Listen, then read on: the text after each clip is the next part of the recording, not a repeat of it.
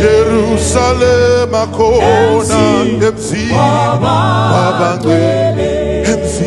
wabangwele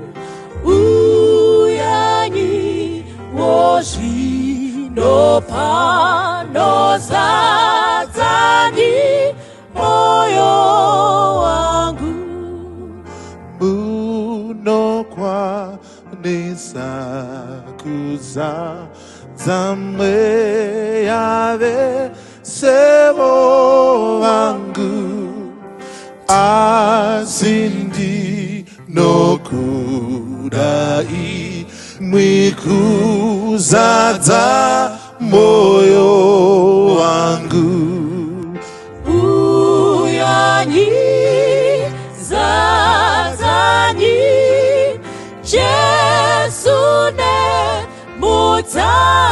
wenyu uyanyi woshi no pano zatanyi moyo wangu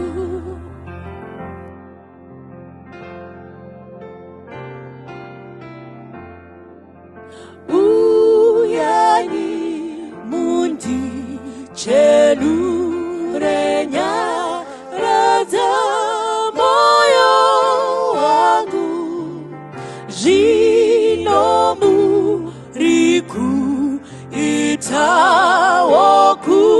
sada moyo wangu uyanyi satani jesune mutawenyu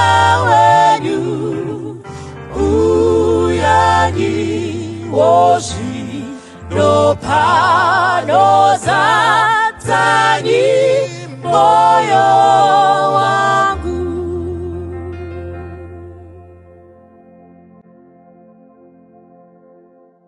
I'd like to greet you all in the name of our Lord and Savior, Jesus Christ. We want to welcome you to our Sabbath school lesson for this week.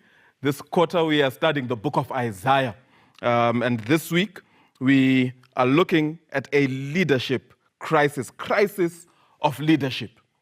Our memory text is coming from the book of Isaiah, Isaiah chapter 6 and verse 1. Isaiah 6, verse 1. In the year that King Uzziah died, I saw the Lord sitting on a throne, high and lifted up, and the train of his robe filled the temple. Confucius, the great Chinese philosopher, was asked, what are the most important ingredients? What are the most important elements of good government? And he singled out 3 things for good governance. Number 1, he said you need to have sufficient food. Number 2, he said you need to ensure that you have sufficient weapons. Number 3, he said you need to have the confidence of the common people. Then a student asked, if we could dispense of one, what 2 elements would you remain with? And he said, well, I would dispense of weapons and remain with the will or the confidence of the people and with sufficient food. Then he was pressed further. If you could just have one of those, what would it be? And he said, the one thing I would choose to remain with is the confidence of the common people. We all want to have leaders who we have confidence in. Unfortunately, in Israel, there was a crisis of leadership. And this happened, as our memory text tells us, by the death of King Uzziah. Isaiah 6, verse 1, in the year that King Uzziah died, I saw the Lord. The king is dead. Long live the king. What's happening here? King Uzziah died, but there is still a king who is on his throne. The death of King Uzziah can be viewed from 2 perspectives. You see, generally speaking, Uzziah was a good king. He reigned well, and politically, he led and gave Israel stability.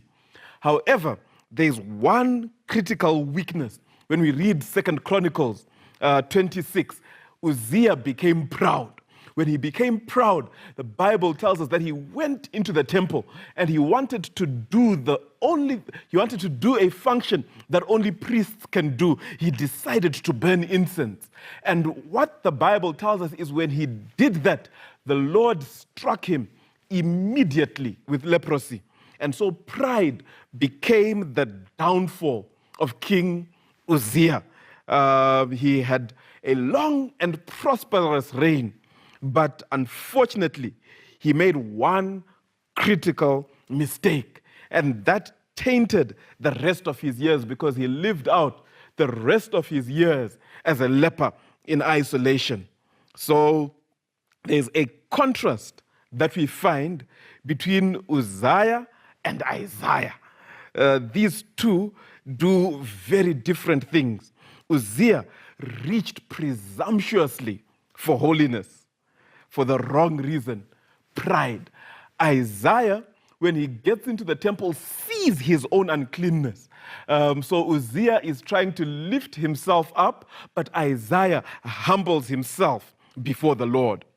There is also a striking similarity that is there between the leprous condition of Uzziah the king and the condition of all the people of Judah.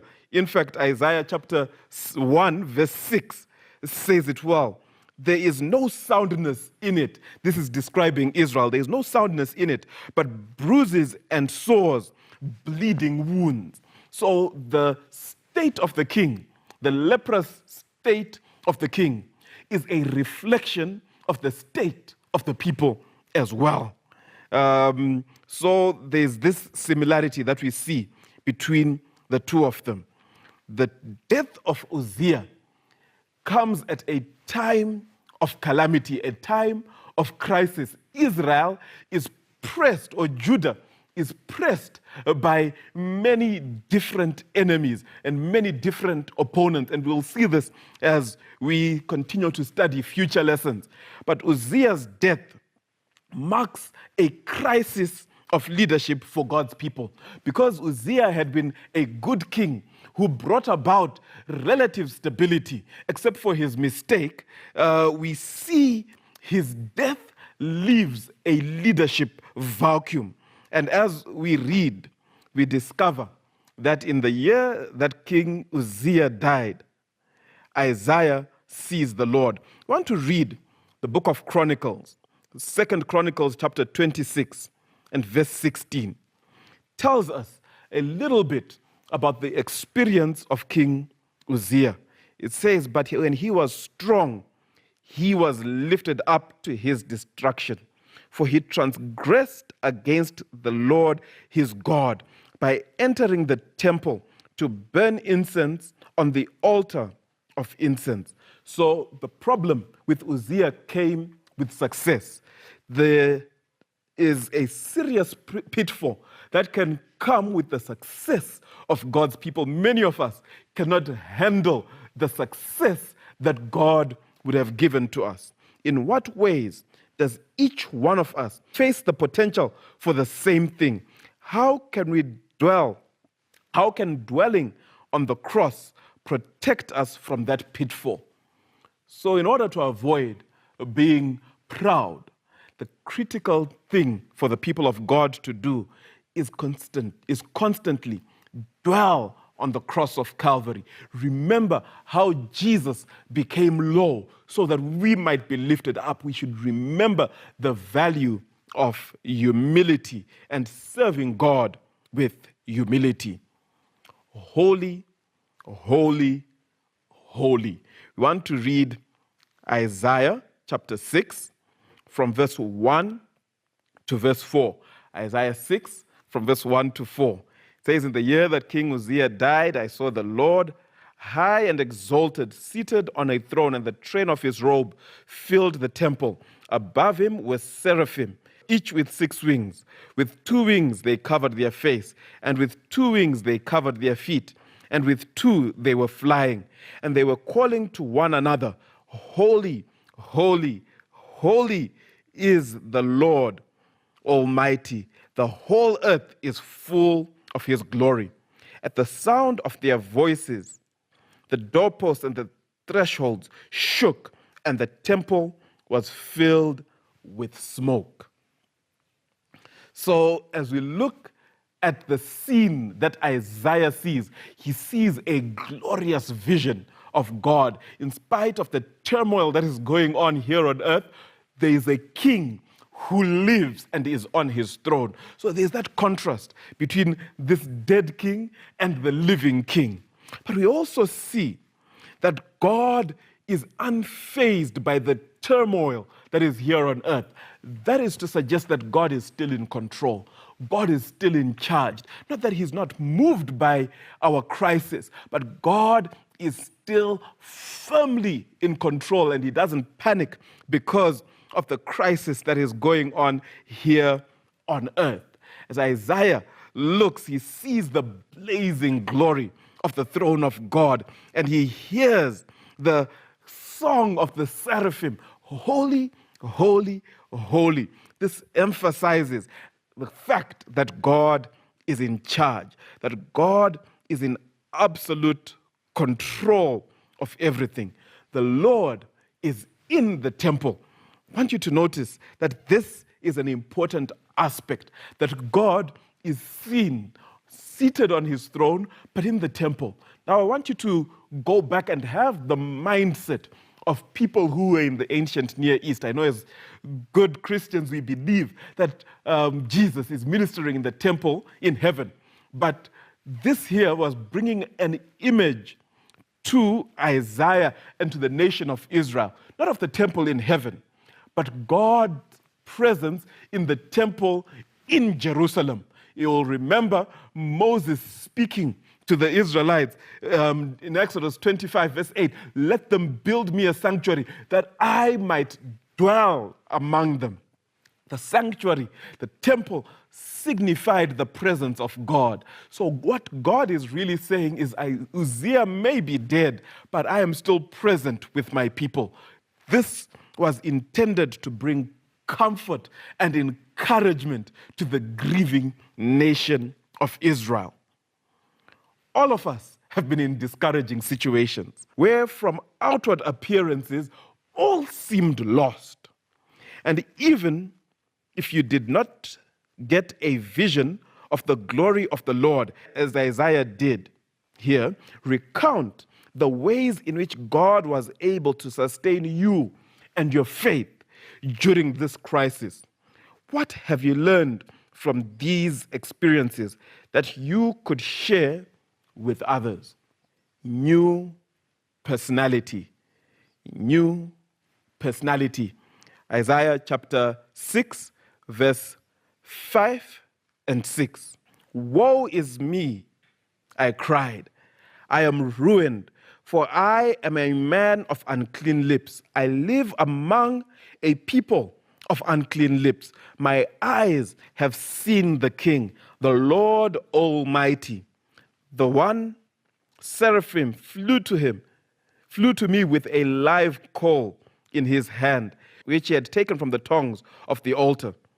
With it he touched my mouth and said, see, this has touched your lips. Your guilt has been taken away, and your sin atoned for. Isaiah goes into the presence of the Lord, and when he is there, he quickly notices his insufficiency. When we are in the presence of the Lord, we quickly see how insufficient we are. Ellen White mentions the closer we get to God, the more we see our flaws or our own faults. So as we get closer to God, our sin should become more evident and should become purified as we get close to God. Isaiah, in the presence of God, notices his unholiness. And there's something that happens. When he sees his unholiness, he says, woe is me, for I am a man of unclean lips, and I live among a people of unclean lips. The lips here are not just saying that what he says is evil, but rather the lips become symbolic of the entire body. So Isaiah is saying, I am an unholy man. And the Bible tells us that the seraphim, or the seraph, one of the angels comes with a coal from the altar, a burning coal, and puts it on his lips. And in doing this, the angel says, I have cleansed your lips and your sin has been atoned for. What this symbolizes is two things. Fire reminds us of its purifying properties. Fire has a way of burning away impurities. So Isaiah's impurity is burnt. But there's more to this than the purifying power of fire. In the temple, when someone held a live coal, this was usually to burn incense. And this contrasts with the action of King Uzziah. Uzziah went to burn incense in the temple of the Lord, but Isaiah becomes incense in the temple of the Lord. Isaiah himself is burned up in the presence of the Lord and becomes a sweet-smelling prayer to the Lord. Our lives need to be a sacrifice to the Lord. Read prayerfully Isaiah's response to his vision. Let's read that. Isaiah 6 and verse 5. Woe to me, I cried, I am ruined, for I am a man of unclean lips. I live among a people of unclean lips. My eyes have seen the King, the Lord Almighty. How do we see it? In it, an expression of the basic problem that of a sinful people existing in a universe created by a holy, holy God. Why was Christ on the cross the only possible answer to this problem? What happened at the cross that solved this problem?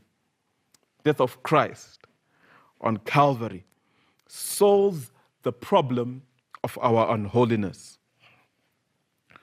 Royal commission. Isaiah 6 and verse 8. Then I heard a voice saying, whom shall I send? Who will go for us? And I said, here I am, send me. Isaiah in the temple is purified. After he has been purified, then God gives him a commission to go and act on behalf of God to the people. God sends him to the people. This here scene comes in Isaiah chapter 6. This is after Isaiah has already written to us about Isaiah chapter 1 through to 5. Already, Isaiah has been called to be a prophet. And this comes at a time that Isaiah is already serving as a prophet and he's recommissioned to go into the work of God. The temple becomes the place where this man of unclean lips is commissioned.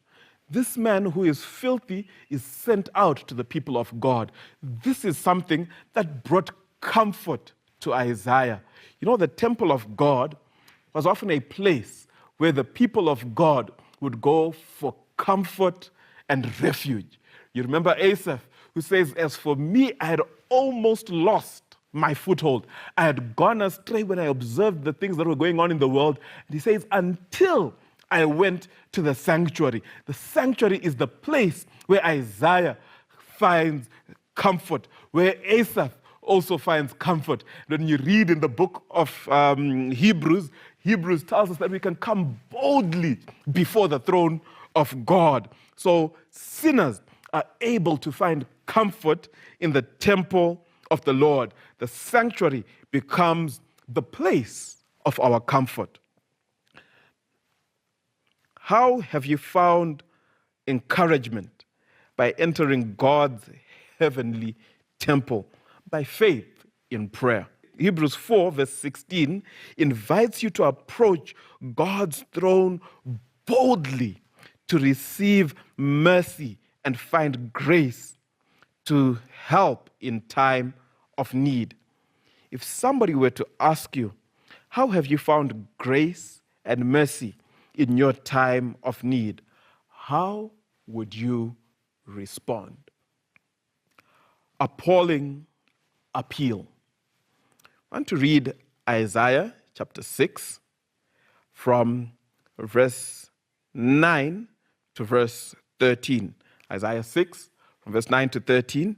He said, go and tell this people, be ever hearing but never understanding, be ever seeing but never perceiving.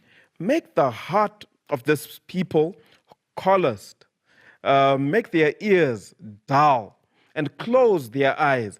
Otherwise they might see with their eyes and hear with their ears, understand with their hearts, and turn and be healed. Then I said, how long, Lord? And he answered, until the cities lie ruined without inhabitant, until the houses are left deserted, and the fields ruined and ravaged, until the Lord has sent everyone far away, and the land is utterly forsaken. And though a tenth remains in the land, it will again be laid waste. But as the terebinth tree and the oak leave stumps when they are cut down, so the holy seed will leave a stump in the land. Here we find God giving an appeal to Isaiah. Tells him, go and speak to the people, but make their ears dull. Now, what does this mean? Make their hearts callous, make their eyes dim, shut their eyes so that they don't see. God is speaking to Isaiah about the attitude of the people.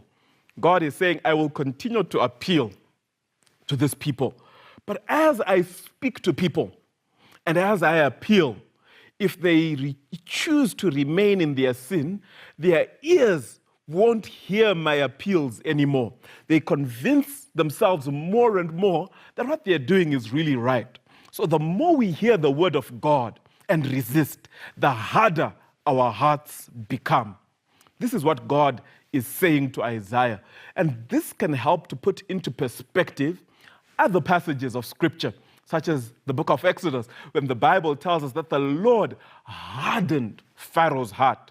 This is not to say that God actually made Pharaoh more resistant, but rather this suggests that God kept on appealing. But as God kept on appealing, Pharaoh hardened his heart and resisted the appeals of God.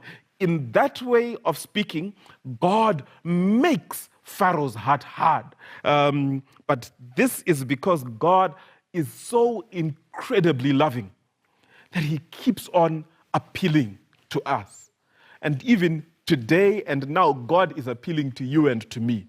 The question is, will that appeal make our hearts hard, or will it soften our hearts and allow us to respond to God when he speaks to us? In your own experience, have you ever felt a hardening of your heart to the Holy Spirit? Think through what caused it. If you didn't find that concept frightening, how do you view it now? And what is the way of escape? If it's possible that you have been hardening your heart, I would encourage you to open up your heart to God and let him in. Thank you very much, and may God bless you abundantly.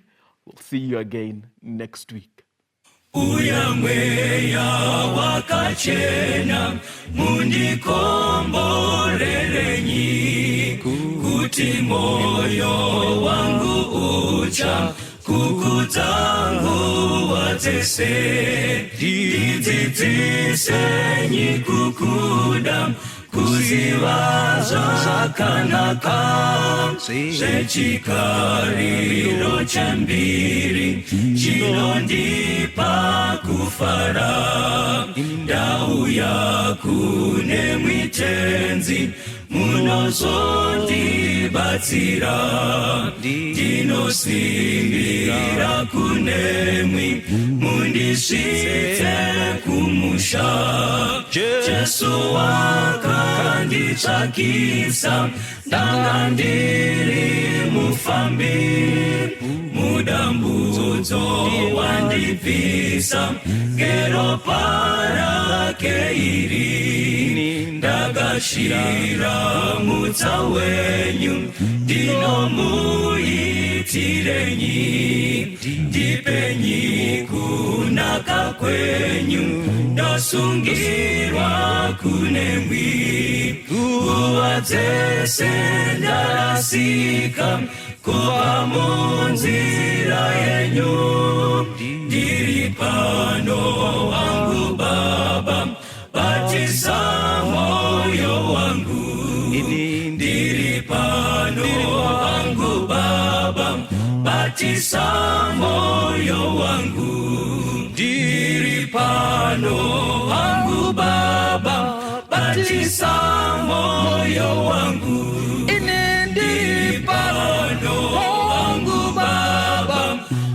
batisa moyo wangu.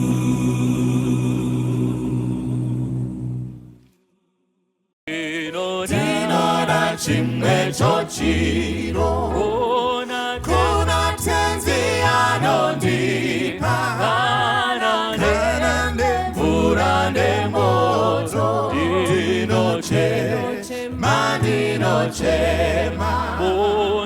mundisambe moyo wese kana moto mundipise hazvine izvo zvitema zvinopera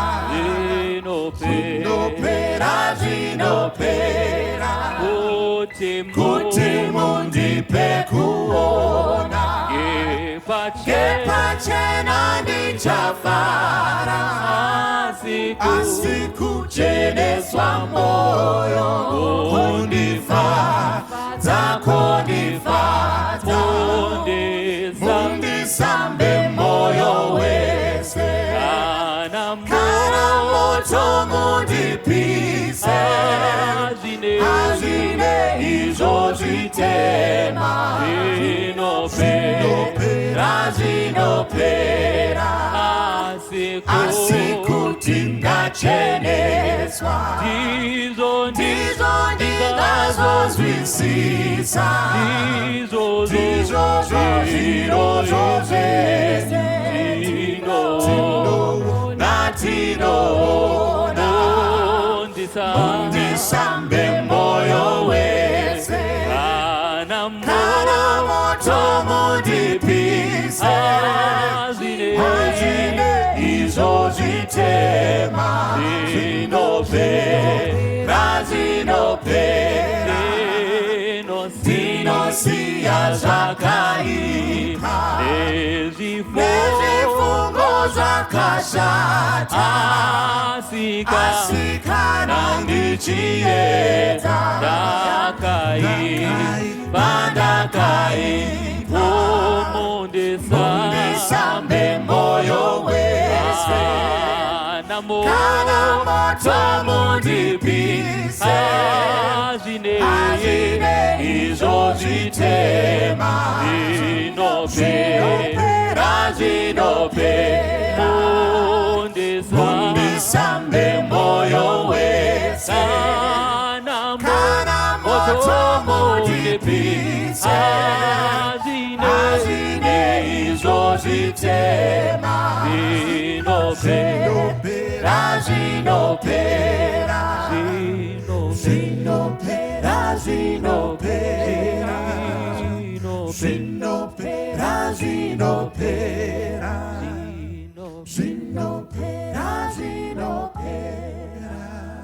Ndokuchingamidza zvakare makuseni anhasi anova makuseni ekupedzisira paseries yatanga tiinayo mukati mevhiki rose ine dingindira riri kuti iro the ABCs of godly success, matsiko ekubudirira kune umwari, the ABCs of godly success.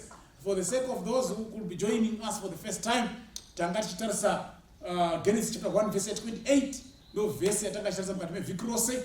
Takaidambura muzvidimbu chidimbu chekutanga inoti God blessed them. Tikadzidza vara ipapo rechiHebheru rinosanangura blessed rinoti barak rinoreva zvinhu zviviri, kureva kuti Mwari akaisa mavari havi yokuda kumunamata yekuzviwisira pamberi paMwari. Rinorevawo zvakare kuti Mwari akaisa mavari kugona kuita zvavanofanira kuti vaite. Saka takaona kuti Mwari ndiye anotanga ozotaura kuti chiita izvokuti nezvokuti, achiziva kuti atotipa kugona kuzviita. Ndokusaka ichitanga nekuti God blessed them, then said to them, number 1, be fruitful. Takadza vara rekuti para pana be fruitful.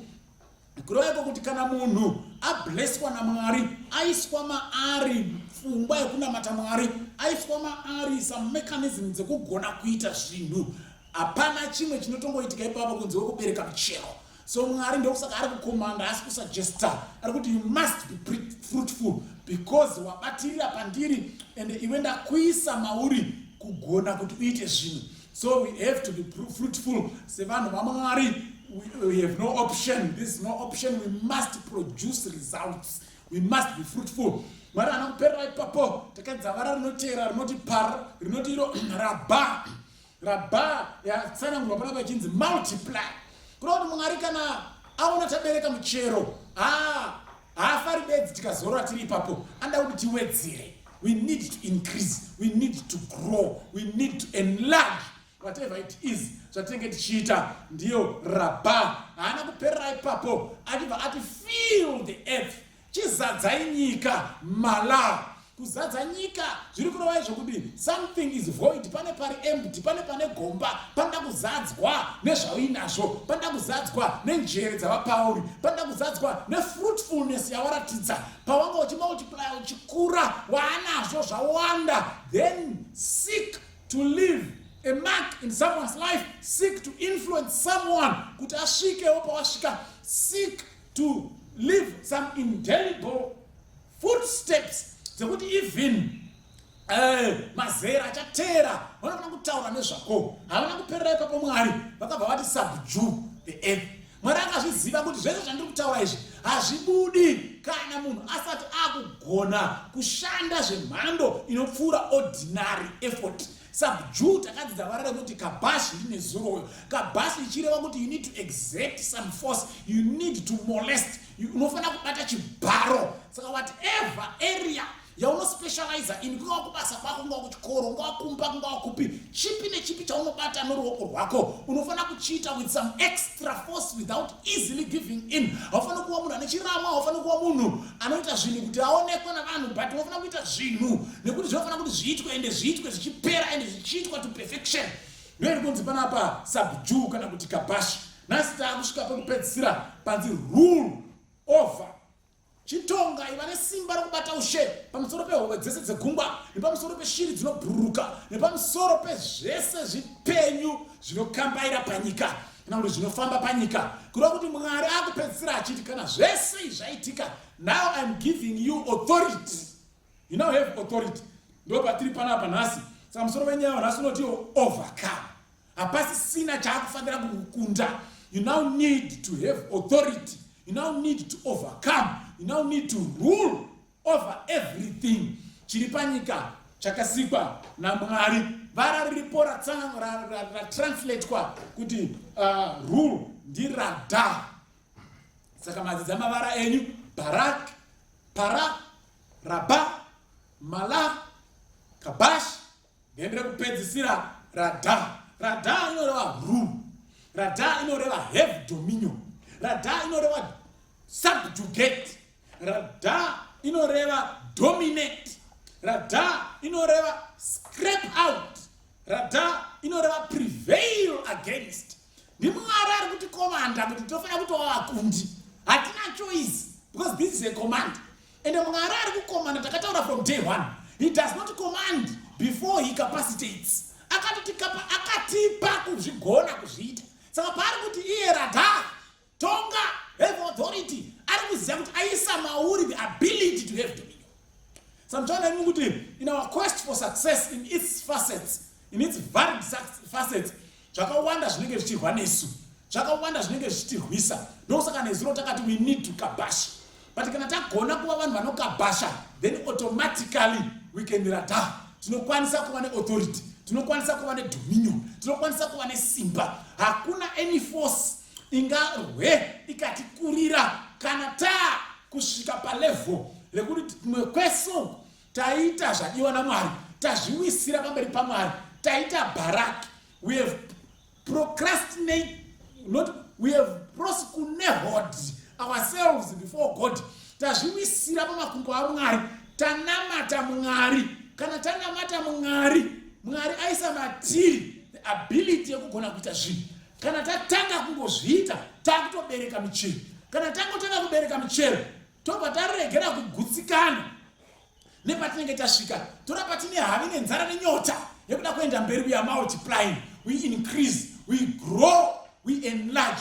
Kana tadaro Mwari woti now ndakuisai paimwe stage, you can now exert influence. Makuva vanhu manje vakukwanisa kuti pavasvika vanhu vanosara vatira kuti tatsikwa pano nhasi pasvika vakuru vatipa pfungwa dzokuti nedzokuti, vataura zvokuti nezvokuti, vationesa zvokuti nezvokuti, vasiya vabatsira apa, wakukwanisa kuita izvo because the capacity is now there. Kana wasvika ipapo wakuramba uchiziva kuti there is no need or opportunity kana mukana wokutombozorora nekurelaxa. You need to continue uchishanda zviri palevel rinonzi average kana good. Uri kuramba uchiita zviya zvekutomolest, uri kuramba uchiita zviya zvekubata chibharo, kana wadaro Mwari anokuqualify now to have dominion. Now you can have authority.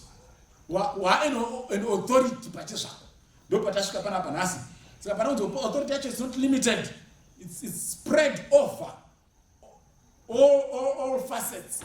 It's authority tiri kunyanza, you know, authority pahove dzese. You can control mashaki ese, you can control maweo ese, waitisa zvaunoda. Vanhu voya vachiona uchita mari makavacontrola because Mwari anokupa njere dzacho. Kwete ikoko chete, unonzi kunyangwe neshiri dzekudenga unonzi controller. Vanhu vakakwira ndege kuya kuzoona zvori kuita neshiri. Kwete ikoko chete, hanzi even zvese zvinokambaira panyika unozvicontrola ukazvichengeta ukagara mumaoko mako. Vanhu vakataura nezvako vari kuAmerica, iwe uri kuno kuAfrica kunofungidzirwa kunzi vanhu vachiri kutiza shumba murodhi, kana bedzi wagona kufufira zvekumashure. Saka panapa tiri kuona panapa recipe yacho kuti tinozopasvika panenge paitwa sei. Haugoni kusvika palevel iri kana usati wakutenda muna Mwari. Ndokusaka yekutanga yakatanga nekuti Baraki, yakatanga nekuti dzidzisa kuti you must fall before God. But kungowira badzi pamberi paMwari kuri ordinary akusiko kunokusvitsa pakuwana authority. Unofana kuwira pamberi paMwari nekunamata Mwari nezuro takadzidza Queen of Sheba. Anzwa nezvaSolomon nekanamatiro kwake neukama hwake naMwari akati ndimbondoona. Zvonzi paakaona maservants akagara akapfeka, paakaona chikafu chaidyiwa, paakaona palace yanga yavakwa, paakazoona Solomon akuya nezvipo kuti anamate Mwari akabva afenda. Saka kana wapa level iroro kama na Mwari, iroro level iroro munoriona pana David. Mukana pana 1 Samuel chapter 17. Very interesting and very common narrative iri ipapo. David meets Goliath. My Israelites esa hapana shinga kuona Goliath. David is still a small boy. Anochengeta mapai ababa wake msango. Ari kuigira madzikoma ake chikafu vaenda kuhondo kunorwisa Goliath. Hapana arikuda kushinga kuona Goliath. David anonzwa Goliath achizvidza hondo dzaIsraeri, achizvidza naJehovha wokudenga. Anoti ko uyu asina kudzingiswa. Sei ari kutenderwa kutaura zvakadai pamusoro paMwari waIsraeri. Ini ndomurwisai. Vamwe vanotombomurapidza. Madzikoma akatumi manyawa. Mambo akati chipfeka izvi. Zvikanzi zvinondiremera bvisai. Paanotarisana naGoliath. Goliath achichinya. Kaiko kamurumbisira pamberi apo. David anoudza Goliath kuti iwe unouya kwandiri netsvimbo nomunondo. Asi ini handiti zvetsvimbo nomunondo. Ndinouya kwauri nezita Jehovha. Ndopandira kuverenga panapo. 1 Samuel chapter 17 verse 33. Inoti iyo pana. Saul replied, you are not able to go out against this Philistine and fight him. You are only a boy, and he has been a fighting man from his youth. But David said to Saul, your servant has been keeping his father's sheep. When a lion or a bear came and carried off a sheep from the flock, I went after it, struck it and rescued the sheep from its mouth. When it turned on me, I seized it by its hair, struck it and killed it. Your servant has killed both the lion and the bear. This uncircumcised Philistine will be like one of them, because he has defied the armies of the living God.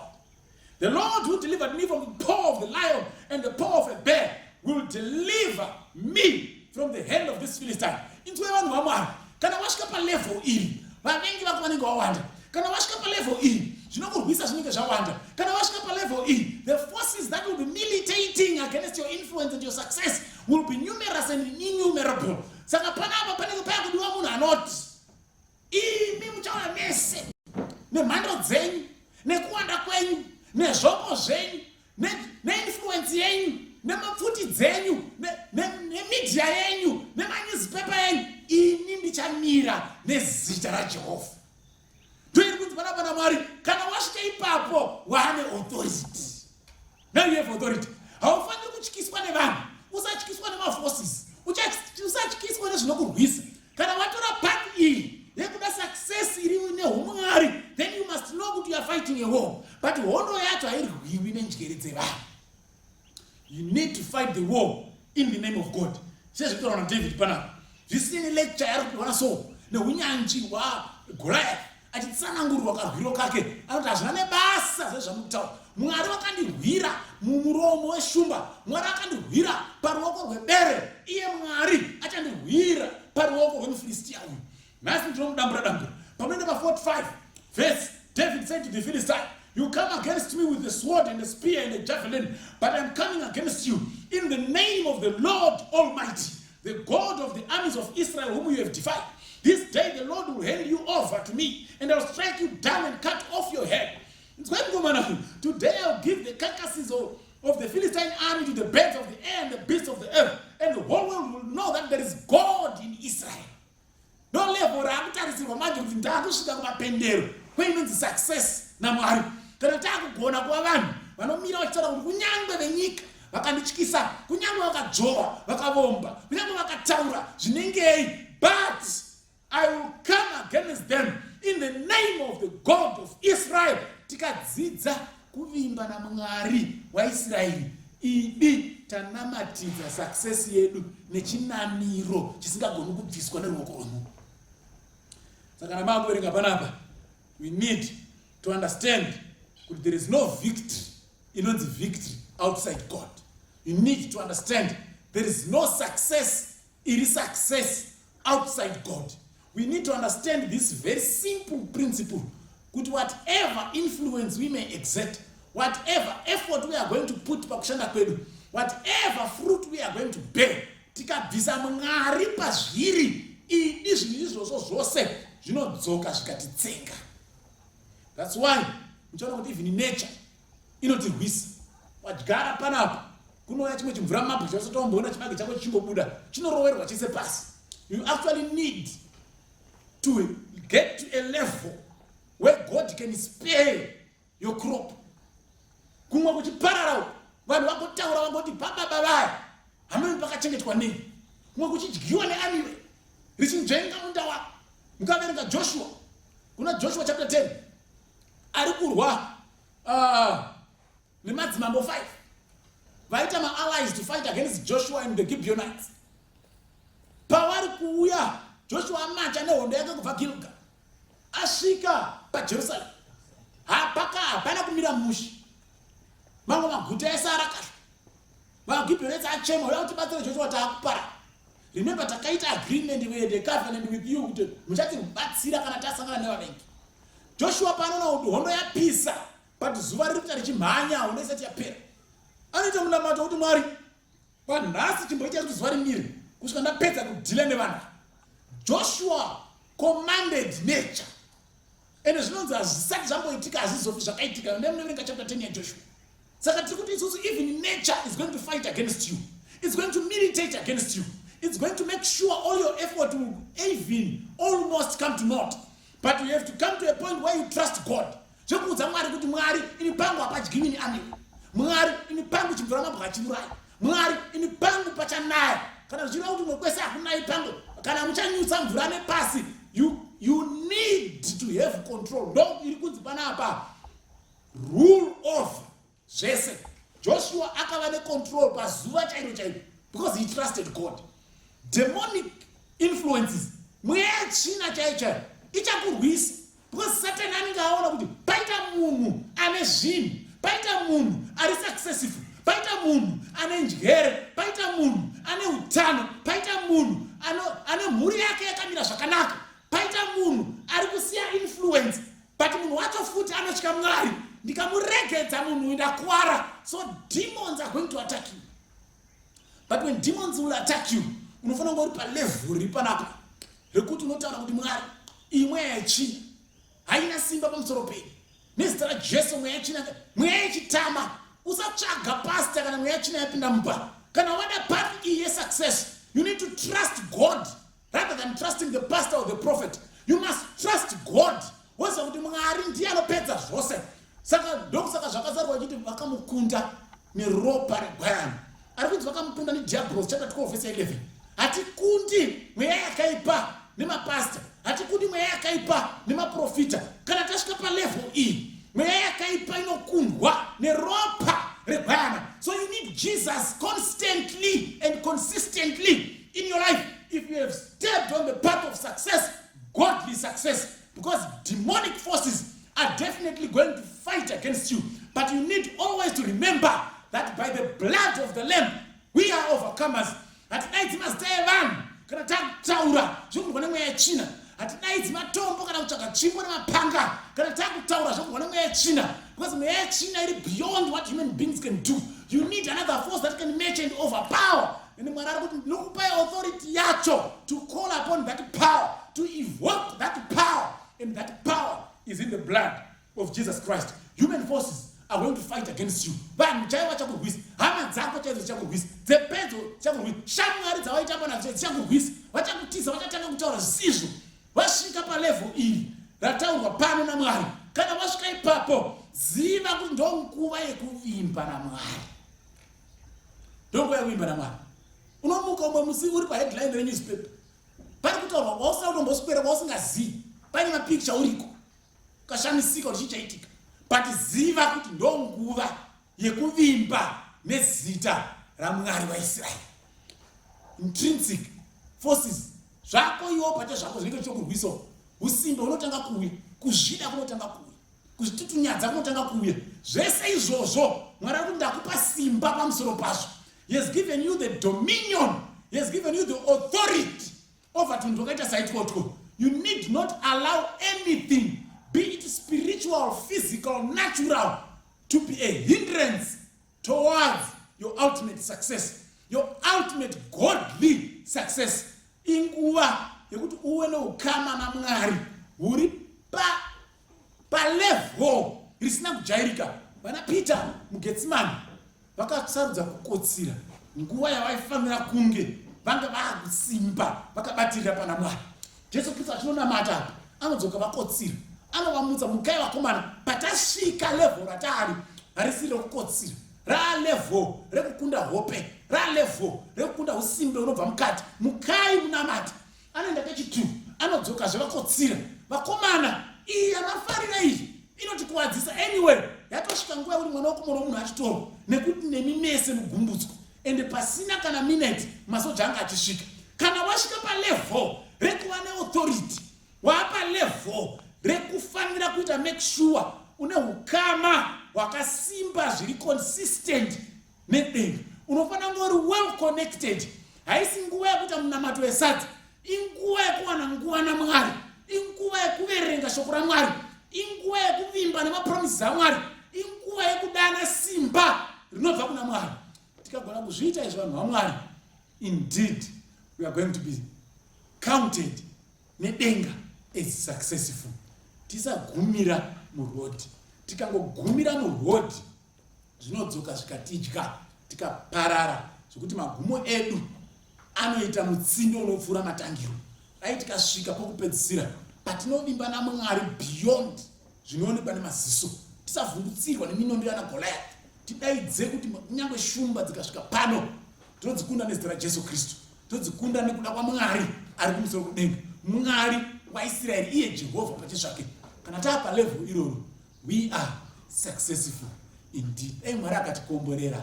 Amen. Musandifure tenzi inzwa indochema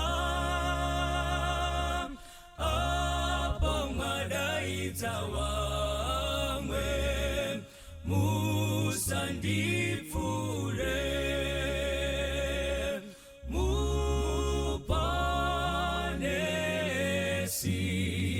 inzwa indochema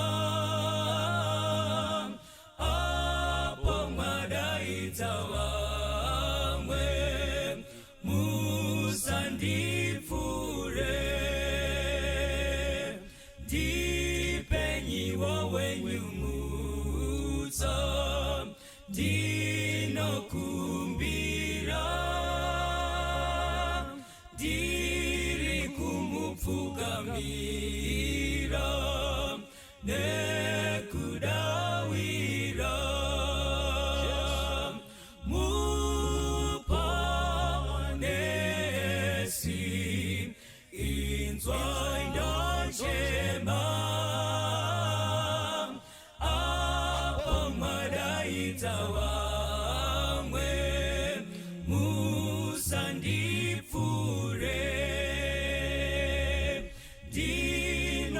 kusimbira Jesu ndinokutsvaka rapanyiwa moyo wangu kundiponesa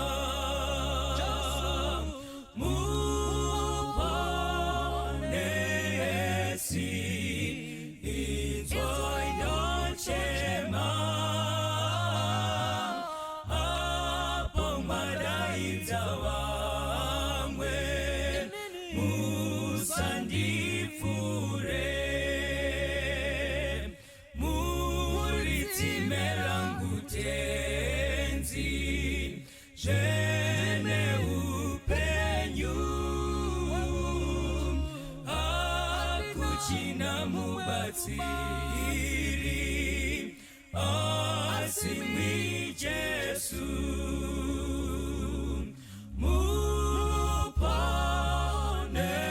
muponesi inzwa inochema apo madaidza vamwe musandipfure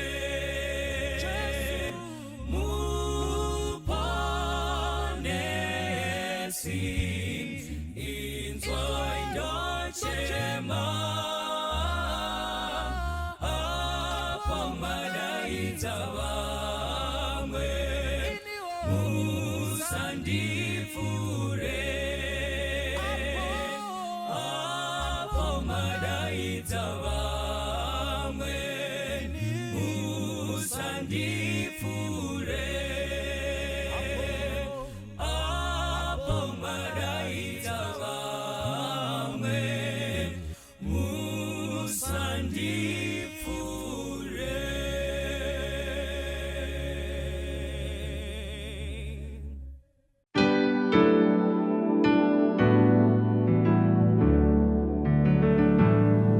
Oh Mondele Lolu Sugu Batle Mayo Bese Zioni Gezi Lope Bese Kaya Bo Oh oh oh Itwale Itwale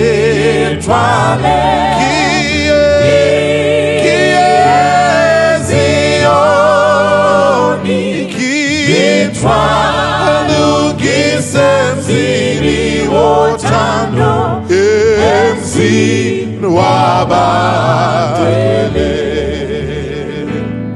Kiyozwa oh Hallelujah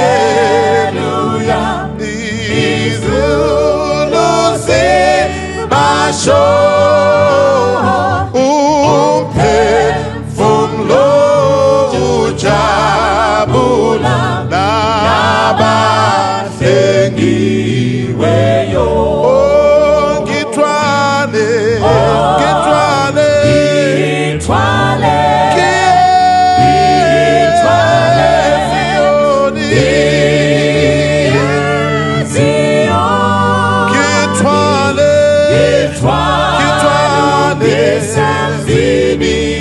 Tando emzini wabangcwele Thaba linjalo lusuku lufiswa zihambile lophelisa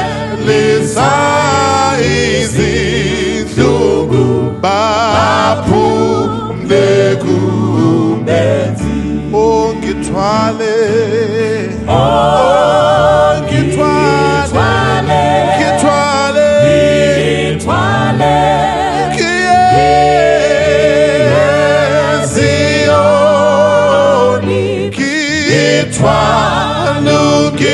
Nukisezini wotando emzini wabantwe ngithwale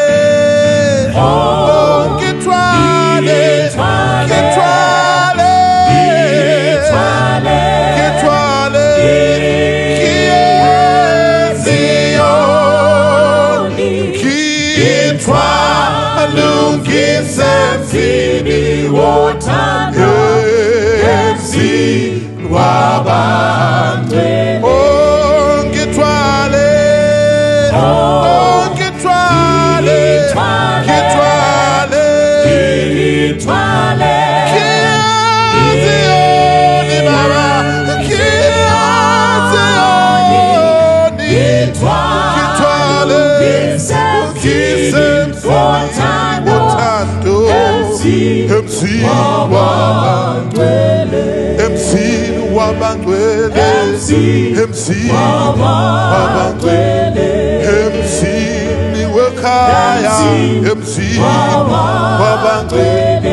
Jerusalem akona emzini wabangcwele emzini wabangcwele emzini wabangcwele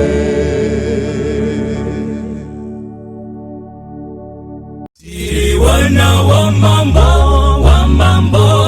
mambo tiri wana wa mambo toiba parwendo Jesu mutungamiri isu hati chazo chititerere kwa ari toiba parwendo tiri wana wa mambo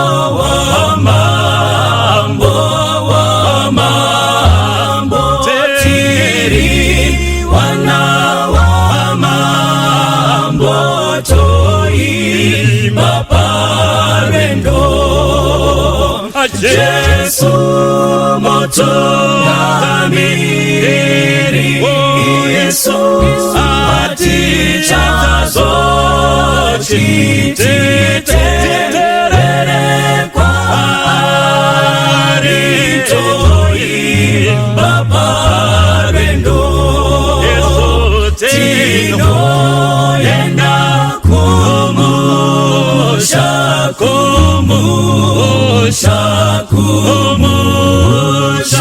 tino yenda kumusha toimba parwendo tino yenda kumusha apo kusina neema Jesu alikupenya toimba parwendo geru faro toyenda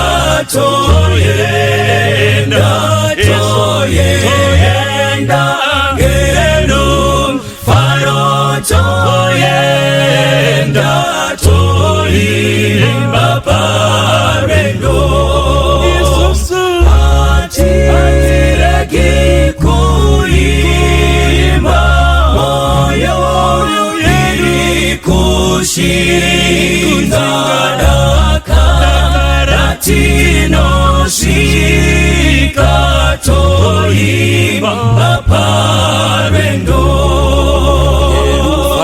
geru faro toyenda geru faro toyenda toimba parwendo atireke kuimba moyo iri kushinga dakarati shika toimba parwendo atireke kuimba moyo iri kushinga dakarati shika toimba parwendo atireke kuimba moyo iri kushinga dakarati shika toimba parwendo. Toda kumukwazisai mose mukati mezuva ranhasi pachirongwa Family Matters patinotaura nhaurwa dzakakosha mukati meupenyu. Tiine chinangwa chekuti iko mukati mekurarama mhuri inofanirwa kugara ichifara. Mukati mezuva ranhasi muri kuona dare rangu rine vanhu vakasiyana siyana mukati mekurukura kwatinoda kuita mukati mezuva ranhasi. Nagono gono vane chipo chekutaura vachiunganidza vanhu vazhinji kuti dare rasinyoro rikore. Saka toda kutenda nekuda kwaizvozvo toda kutiko vadiwa vadare vakukwazisei mukati mezuva ranhasi tisati tapinda kupurogiramu yedu. Maybe totanga nekuko. Makandizvenyu vadiwa vateereri navatariri, ini ndini wenyu Advocate Nyari Maposa. Okay, next. Pastor Daryl Katusha. Thank you. Yes. Makadi henyu vateereri, ini ndinonzi Mai Zundera. Tinotenda chose. Yes. Kwasiso kwamuri hama nehanzvadzi, ndinonzi Ps Mbiriri, ndiri mufundisi tinofamba pamwe naSinyoro pachirongwa Family Matters. Toda kutenda chose. Mukati mezuva ranhasi tanga tichida kutaura ne-multicultural families. Ndo zvatoda kutaura nezvazvo mukati mezuva ranhasi.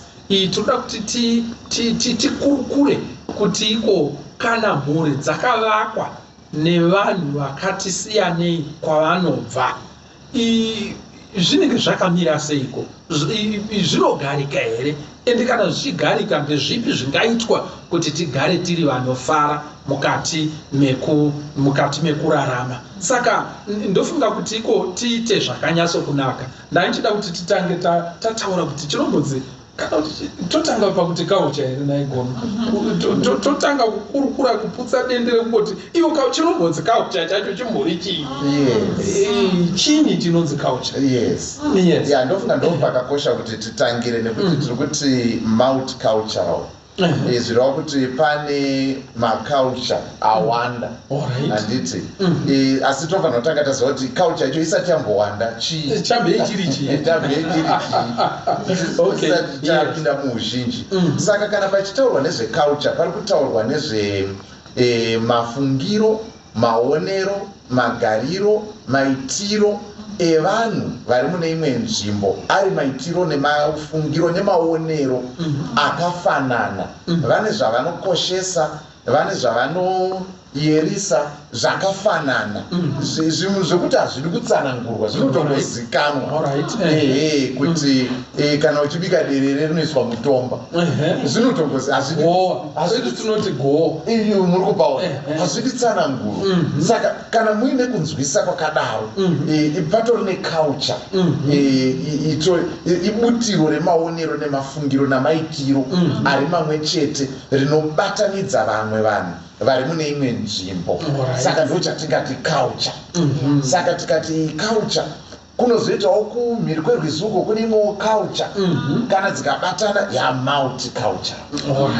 Saka tiri kuti isusu zvinogoneka titori nadzo dzimhuri, kana kutoti iyeni pandiri panapa handina ndakawana kushurukwa ndokwandakaroorera, kutori nedzimwe tsika dziri kushuruka, Pastor Daryl, dzinosiyana kwatakabva isusu kwatsengo, handiti muri kuona. Saka patori nezvieriswa zvinogona kutosiyana. Saka ndiri kuti iko waroora uko uchigara kuno kune tsika dzekuku nedzekuku dzabatana dzamumhuri, ende zvine zvadzinoita umhuri. Ipo pakutoroora pacho munotonzwa zvichinzi vanatete vachibvunzana, kwenyu imi munoita sei, imi kwenyu munoita sei, ndofunga kungosiyana kwemba. Saka panotori kutoroora kwacho kunotosiyana, zvaunototi kuti uri kugona unogona kutopisira kuizvi muri kupaona. Izvo ndo zvinotoitika chaizvototi aiwa regai tidai zvibva zvangofamba, iwe uri kushandisa zvekwani zvekwenyu, vauti koi mashure api kwamuri kutiitira. Saka zvakakosha. How can we broaden it up? Kana tichitaura nezve, we just want to define culture, kuti titaure nezve culture. How can we blow it up, broaden it up? Maybe ndikapinda ipapo tichingowedzera pane zvataurwa naGono, kuti kana muchitaura culture handitaura tsika namagariro. Tichitaura tsika namagariro motoona kutoti tsika dzemunhu ikarekta yake, chinhu chaanoita everyday. Magariro kuti iye munhu yene karekta yake akugarisana sei nevamwe, ndizvo mukaona kana vanhu vari makaranga sesu Tonoza kutoti kuchikaranga chedu handitika vasikana vanofanira kugona kutsinga handitika kana kutega kunonzi chinyi mugomo kana hari ndofanira kugona kubika mazondo ndofanira kugona kubika sadza rezviyo zvinototarisira kuti ovhyasi kuti iwewe izvi ndozvaufanira kutoita zvokuti kana ndikandoroorwa kumakaranga ikoko ndisingazvigoni zvinotokonzeresa asi ndogona kusvikawo kune imwe nzvimbo yekuti havazvikoshese izvozvo kuti unobika sadza rezviyo zvabasa izvozvo raisi handitika saka mona kuti maitiro angu andajaira kuita nemaonero andinoita upenyu handiti nemakoshesero andinoita zvimwe zvinhu zvinotosiyana nekumwe mochiona kuti mukaranga aroorwa nemuzezuru yatoo multicultural mozoona kuti kumakaranga namazezuru mashona kavo varoorana nemudheveri yatoo multicultural then moona kuti but iyi iri multi-tribal handitika then toita even broaden it more kuti chipo asangana nemuchaina wake Jean-Lee handiti vabva varoorana rudo rwopfuta ipapo muchaona kuti it's multicultural but multi-racial not multi-tribal. Tribal is within the same race but quite a different tribes but kana multi-racial kuti muGerman aroora muKenyan handiti saka muchaona kuti maculture achona anobva aita kakusiyana pakuti is it multi-tribal is it multi-racial kozoita zvakare kuti dzimwe nguva handi munoziva pano vamwe anonzi macoconut makambanzwa here macoconut macoconut ndo vaya vanonzi brown on the outside but white on the inside. Mulungu hake asi akangozoshaya rudzi rwacho. Kozoita varungu shuwa vanozokuti anonazokudza kuti nini rukuvhute rwangu ruri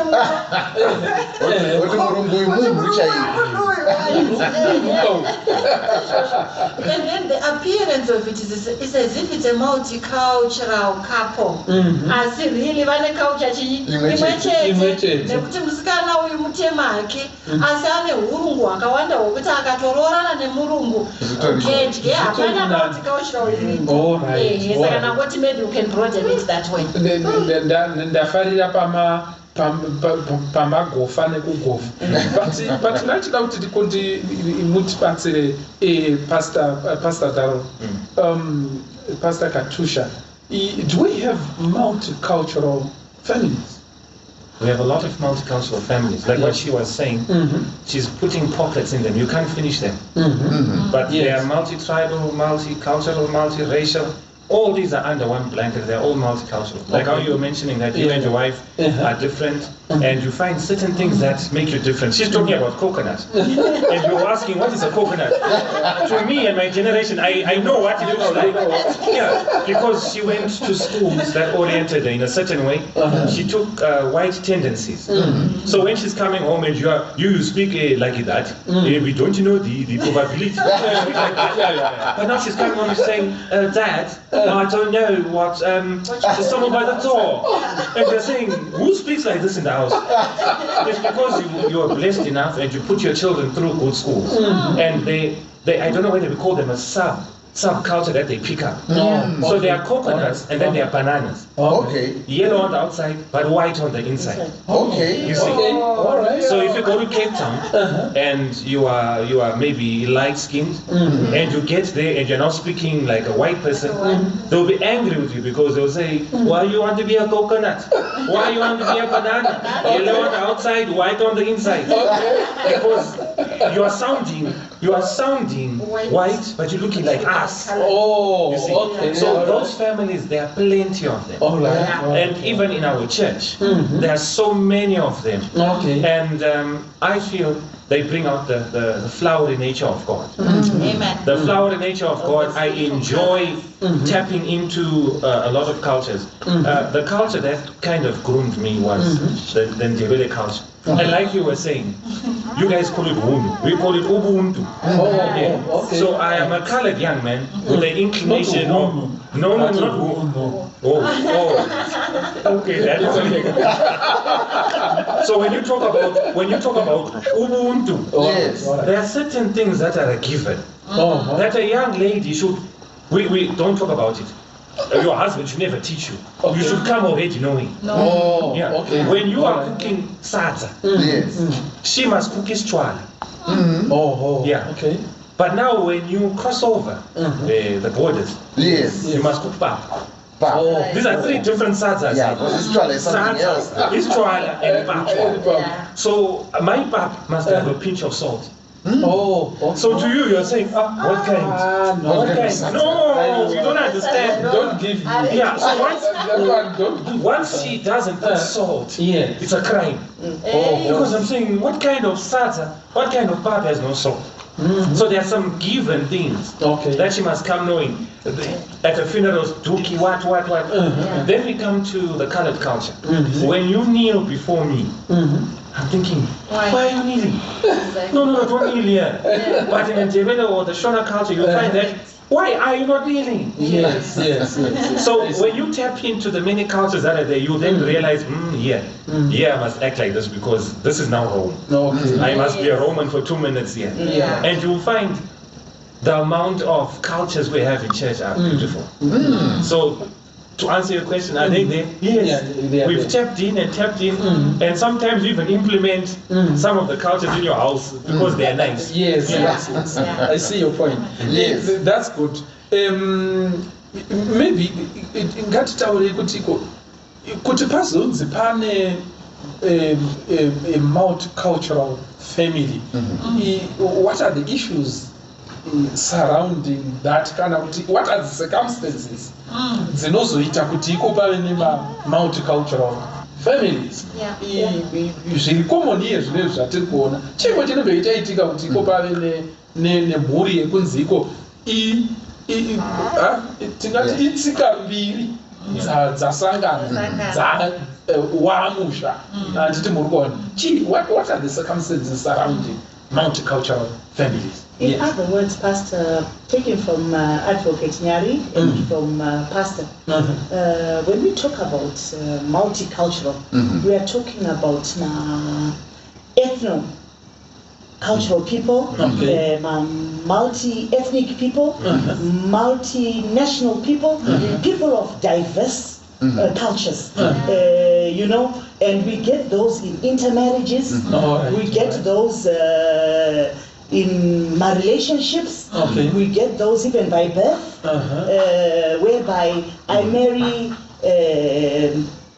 Mkorekore, inini ndororwa, and then tobataita vana vedu vanobva their own subculture. Subculture. Inini wacho futi pakusangana taita multicultural because ndauya neculture yangu, baba vauya culture yavo, saka macultures edu ari diverse, aita sei asvitosangana mukuumba kuti tinge tive mhuri mechete inonzi multicultural. Saka nemamazi kuti tiri kutaura kuti iko tiri kutaura nhasi tiri kudhiskasa nezvemafamilies, kwete akadaro ekuti iko taroorana wematongo. Handizvo zvaitika, hatina kuroorana wematongo. Idi ndaenda mwana wangu aenda kucollege kuSouth Africa, akasvikoona weko musutu ndobva vadanana. Aenda kuChina, aona scholarship akaenda kuChina, ndobva asvikofarira Mr. Ling Zhou, achikuona nayo cheko otouya kumba naMr. Ling Zhou. Handiti kukuona takumhoresana taakudini. Tiri kuti iko mhuri idzodzo idzo dziri somehow like special. Let me call them special. Pane zvinoitika zvinogona kushayikwa mumhuri yekuti iko mwana wepapo wandakaroora zviri kuitika mumhuri idzi nekuda kwekuti vanhu ava vakaita sei vakasiyana. Handiti ndizvo. You wanted to say something, Pastor? Ndizvozvo. Ndofunga kuti kana tichitarisa multicultural ndinoona sekuti iri paspectrum.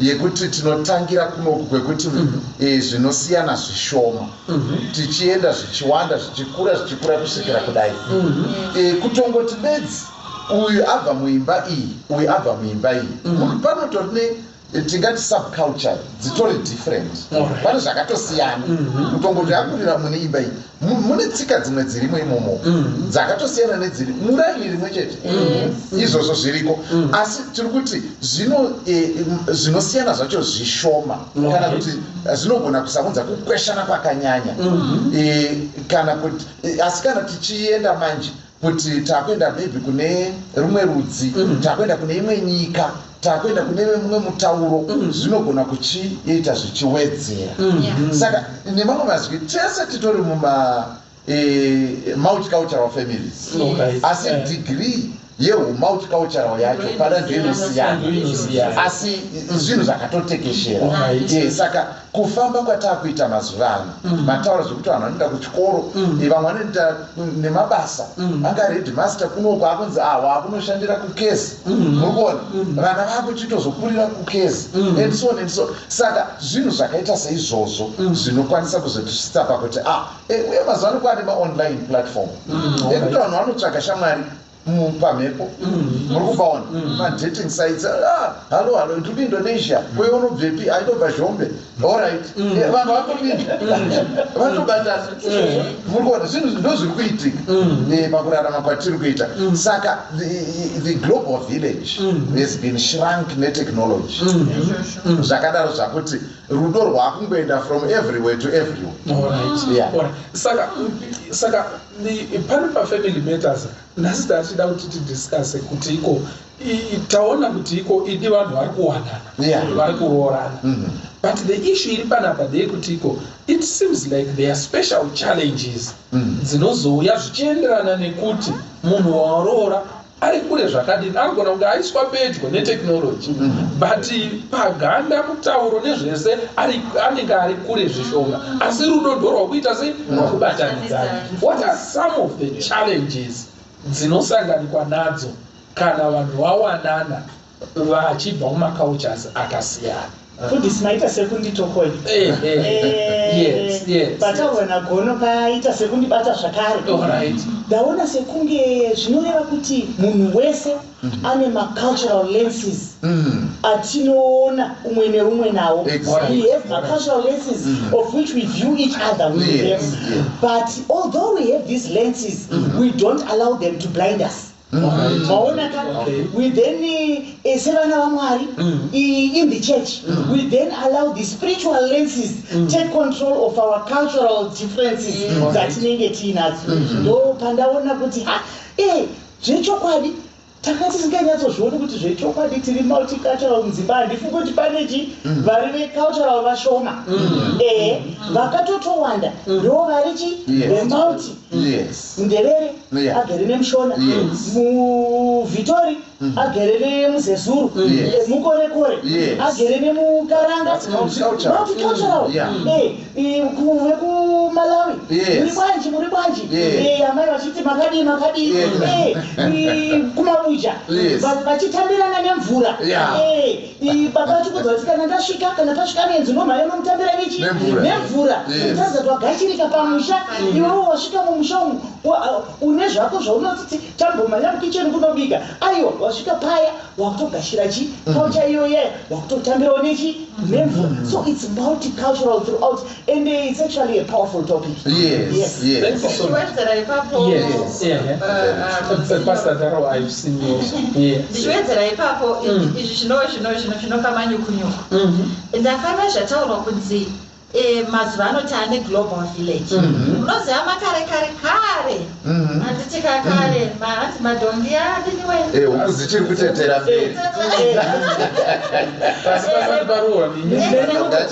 madhongi achine nyanga kare kako vanhu vanga vasingafambi chose ndosaka tsumo dziripo dzaita rokuti rooranai chinyi zinodziletsumo but ndo mutauro wanga uripo nekuti kwakune kamwe kakutya kaivapo kuti vanhu vatisingazivi culture yavo yakambomira sei, havazoshandi kukuita shumba here, vodya vana vedu, ndio kuroya kwekuitaurwa ikoko. Saka mukaona ngano, isu patati kuchikoro taidzidza ngano dzekunzi vakomana vaishanduka kuita shumba, handiti vaizouya nesero zvichiita mysterious. Zvoti saka chidzidzo chiri papa chinoti chinyi, vana vakazoziva vaenda kumusha kwavarume kuti vanombopota vachishanduka kuita shumba. Chidzidzo chachiri chekuti roranai vematongo, watonzi gudhu akawaiwai, kureva kuti kwakuneka kutyanana nekusazivana. Tatisati tamu-information age, tazopinda mu-information age manje takunotiwa ndakadzidza kana varungu vatoona makwene musoro, anotogona kutobhoeka nawo, inotogona kutoita shamwari. And then the language barrier yabva, then we can be friends. Takutoona kuti so your culture is good in this way, I can take this. Shataura naPastor Katusha, I can take this from you, I like it, you can also take this from me. Saka kufamba kwakuitwa uku kwakubatsira kuti vanhu vachinzwisisana. Kuchine maculture shuwa anenge achinzi maculture hatisati anazokuabata, hama dzedu isusu ndivanani, handiti. So muchaona kuti kakufamba ikako kakachitaura naGono kuti vana vakuenda kuchikoro overseas, and the pool of people to date ndikaenda kuUK vakawanda vacho varungu. But kana ndiri kudziva rasekwa ndogona kushaya murungu kana wani. Saka coincidence yacho yekuti chances zokuti ndingasangana nemurungu they are higher kana ndiri kunzvimbo dzine varungu. Chances zokuti ndosangana nemuJapanese ndokunge ndaenda kuJapan, handiti. Saka muchaona kuti ndo panosangana nzira ipapo kuti mwana munomuendesa kuchikoro chinopindwa nevarungu kana chinopindwa namaIndia, handiti. Asi mozoona futi kuti pamaculture ipapo maybe ndingangoti pure hangu napo ngoti pamaculture ipapo pane mamwe ma-religions anopreserva nyaya yekuti havadi unequal yoking. Kana chitaura zve-unequal yoking tiri kubvira vanhu vaviri vasiri pachitendero chimwe chete. Saka a Muslim akaroora muBuddhist, they have been unequally yoked, handiti. And muchaona kuti pachikristu chedu tino-encourage kuti be equally yoked, kunyanyisisisa chokutangisisisa in your religious beliefs, handiti. Saka izvozvo zvinotovhura because kereke imwe chete haina kungonzi iyi kereke eMethodist ndevanhu vekumanyika, handitika. Inovhura madhoo kuvanhu vese kuti Methodist kumunhu wese. Saka pamaMethodist inogona kuwana chini, inogona kuwana muZezuru, ndogona kuwana muKenyeni, ndogona kuwana muZambian. Saka ndo pamwe panoita sokusangana chino vanhu. Saka in this age yekuti iko vanhu vari kufamba, vanhu vari kumwati kuCape Town, lati unoidyira kuHonolulu ozodzoka ramanheru uridyira munhu. Saka vanhu vari kuwanana, but vawanana kudaro kune ma-challenges ari kusanganikwa nawo. What are some of those challenges? I think since we've set the borders and the parameters to our discussion, there are some facts that we must accept. Okay. The first fact that you must accept is you are sponsoring your child to meet the Chinese guy. By paying for school, the eventuality that they meet, you are now sending it because you understand that there's a global village. Yes. The second thing you must accept is it's a risk for them to be where they are. All right. Okay. If you haven't changed and yet you've sent them out, you might just get a shock yourself. Okay. All right. So the preparedness of the one doing the sending is very critical because we have prejudices in our culture. Shona and Ndebele have no reason to fight in 2020, but they are quoting things that happened long time ago when they were not present. It's because we pass these things down the line. All right. So Shona and Ndebele will fight in their marriage because one feels their culture is superior than the other. Okay. All right. That is the first challenge you get. When you feel your culture is superior than someone else, but you went out to look for the someone else. No. Okay. No one forced you to look for someone else. You accept. You see, we've got what do we say? We've got things that we believe that it doesn't pay. It doesn't pay.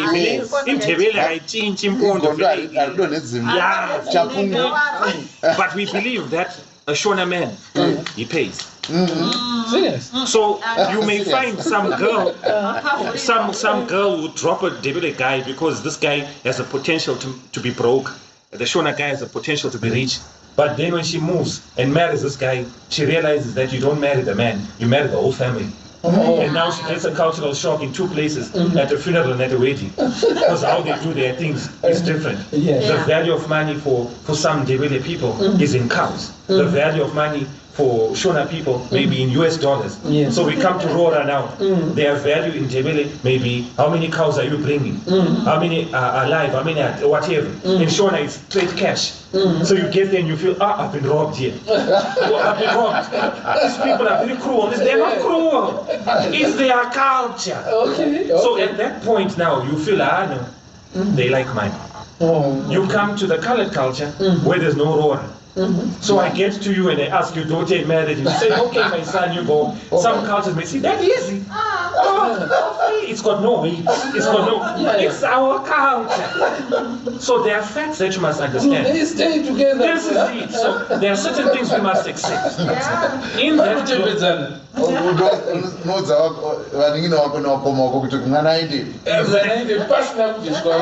in this global village, there are certain things that we cannot spiritualize.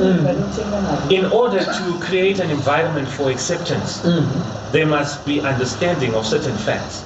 Marriage is about family. Whose family? Your family and her family coming together. All right? So if you understand that, even your choice of who you marry is important. I'm not refuting that you can fall in love with a Chinese man or Shona or Debele man, but be intelligent about it. Why I say so is because it is you who suffer continually. When these two people clash and they pass statements like, the problem is that you are Shona. The problem is that you are Debele. So you need to prepare for acceptance. And when we talk about the church, God accepted us while we were yet sinners. So you as a Shona father must understand when your Shona daughter brings a Debele and you don't like that Debele man who stays next door. I have heard statements when I was growing up from people who you look up to, who say, my daughter will never marry a Shona, never. You've got a name for it. Yes. Colored people are not called by their name to say you are Mrs. Green, Mrs. So-and-so. You are called Mkeda from Acadia. Mkarat. But if I say Mtema, you get offended. It is an unsaid fight. So or if she marries me, it's like, Shamari, you've lost the plot. You've lost. Or I marry her, they'll say to me, but what happened? Like it's a tragedy. So these things you must accept. Acceptance is key. The second thing that is key, that may bring challenges is, once you cross the cultural line, there are things that make that culture tick. Then there are things that don't make that culture tick. Colored people are sociable people. To you, a bride is an event. To us, a bride is family. So when you see us say we're having a bride, I'm calling auntie so-and-so, cousin so-and-so, I'm bringing everyone. It's not about a bride, it's about seeing my cousin or seeing my aunt. To you, it's about, I'm going to, it doesn't mean anything to you. But there are certain things that mean something to you. For example, when you come into the house, how many times do you greet in your Shona culture? Do you greet before you sit, or you sit, then you greet, and then you... And then you've got your way, and you greet, and then Debeles, maybe they sit, then they greet, and then you're looking at each other to say, it's their culture. But now if you enter an unidentified culture, You yourself don't know the culture. Your parents can't relate to the culture. But this is what you call a Mora or Mkwasha. You are all going to see stars because guess what? The day for a funeral, to her culture is, it's hot. When I'm saying it's hot, let me wear something comfortable. Now everyone's saying, or they are saying, not any boat. Okay. Going to be cut or what? The SARS. They say, oh, sorry, I don't do that. Oh, I can't do that. I can't do that. Yeah. So you can't say there's something wrong with her, but you start sniffing and you start saying, those small things unsaid like that cause challenges in the future where they say, in fact, we wanted to tell you about this girl. So you find aunties now make her life a living hell because they never accepted her as part of the family. Whereas the Shona and Ndebele, once the Shona girl realizes they're married to a Shona man and takes the Shona culture and he takes the Ndebele culture, these guys can have a conversation mixing the two languages. And you'll find that they blend like the Dynamos and Highlanders. They have a way of just blending. The third thing I want you to understand is people know too much history. So if they say you are a product of sin, they remind you to say, Imimo Jimmy. You're wondering, who's Jimmy? What are you talking about? Then they tell you the problem is you are a byproduct of A, B, C, D. Byproduct. What a byproduct is. After you finish taking what you need, then there's a raw material that's left. Byproduct me. So in the end, I look for other byproducts.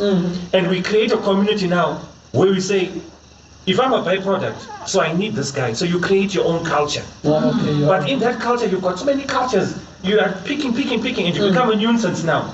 And now, when you come to me now and you clash with me, that guy becomes my brother automatically to fight with you. But we're not brothers.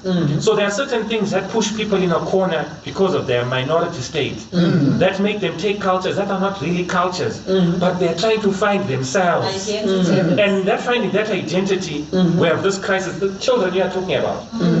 So you have a child for this Chinese man. And you grew up in Highfields.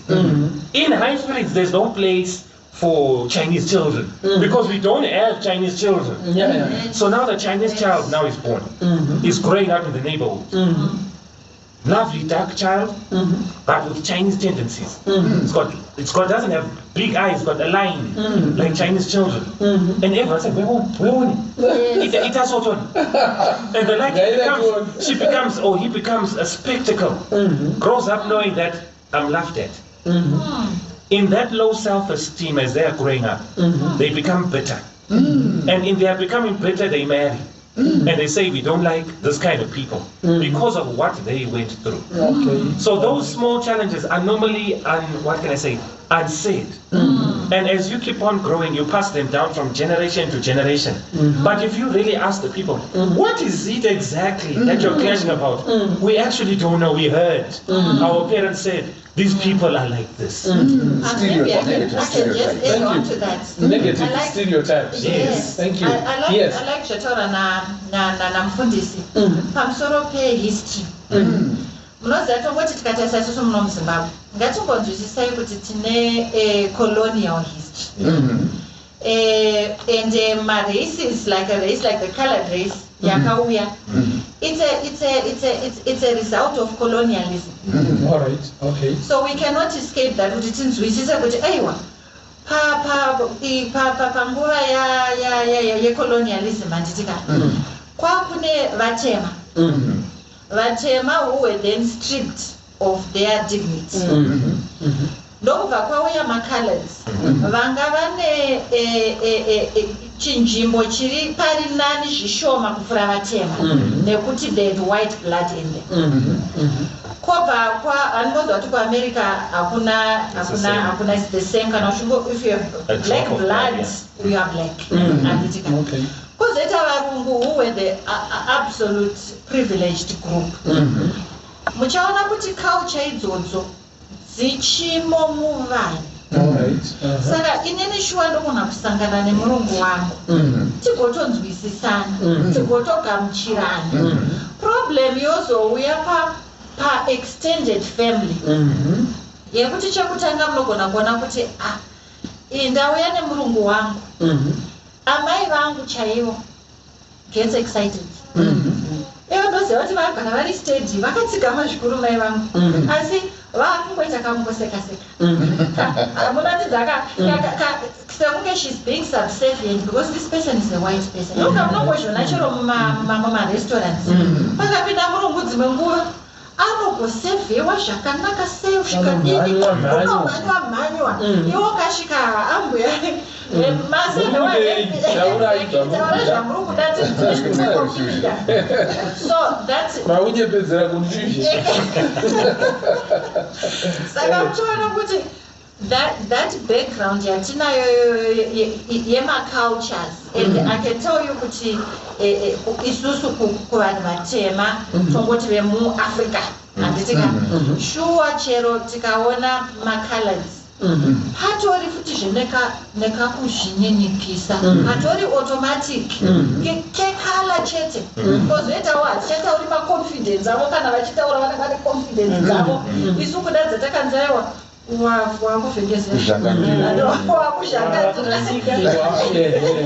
saka muchaona kuti that becomes an immediate challenge of fitting in and wanting your person to fit in. Wakuona handisivi vamwe vanotaka kungobhevha kungoita kamwe kamitiro kausinganzwisisi nekuti kwapinda murungu. Akangokudza ndine hama yangu akaroorwawo nemurungu, handiti kati ashanya, ndakafonera shamwari yangu ngati tiri kuuya uzoshanya, handiti ndine kazeni yangu ine murume wake nemhuri vari kutishanyira.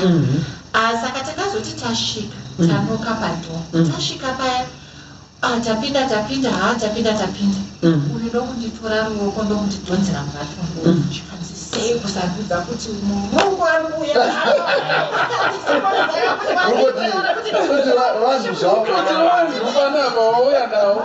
vatata immediate pressure my way zvakamonakira vanhu vanofanira kudiscover zvinhu kuti nokuku whatever ndoda kutonzwawo zveculture yenyu handitika. Saka muchiona kuti izvozvo zvokuti how do people blend into the bigger family, kudai muri vaviri manzwisisana, but kuzopinda mubigger family pane tumwe idiosyncrasies tunongodini tunongonyoka zvekuti newo unototarisa kuti kusviko izvi zvakuitika zvaniti koita iwewe uri mutema. Regai nditaure nepapfupedipedzi, iwe uri mutema uri kupinda mufamily iyi toti maybe yama-colors uona kuti pane vamwe vasingakugamuchiri chose zvachitaura namufundisi kuti it seems like it's a catastrophe.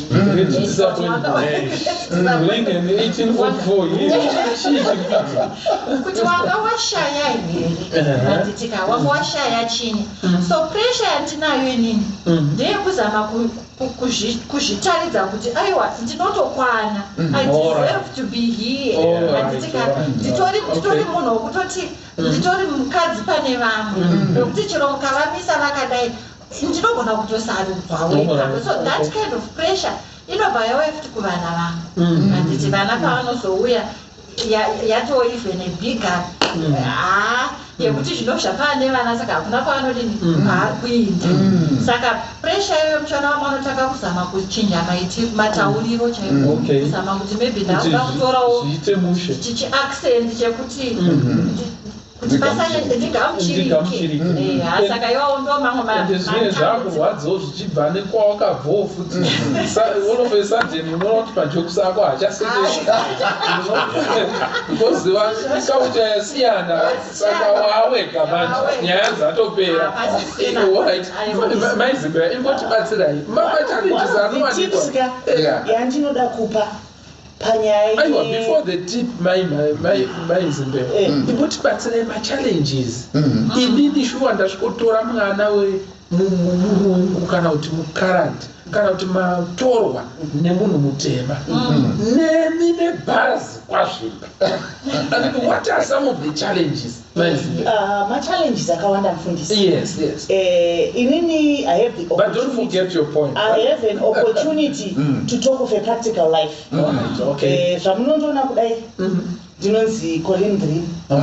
Ndokuroorwa naNathan Zimbera. Kubva kuPwepo with a Zulu background. My mother is a Zulu background. My father is a Scottish background. Ndokutakurwa uchipfimbwa nemurume anokutora vanga culture yavo kuti hauro usati wanoona kupi kumusha. Ndokubva pabuda vana maidhoka vatatu neni naiye ndokukwana muDatson Pausa takananga kupi takwane nguo. Takasvika kwane nguo tasvika iye anenge achitiudza muroti maonaka kuti muri kuenda pakadai zvinenge zvakadai maonaka paunenge uri kufamba ipapo unofanirwa kuzeya. Maona munoziva kuti mombe ikatsika kana ichidya inoita sei inozeya. Saka unofanira kuzeya kuti kwandiri kuenda zvandakuda izvi ndiri kuzvidawo here ndozvikwanisawo here. And inini ndakaita romboro kuti ndakatorwa ndiri mwana mudiki ndandichiri student nesi makore iwawo. Ndokubva tasvika pamusha vanhu vekumusha vakashamisika zvanzi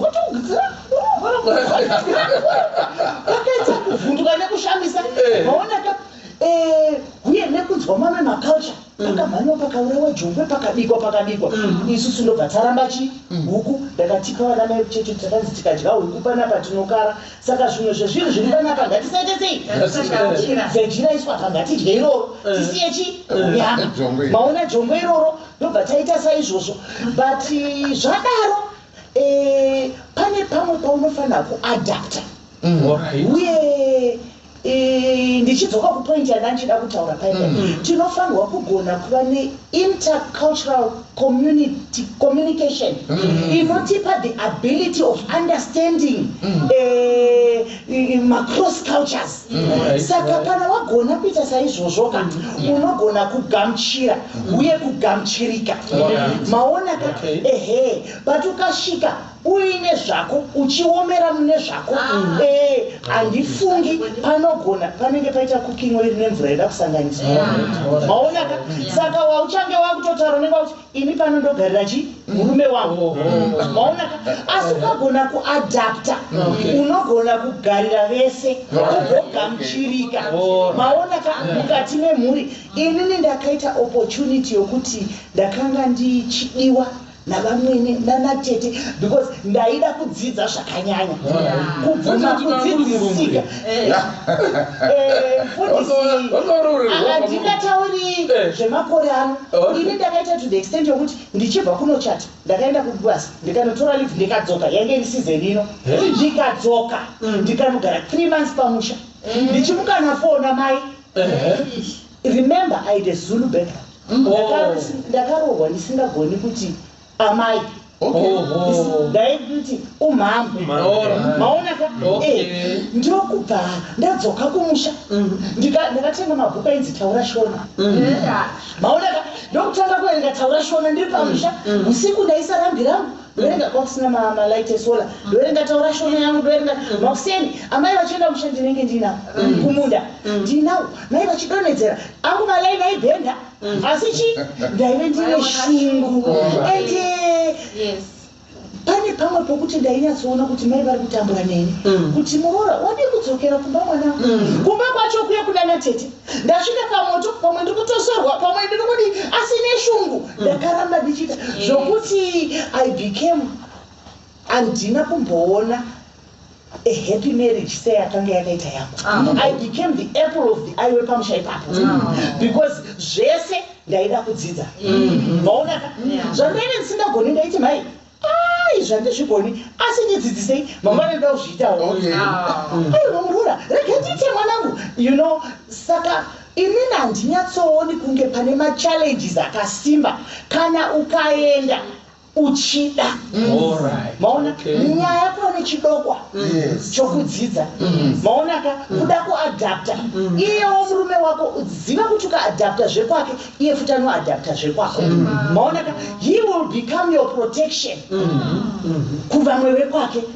Tasikana muri kudaro mudzimai wangu ka muri kumuuraya nebasa murume wangu aidaro asikanaka muda kuti mudzimai wangu aite chichinga marasha here kana abva kuno kumusha zodzidzwa kana iye ndiyasiri kuda kubva. Some of the things I think tisu tiri kukanganisa kana vana vedu for the future. I just want to add on to what you're saying. Yes. I wanted to understand something.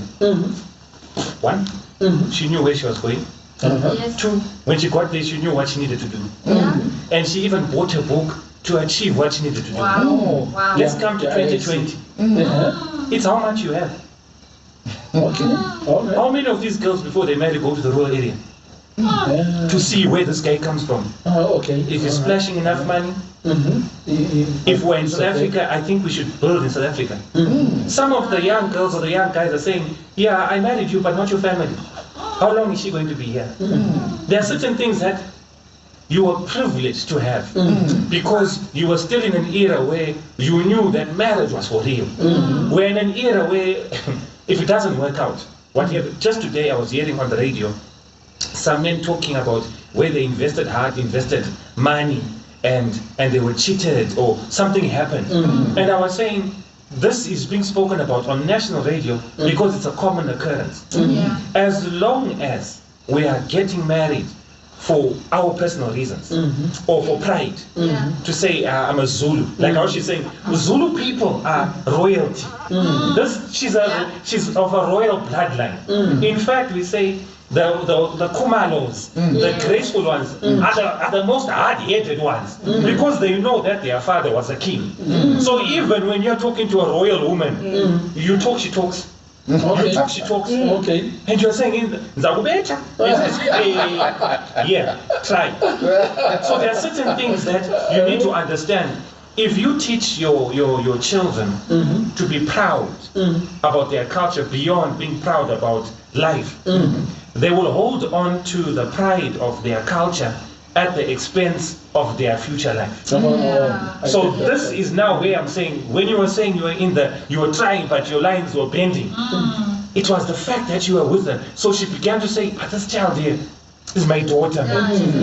She's failing there. I can't see that. This is my daughter. And you will find she was confiding in you, not her daughters, because you were her daughter. So when you get to that point where you are trying so hard, even with whatever you look like, and even your mother says, my strange daughter, you will find that now she is defending you against even your husband. But ndabata zvinhu zviviri kuona kana mambozviona from Pastor Daro as well as my Zunde kuti iko zvinoita nyore kana wako akunza mumusha achikuda nemwoyo wese ari willing wokukuudza kuti apa panopindwa so apa panonzwai ipoint iyoyo ndaibata chechipiri chimwe chandabata ndechekuti iwe wacho wauya how willing are you to learn their culture and to try some of the things zvavanoita ukongo saka ndiri kuona kuti zvinogona kutibetsera mukati meupenyu tikatora attitude iye kuti no ndakavinga iwewe hazvinene madhare esaya vakuratidza maybe zvinokwanisa kutinetsei because maybe waroorwa kuculture yekuti iko kana uchiko waroorwa hauna kuroorwa nemurume uyu waroorwa neklani yese handiti muri kuona if it is like that culturally munogona kusangana nemachallenges akasiyana siyana. Yes, pari kutsengwa gavi zvakasimba panapa. Saka muchaona kuti tichiri pamachallenges anogona kuuya pakasiyana siyana, but tisandabata ipapo muchaona kuti kunyange mubhaibheri tinosangana naMoses, Numbers chapter 12 verse 1 inotaura kuti Moses married a Cushite woman. Vanonzi the Cushites mubhaibheri generally the Sudanese people, vanonzi the Ethiopians. Okay, kana Bible chiti Ethiopians asi kutaura Ethiopia yatinoziva yainzi Abyssinia, only recently yakazonzi Ethiopia. So usually Sudanese. Saka in Bible inototaura kuti nyaya acceptance. Miriam na Aaron vakaonesa Moses nhamo nekuti akaroora munhu mutema. Kuti kuyo yambotaura Pastor Darren kuti what's this? You know, what's the problem? Saka muri kuona kuti nyaya acceptance ndo yakasa kusvikira Mwari vakatoipindira nyaya iyoyo vakati alright, imi muruda zvekuchena kaganda zvikanzi wakaitwa whiter than snow zvikanzi right muchiite white yacho amurikuda because mukuramba uyu handiri mukupaona nekuti akasviba ndikuisa wakubva wavo mukuru kuchena kudarika ndere murikuona saka murikuona nyaya yeacceptance saka ava moses angatomborina kana problem nemudzimai wake. Of course, scholars discuss what is this Zipporah kana kuti he married another woman and so on and so on. Scholarship has not resolved that. But anyways, angasina dambudziko nemudzimai wake. Asi hama ndo pakaita kuti zvonifungidza muchato uya waSeretsekama the founding president weBotswana ichiwana independence kana kuti kuzitonga kuzere achiroora muna 1948 akadzidza kuBritain ndokubva atora this lady this Williams lady nyaya yakanetsa kaya kuita kunge itanorizovwa kuita kuUnited Nations yakanetsa.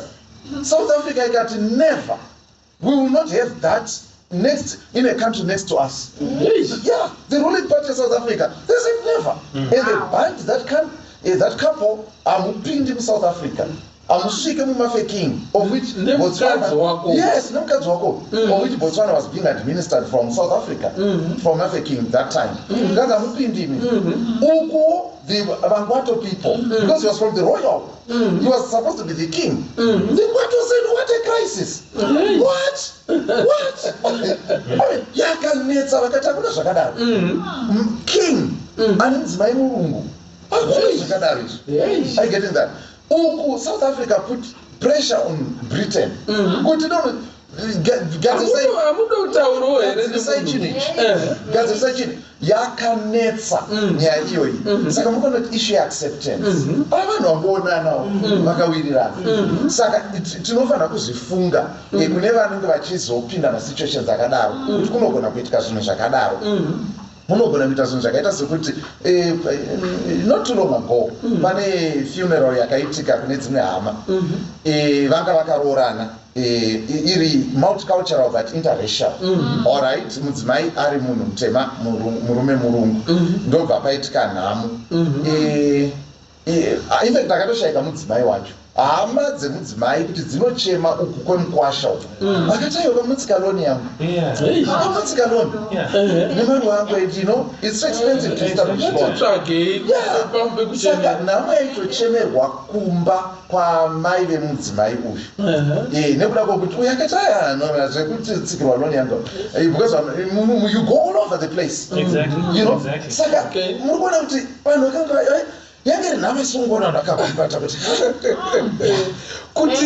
aramba kuti mukadzi wake achemerwe mumba make kuti mudzimai akalona apa ari kuchuza zakona vangogumbata saka and then maybe notaura one more yekuti dzimwe nguva zvinogona kudaro kuti vanasekuru vana mbuya vanogona kuchitoti vanenge vachitawo kutaura nyaya nevazukuru asi vazukuru vati what's that granny to me, you know, that kind of thing.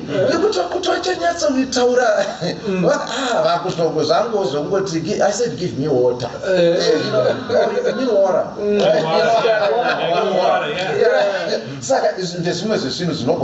You know, kuwa challenge. Zinesha mali yangu aka aneva ingirikiriwa vana vemuningina wake. Okay. Anga ine mukadzi wechirungu.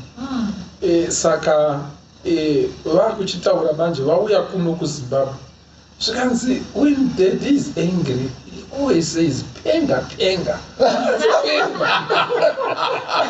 ndamainzi munopenga imini saka vakazobvunza mai vavo kuti naimi teti kana vashatirwa vanoti penga. You know, yes. Let me start with Pastor Dow. Thank you so much. There are two places where you see culture. At a funeral and at a wedding. In between is flowers and glory. I've never seen people fighting about in between. All right. Because in between, I'm not in your space. We are in the UK, wherever we are. What he's talking about may look like fictitious. But the loan is important. Not only the loan. You don't sleep over and start cooking your magodos and putting things. No. We have tea and biscuits. Even on the day of the funeral. Don't come and cry the whole week. Come on the day of the funeral. We cry and we cremate. So now you guys are saying, I'm trying to tell you, I'm telling you. So now, the funeral, you need I'm telling you now, you are stuck there now. Yes. So now your family doesn't know where to cry from. Because it seems like crying brings peace to the clan. And that's why you ask to say, I don't know how you say to Shona to say, how was the funeral? We went well or whatever. Yeah. To them, they find closure by doing what is culture. So now you deprive them of that because of the person you married. It creates a hole in them. They have not started healing. You get it? They want to sing Dimi Magauraya. They want to sing all night. Yes. But you find in the Ndebele culture the funerals are more quiet. Yes. In the Shona culture they are not so quiet. You wake up in the morning, the daughters-in-law are sweeping and leaving. So why are you sweeping if you're not going to pick up your debt? Then you wake up and say, you need to pay. Yes. Then the coffin is time to come out of the house. They put a Zambia by the door. Yes. Why are you blocking? We want to go. No, you must pay. You can't go. We get to the site, the grave site. Yes. They are coming, their sticks are coming out, plates are being broken and they're going, oh, this is so chaotic. It's not chaotic.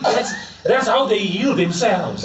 So we shouldn't be careless even though we are in love. Don't be careless even though you are in love. I love my Chinese woman. But if I'm going to take this Chinese woman to a strong rural background family, I have become a missionary. Or else at home I'm becoming a mercenary. So be ready to be on your own. Be ready to be on your own so that you don't break up your love. If you keep your love, you might lose your family. If you lose your love, you might have your family. But whichever way, you're going to get it.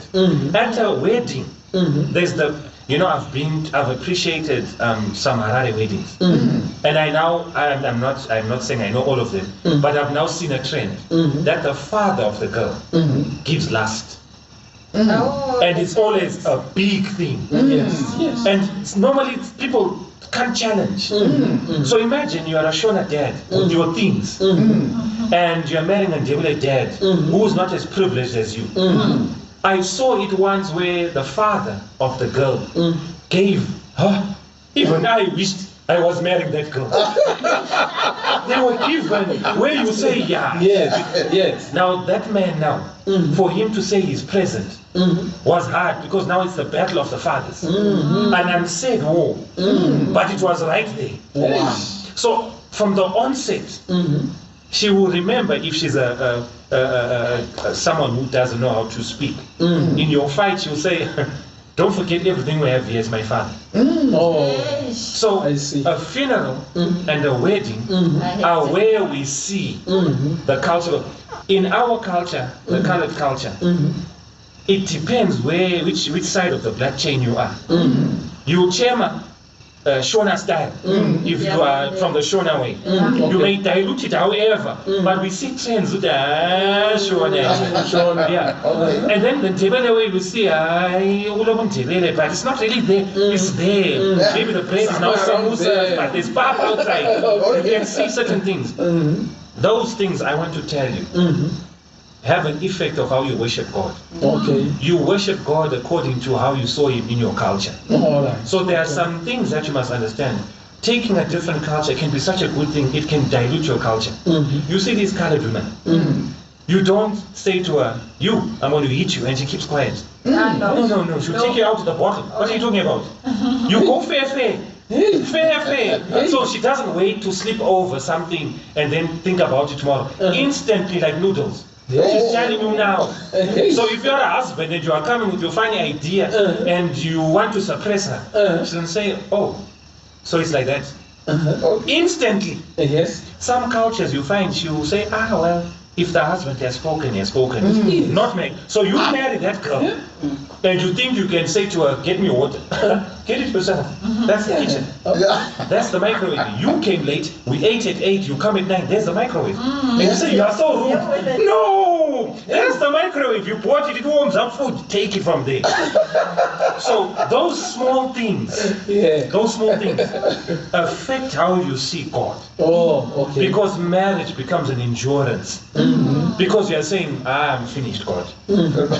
So when you talk to your children about your wife or your husband's culture, when the child even says, I'm dating, something that looks like you're already saying no. Okay. But you have no reason. Okay. But because of what you are experiencing and the unresolved clashes, these things you pass down to your generation. And like I said before, we find now your child is saying, mommy doesn't want me to go out with African people. All right. Yeah. What about them? She doesn't know, she just doesn't want. Yeah. Or daddy doesn't want me. It feels like a loss. Why? Experience. So, one, I mustn't be careless to trouble my parents with someone they can't relate to. Yeah. If I do, I must be ready to be a missionary. Eventually, they will fall in love with that person, but it's not easy. Yeah. Okay. At the same time, sometimes some cultures need to be diluted so that they can be sane. My dad and my mom, in their growing up, we had a choice. Because we're looking at this and saying, that one's better, that one's better. We knew Friday night, it was fight after fight. What are these guys fighting for? So you grow up with tendencies to say, okay, so fighting is what? It's normal. Okay. Imagine now when you've got prejudices in culture and your parents fight and your mom is pulling you aside and saying, don't marry Shona, you see what they do. And she's pulling, don't marry Ndebele, you see what they do. The child grows up knowing to say, I want nothing to do with Ndebele or Shona, and brings you Italian. Because you've been training them like that. So those balances must be found within the cultures. Okay, thank you so much. Let me have Nyari, then my Zimbabwe. Okay, Yes, thank you. yes. Ndichingowedzera pane zvataura namufundisi Katusha. Takamboenda kumuchato kuBloemfontein. Takaona mafoni achibuda panguva yezvipo. MaSouth African ese anga aripo vakatora mafoni vachirekodha mikono yanga ichiiswa. Ini nemukono wanguwe, ini nemukono wanguwe. Zvikanzi zvinorevei izvi? Tikati we give presents at a wedding.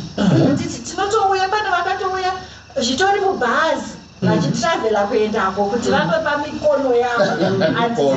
Mikono. But to the South Africans, they were shocked. Kuti munopa zvipo. Vakati saka tese tauda kuroorwa kuZimbabwe. Ava vanokuita zvima-gift list zvavo. Chinchinyi mongopanana zvongodaro, then panongoitwa kamuchato vanopembera poitwa toast. But isusu muchato hausati watanga kana pasina mukono. Mukono unofanira mikono inofanira kudini kupiwa. So you can see it already that vakatora mafirimu vachitonakidza. Ipapo muchaona kuti that's a good thing in a cultural difference. Pane vakatofara kuti zvinodai. Chiendai kuAmerica. Black American women, vanhu vaiva vari very strong, aggressive. Kuti handitwe izvozvo. Vana madhiya. Tinotopedzerana get and get. Zvinototorawo museamwa vari kubva kuZimbabwe. Madhero tikandaroora mukadzi. Of course. Mukadzi anobika. Of course anowasha. Of course.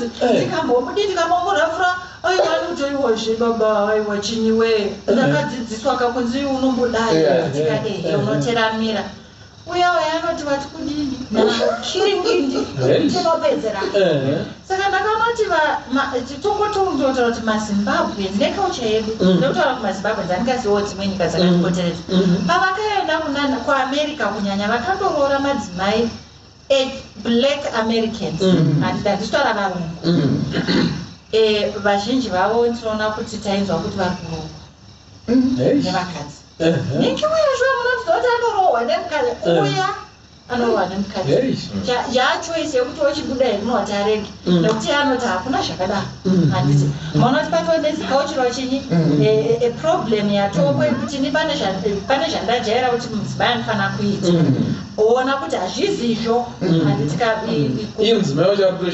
vachatoshandisika kuti ose kuti ndikuitire zvanditaura zvezvo kuti iwe microwave iri papa oda kuti ndadini kozoita ndikaita example yechitatu yandingangopedza nayo ndeyekuti ndine sahura wangu akandoroorwa nemurungu handiti kavanyenda kueurope saka isajaira kuti mwana paanozvarwa mwana wemhuri saka ndokoneta vana 7 ka havanyanyondiremera because kuna namainini handiti kwava kuna namainini vaivauya kuzobatsira kuna ndogona ngoti ndinokuvaendesa kuvabereki handiti vanguti holiday variko it's part of our, I think it's an excellent part of our culture isusu kuti hazvizonyanyi kuremedza vaviri ava vane vanombowanawo nguva yekumbofema plus vana vanotaka kujaira futi zvehama asi shamwari yangu paakaenda kueurope seeuropean country akaita ichallenge yakatozosvika pakuti iye ave frustrated and depressed akaita vana vake 3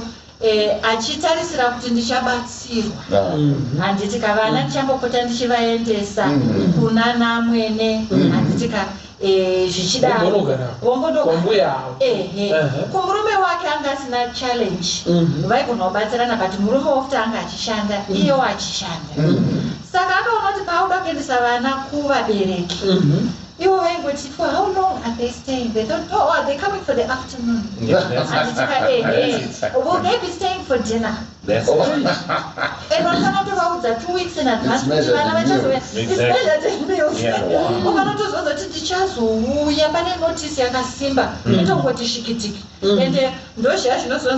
it's your baby.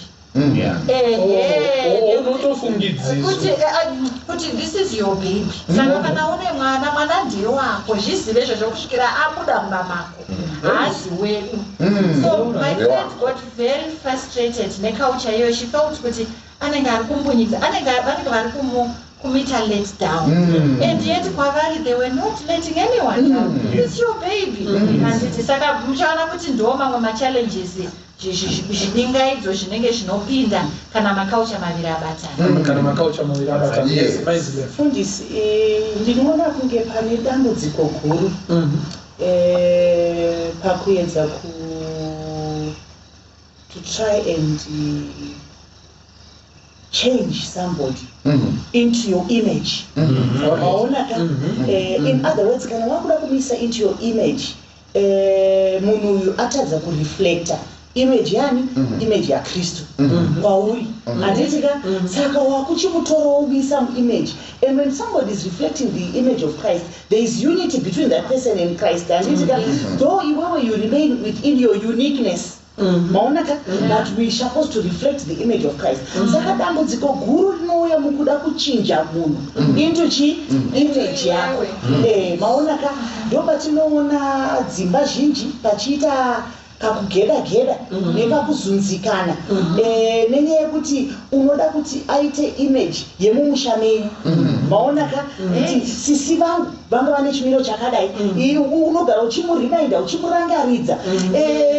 Ndoda kutaura kuti pane mufundisi pavataura kuti ukatora mukadzi werudzi rwakati anoita zvakati, havasi vese vanodaro. Pane vamwe vanokudzwa nenecha yokuti chini, anoziva kuti chini, kana ndada izvi ndinonorarama ndichiita murume wangu ndinotomufugavira, ndotomupawo chikafu chake, maonaka ndotomubikira. Pane vamwe vanotomuka kana pakati peusiku kudziisira murume wake chikafu achiita zvese. Maona zvimwe zvinhu zvinoenda kwete nekuti rudzi but ipfungwa yemunhu. Maona ikarekta yake yango adapta ega akadzidziswa namai akafoona kuti aiwa ndaandega ndakuchiita zvandinoda achizotukisa rudzi. Maona ndotanonzi wakuda kunoroora kuni kumaungwe uchazviona uchasangana nazvo kana ivo vana chera mitumbo yacho chete ichakuudza kuti anosvika kakuita bhareta ndiyachanga ari pamusoro pemusoro wako. Saka all of those things things ukanyatsozvitsvaga ka harusi rudzi kana kuti hausi mutupo asi icharacter yemunhu aramba kudzidzisika aramba kugona kugara nevamwe chini zvakanaka kana wagona chete waenda une image apa tisi kutaura vanhu vari munyika ka tikutaura vanhu vari muchechi asi muchechi momo tiri kusangana nezvikutaurika ipo kana nokuti unoshaya kuti muchechi munhu akanaka asi kumba uko ijeti rurimi rwake harugarwi maonaka anotuka vamwene anotuka vatete kana kuti ivo vamwene vanotuka murora kana kuti vanoudzana kuti imimi kumanderera nokuti makadai kana kuti imimi chinyi kumakorekore muri rudzi rwakatosara hamunotomboita zvo zvakanaka maonaka imi kumanyika munoda kunoita zvirungu nepamusiri tasaganda rako maonaka munenge muchingoudzana mashoko asina kuita zvakanaka munofunga kuti tikatarisa nyaya dzakadaro dzinopinda mukati mesanganisha the family of the church at large tikatarisa Acts chapter 13 verse 1 pakanga vanzi vagadzire vatange church paAntioch pakanga pana Simeon anonzi Simeon was a Niger anditika pakanga pana Lucas was from time yainzi Ukraine that iko zvinovanoti chi Libya anditika Cyrene and then Saul from Tarsus those people were different multicultural but vakagona kublenda but today can our elders mundevere mumanika mukaranga can they really blend cannot vanotoita competition of how to lead the church maonaka it comes down again we want to lead that competition is spilling down we want to recreate in fact we want to remake because God created saka tinoti mwari makacreata asi ndofunga kuti ndakutopanel Peter maonaka ndakuita remake this person to be maonaka sometimes we need to adjust kuti a level of each other maonaka tichikurudzirana tichiva necourage yokutaurirana mune zvakanaka chinokonzera kugedagedana kana kuzunzikana nekusawirirana mumafamilies aya kazhinji iguwa futi ndo panotangira guwa makutorevana ende unogona kurewa unorewa uripo maonaka toti uri mundevere auntaura shona yavo vandotaura chiri dhipi zvokuti ivo pamonotorova maoko uchitoseka uri kufa uchijoku nyangana kutorivewe nekutopiwa nickname unopiwa nickname mukati memushabe vanhu saka deno mwari vatibatsira tagona kuzvidzikisira taita zvakanaka unopedzisira uchinzi chinyi Zex Airways sonzi Zex Airways kudhara kakune ndege yenzi Zex Airways iwe unobva wati uchipinda mumba zonzi Zex Airways yamhara ndobva wati ndiri kupi nyanga ndiwo uri kutorehwa chiwe Zex Airways wacho saka some of these things deno tagona kuti sevanhu vari tiagone kuaccommodate each other. We need to accommodate each other and marriages work the best kana tagona kuaccommodate nekuzvidzikisira the spirit of humility inotibatsira kuti tigone kublenda nemamwe marudzi sezvo hapana pauchasvika usiri multicultural.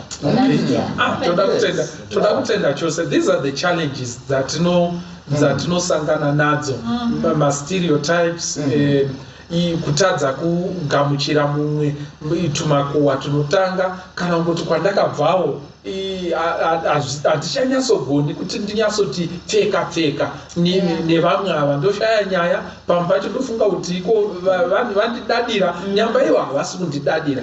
Those are the challenges dzatofanira kufunga nezvadzo kunyanyisa vari kuita contemplate upon marriage but vadananawo moyo muti unomera paunoda vadanana nemumwe ari kubva kune imwe culture. These things are so serious that you need to think about them and pray about them. Tichienderera mberi pakupedzisira ndachida kutiko we are a multicultural family. Is there hope for us? We are a multicultural family. Is there hope for us? Yes. Before I go to the hope element, there is something that I feel that I shouldn't leave out. It's how cultures take care of their families, their parents. Or it may not be wrong, but there are some things that you will never fix. That's why you're different. For example, white people who take their old folk to an old age home. So to you, in your eyes, you may feel, I'm throwing them away.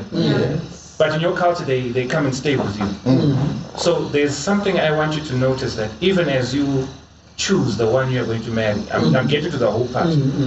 There are some camera systems that are put there. She can't just visit without letting me know.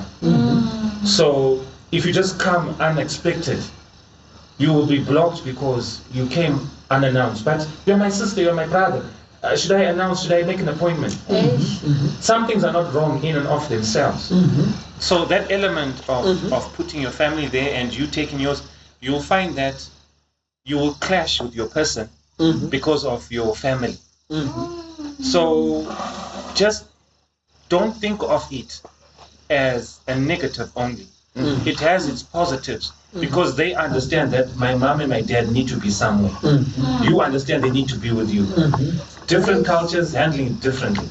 So the hope that I find in multicultural families is seen as, even the church, we have a multicultural department to try and answer some of these gray areas.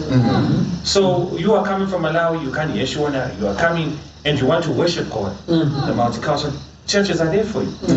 It is us who are local now that like to put too much to it. But for us who've seen a lot of success in it, you will find that it's a no-brainer. She's my member. She's my member. And you will find I learn more discipline from her culture, because I know she's talking from her culture's perspective. But she understands how to speak to me straight to the point. And we relate well, and we have no problem. So the hope that I wish we could have is understanding we are different, but we are unified by God. He's the common denominator. Divide all you want, long division, short division. Common denominator is God. And when you are done with your mathematical equation, you must put 3 dots, therefore. Thus says the Lord. With your person, if they are with Christ, thus says the Lord will help you go through. Because even if you are both Shona or both Ndebele, it doesn't mean there's no friction. You have a different type of friction. So we have hope that we have structures even in the church for people who have Chinese babies, who have colored babies, or who are intermarried, and if they go to a Shona church or Ndebele church, they'll be okay. We have solutions to that. It is us that must grow those solutions. Not that we are saying we are better. No. There's no one who's better. Heaven is so multicultural you won't even believe it. Because your family, some people have been thrown out of their families because of this God. And now they are coming to this Ndebele girl who says, as long as it's God, let's move on. What a beautiful church God has. So in this multicultural family, let us put away pride, man. Put away your pride. You are no better than me, but we are brothers. So they are sent to the upper room and they were told, before the fire comes down, pray. Content of prayer. Oh Lord, I'm a sinner. Help me accept this guy. Until they prayed together in harmony, no fire came down. Until we pray fervently for one another, human to human, no blessing will come down. So, pakupedzisira tikuti iko atidi kutiko pa family matters titiko kana mukarorana muine macultures akasiyana toti it's a crisis. No, it's not a crisis. But tiri kuti iko there are challenges that are associated with that. Anogona kuonekwa. Saka panapa ndafarira zvotaurwa na pastor Daro kuti iko if you accept each other zvinofamba mukati meupenyu. But what are other tips that we can talk about when I have my Chinese wife and tiri kugara pamwe chete kuenda nawo kumusha kuti accept zvifambe inini ndifare iye achifarawo. What are the other tips? No. Okay. Just making sure. Okay, yes.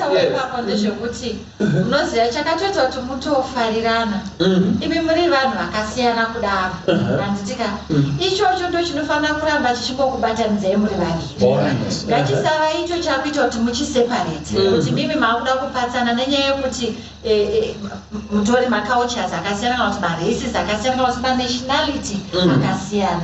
Hanzi zvinhu zvinoita kuti vanhu vabatane vamwe vakabatana are the similarities handitika, but zvinoita kuti muchato wakuramba uchingofadza handitika are the differences. Saka you'll see kuti kuramba muchingoita discover about each other, continue. Ndafana zvataura namaizimbeva, you know, wisdom chaiyo yekutoti nini pandinoenda ikoko ndikutoita kuita mashura vachatozviona kuti makaranga ndizvo hashtag makaranga ndikadaro ndikaita attitude iyoyo kana iwanga usina attitude iyoyo ukaita attitude iyoyo kuti eiwa kana ndarohwa nemugermani wangu handitika I'm not just representing my family, I'm representing Zimbabwe, kuGermany, I'm representing Africans.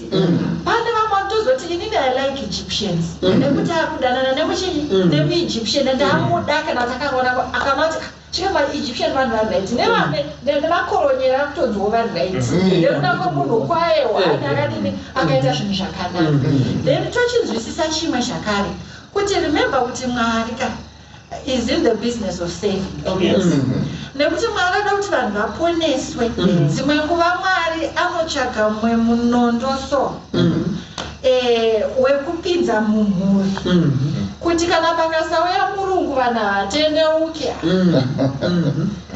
pakasauya munonzi muchinyi, pakasauya mukongolizi vanhu havadini havatendeuke, vanhu vachatozinazoterera nekuti zvataurwa nasinyo nekwauya simboti handitika. Saka ngatinzwisise kuti when a person is coming into a family ari kutouyawo kuzoita mission work. Iwewe kana uchipinda mufamily yakasiyana a different culture, maybe you are the sharpest sword that God has, and ukapinda ukaita basa rako raunofana kuita iwe uchiona kuti hakuna umwe munhu angachazozvikwanisa asina background yako, asina race yako, asina tribe yako. Iwewe mundevere atouya ndiri mundevere kudai ndopita inini ndini mazvikokota ndini ndatosharwa naJehovha nditopinda murumu kuti zvinhu zvifambe. Saka if we have the correct attitude yekuva mamissionaries kwatiri kuenda tichaona kuti inferiority complex, superiority complex, all other complexes zvinenge zvinogadzirisa. Tinotenda chose maizimbeva then gono tinotenda pastor tikatarisa my last words is there is need for us to find ways to embrace our cultural differences by building a foundation of mutual inclusiveness.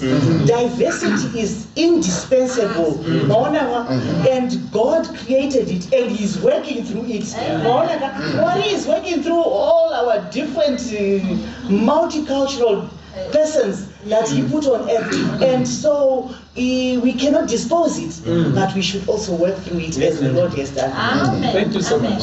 Yes. Tinotenda zvikuru nemiono yaunzwa mudariro. Saka taona kuti sinyoro nyaya ye-multicultural family inyaya isina chakaipa pairi, asi tatimbotaura kuti tinofana kuti tichenjere icho nechocho kuti zvinhu zvedu zvifambe zvakanaka. Sezvataurwa panapa namaizimbera, we should embrace and celebrate diversity. Tokupabata, we should embrace and celebrate. Zvekutotora nguva yekudzidza kuti saka imi munoziva kuti one moment matakamboita nabhuru wangu Obed Mudzengi tichiri ma-students kusolusi taenda kumba kwamwe bhururu wedu Pastor LQ Ncube. Saka takasvika vasiva vatinvaita kulunch, but pakazoitikawo zvakaitika ndobva vaenda. Saka takangosvika mumba kwasara vana vavo vasikana, chikafu change tatobikwa. Saka ndisu zvikanzi chikafu ndichochi, baba vaenda vanga vakudaidzai, saka vati munodya. Ndisu tatarisana nechikafu kuti zvinototi tikudii. mudzengi ndebere yake iri nani pane yangu ini namfluent pakunzwa but pakutaura especially kana uchipisa hame nozvainoita saka network yako haisi strong especially kana kuchipisa mabhazi mashoma saka ndikati zvino mudzengi I mean because our background inotudza kuti hamungotimbi sadza revanhu munofanira kuti pamusoro saka pamusoro inonzi kudii ndebere mudzengi atarisa mudenga I'm sorry ndiri vatashaya but kuti tidyeka tisinoti pamusoro ida hazviite akoti mutsva wakaumashora saka takazongoti iwe sadza rakutopora avasikana vangotarisa kuti ko inda vanhu vasiri kudya munoona ndevere nongoti asifeni zvatopera makutotifamba nendima ngatidyeiwa komana chuti mototanga saka takazongoguma tangoita neshona tikati pamusoro pasikana vatarisana kuyini pezulu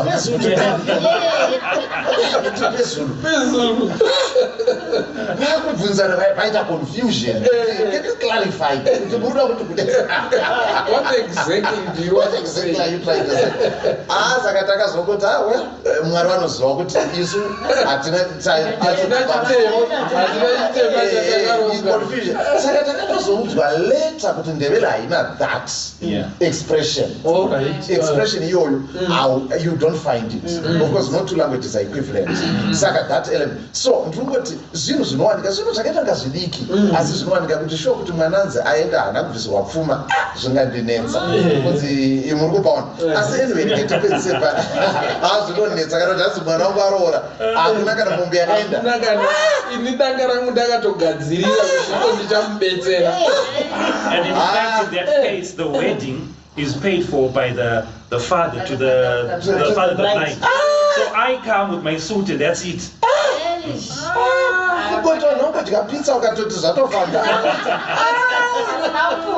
cultural. But again, this because we are in a global village. Chimwe chezvinhu zvinotaurwa pamacultures ndechekuti tine low context tine high context cultures. Saka fiction itati isusu is a gradient. Tese tiri pamulticultural asi zvinoenderana kuti to what extent. Saka zvinoita nyore kana tikati isusu tiri muno muZimbabwe muno generally muAfrica tiri high context culture. High context ndoyenana kuti mwana ndichamubetserwa wachamboenda kwamaini nati that's high context culture. Then western countries low context. Ndozviya zvokuti haungosviki unote disappointment. Muriko here next week Tuesday and so on. Are you getting that? Low context kana ukasvika unzi uri kudei kunokuitsa rude kuti ubvunze munhu auya pamba kuti uri kudei. Munhu achataura nyaya anotopinda ogara makadini makadini otaura nyaya kuti murudei pagedzi kubvunzwa nechisimbi. Saka tingotibedzika tinzwisise kuti pane madifferences iwayo. Iwewe ukakrosa uchibva high context uchienda low context pane zvakatowanda zvauchasangana nazvo. Saka be prepared kuti ndo panozonzi musatsike loni yangu chema itsvaga imwe kokuchema. It's low context ndo zvine zvaitika ipapo. Saka it's important to understand kuti saka you need to study more about that other person's culture and they need to be interested in yours. You see, and then you're going to create a new culture. Muchato create a punch, a new culture. Isiri iyo kana yato imwe new one yekupa menyu. Saka it's important to accept and celebrate one another. Nekuti takaitwa naMwari with all this diversity. Acts yobva yataura 17 kuti he made all nations of one blood. Murikupabata. Saka tiri vana veMwari mumwe chete. Kusiyana kwedu mitauro nendudzi neganda zvose izvi it's a part of God's diversity which should not separate us. Asi tinofanira kuti tipemberere kusiyana ikoko. Pekupedzisira ndinofarira Rute. Ruth panapa achitaura munoona achitaura navamwene vake Naomi. That was a multicultural family. Because vaya vanga vari maJudha asi akaenda kwaMoab. Mhuri yakaenda kudiaspora kwaMoab. Handiti ndokubva vakomana vakakurirako ndokutoroora ikoko. Muri kupaona? And so on. But pekupedzisira tinoona kuti rumba rwanga rwuri mumhuri iyi. Ende ndo mhuri yekuti Rute akati musambotaura murume iwoyo vamwene wokuti ndimusiyei. Vanhu venyu vacho vanhu vangu. Namwari wenyu pamunorigwa ndo pandichavigwa ipapo. Muona here kuti ukugamuchira the other culture. Ukuwo vamwene vachiita kudada nevaroora vavo. Rute achienda kunoshanda kunoita kwana Boaz nekudi she really became part of it. Mukupaona? And tikutoona kuti Jesu anoti we are lineage multicultural family. Ndo patinotoona wana Obed wana David wesapo. Vanobva mulineage iyoyo. Saka multicultural family ka ndizo. Chinhu chakanaka. Kana chaka kuti Rute rakanaka. Izita rangu rechipiri sandofunga ndokwazvakabva. Rute means a friend. Rute means a friend. Muri kupaona? And Naomi means beauty. Okay? The beauty of friendship. Saka, I mean, tukuti Mwari kana tikazvita tiri pasi paMwari nekugamuchirana tosiya negative stereotype nekuti makore haiti ndizvobva watobranda vanhu vese nekuda kumunhu wanakaputsika konzi aiwa ngationei vanhu vari vanhu vakaitwa mufananidzo waMwari tikadaro zvinofadza. Tinoda kutenda chose dai Mwari anga atikomborera atiitira zvakanaka amene kuti zvakamira sei mumhuri menyu. Maybe maiguru wangu muNdebele, maybe mainini wangu mungezi, pada mbuya wangu mukarati, pada sekuru wangu vanobva kuSwitzerland and all that. Hapana chakamboshata, zvakanaka izvo. Asi kana mava pamwe chete, the beauty of being diverse. Let's embrace it. Mwari achitikomborera, Mwari achitiitira zvakanaka. Saka kana muine macultures akatisiyanei asi mava pamwe chete, there's nothing wrong about you.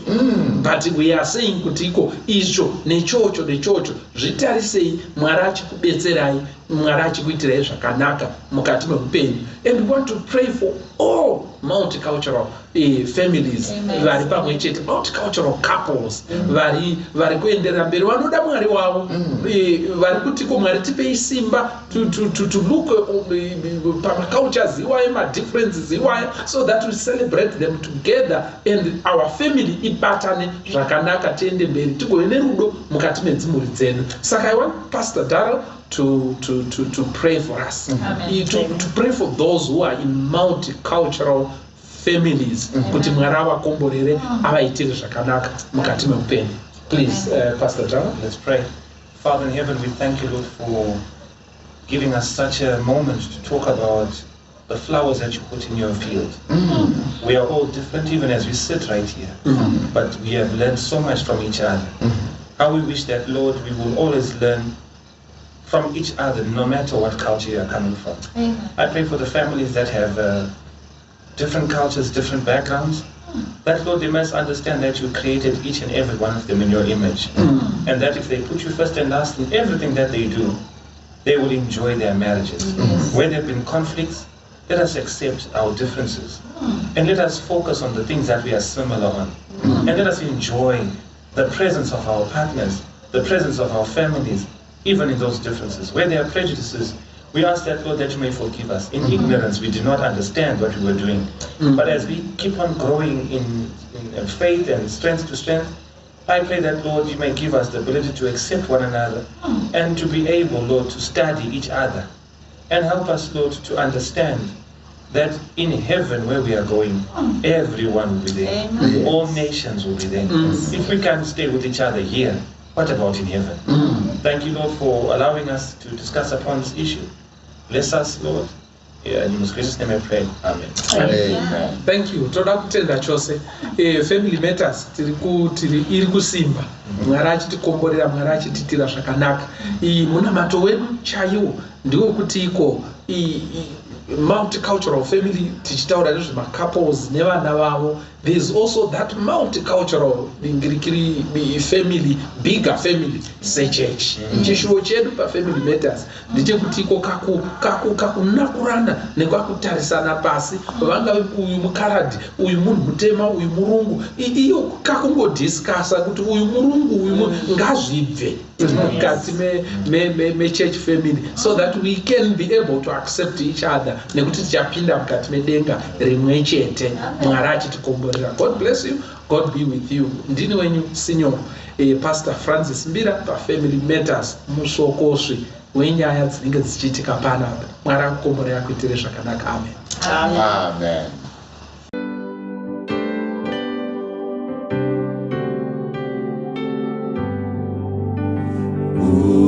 Uzimu unoyera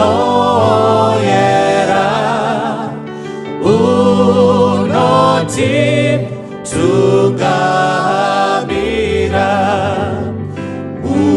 uripe chgoma Kristu vatewe riva Jesu vaneti vanofara mzimu unodaiza watiwa fambiru yanditewe rekumusha unesudzesenguwa unoda kubatsira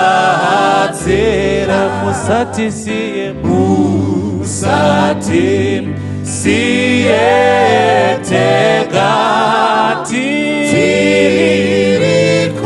kufamba mimadabudzo rino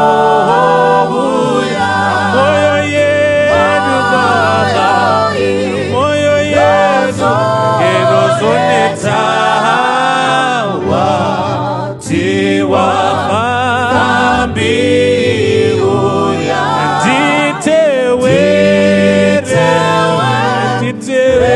kumusha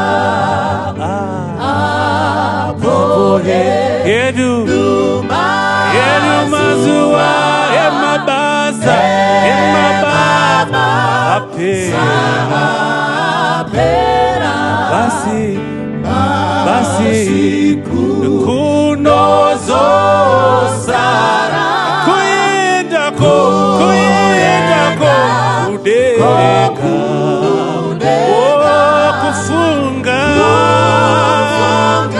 kufunga mazita kuti zotanyo wati wafambi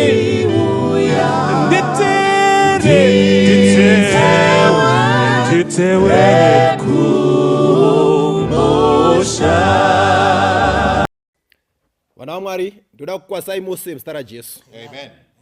Kupinda mukati megore ra2021 inyasha dzaMwari. Amen. Kune hondo huru dzakarwiwa naMwari muna 2020 dzatisina kuona. Mwari ndokubva atitendedza kuti tipinde mukati megore ra2021. Mubvunzo waunofana kuzvibvunza ndokuti nemhaka yei Mwari vachiramba vachikuchengeta. Nyasha dzavo dziri kuoneka mukati meupenyu hwedu. Saka patinogara tichinyora maresolutions a2021 wadii mudikani wagarawo pamaresolutions ako uzvisarudzirewo Jesu saishe namuponesi mukati megore ratakatarisana naro gore ra2021. Toda kutenda Mwari. Musoro wenyaya unotiko simuka tiende. Mukati megore rino iri pane pazhinji pataya takagara muna 2020. Mwari vanofana kutibatsira tisimuke tibve pataiva tiri. Tikaverenga mubook raExodus ndo muchabva nyaya yedu. Exodus chapter 5 Ndichaverenga verse 1 nevhesi ya 2. Inoti iko shure kwaizvozvo Mozisi naAroni vakaenda vakati kuna Faro, zvanzi naJehovha Mwari waIsraeri, tendera vanhu vangu kuenda kuti vandiitire mutambo murenje. Vhesi ya 2, Faro akati, Jehovha ndianiko kuti nditeerere inzwi rake kuti nditendere vaIsraeri kuenda? Handimuziviye Jehovha, neni handingatenderi vaIsraeri kuenda. Ngatinamatei. Baba vedu vanodikanwa, vanobata ushe panyika nekumusoro kudenga, toda kutendai nechakavanzika cheshoko renyu. Tinokumbira Mweya Mutsvene wakatungamirira vakanyora ubatsire pakududzirwa kwazvo. Zvaitwa zvapera, mouya nembiri yekudenga toenda kumusha. Muzita raJesu tinonamata. Amen. Toda kutenda nhoroondo yaExodus chapter 5 iri kungotipa pava nekukumbirwa kwaIsraeri kuti iwane mukana wokunonamata. But mubvunzo watinawo ndokuti Israeri yamboenda sei Ijipita. Kune vanoverenga Bhaibheri hazvina kuvanzika nyaya yaJosefi tose tinoiziva. Kutengeswa kwaakaitwa namadzikoma ake ndokubva adzamara ava mukati memaoko aFaro, ndokubva Mwari vamusumudza, ndokubva vamuisa panzvimbo yakakwirira. Nenzara dzakauya zvikaita kuti Israeri ibve kwayakanga iri iuye kuna Josefi akanga akutonga Ijipita, ndokubva yagara paGosheni. Saka muchaona kuti Josefi naFaro variko vakanga vakagara zvakanaka nguva ichipo. But Bhaibheri richitsanangura rinoti kwakazouya Faro akanga asingazivi Josefa. Pakauya Faro uyu ndo pakatanga kuchinja zvinhu. Uyu Faro anotanga kuona Israeri sethreat, kakuwanda kaakuita kanomurovesa nehana. Saka Faro anotanga kutambudza Israeri. Mwari zvakadaro vanoronga zano rekuburitsa Israeri. Saka kunotanga Faro unotanga kuuraya vana. Panguva yekuuraya kwevana nokuti vana vari kuwandisa, Israeri iri kuwandisa, vana vachiurawa, ndo panobarwa Mozisi, ndokubva achengetwa kuIjipita mumba yaFaro. Bhaibheri rinotsanangura roti Mozisi akati akura akaramba kuti ave umwe wavamwe veimba yaFaro, ndokubva ati zviri nani ndinotambura naIsraeri. Pakuzvarwa nepakukura kwaMozisi chisingazikamwa naMozisi kunyangwe naIsraeri kunyangwe naIjipita ndechekuti Mwari unototanga project yake. Saka Mozisi akanga ari project yaMwari.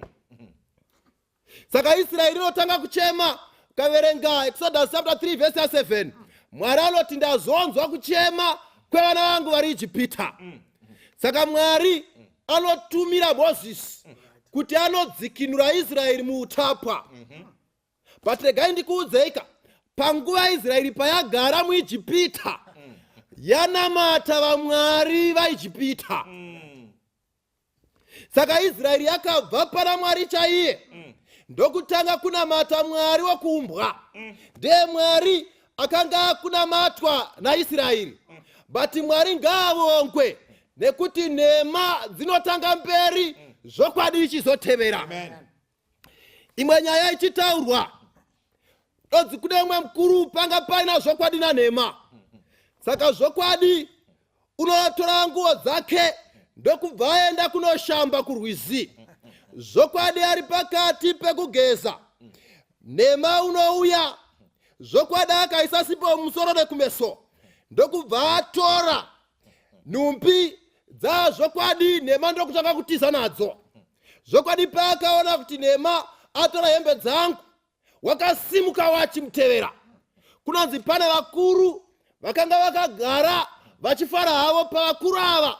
Pane umwe mukuru akanga aripo weuchenjeri. Zvinonzi vanhu vakaona hembe dzakabatwa, nhema achifamba achiuya, zvikanzi vanotarisa, vazhinji vakanga varipo ndokusimuka. Pavakaona nhema achiuya, nokuti nhema paakatora hembe zvazvokwadi akadzipfeka ndokutanga kutiza. Saka vanhu vaiziva hembe dzazvokwadi. Saka pavanoona zvokwadi achiuya, pavanoona nhema achiuya akapfeka hembe dzazvokwadi, vanotanga kuti honai zvokwadi ari kuuya achimanya.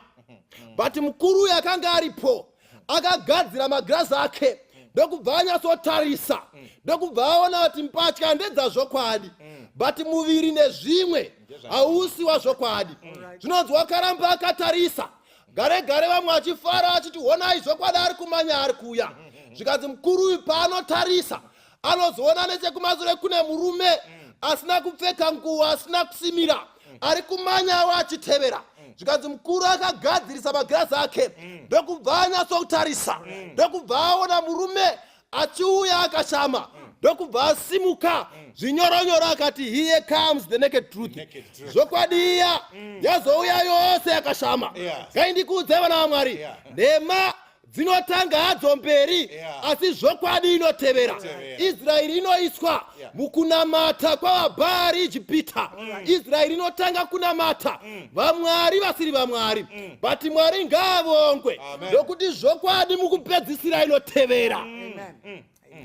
Tichirarama mukati meupenyu takakura tiri muIjipita tichinamata vamwari veIjipita, vamwe muchitiona setinopenga imhaka yeIjipita kwatakabva.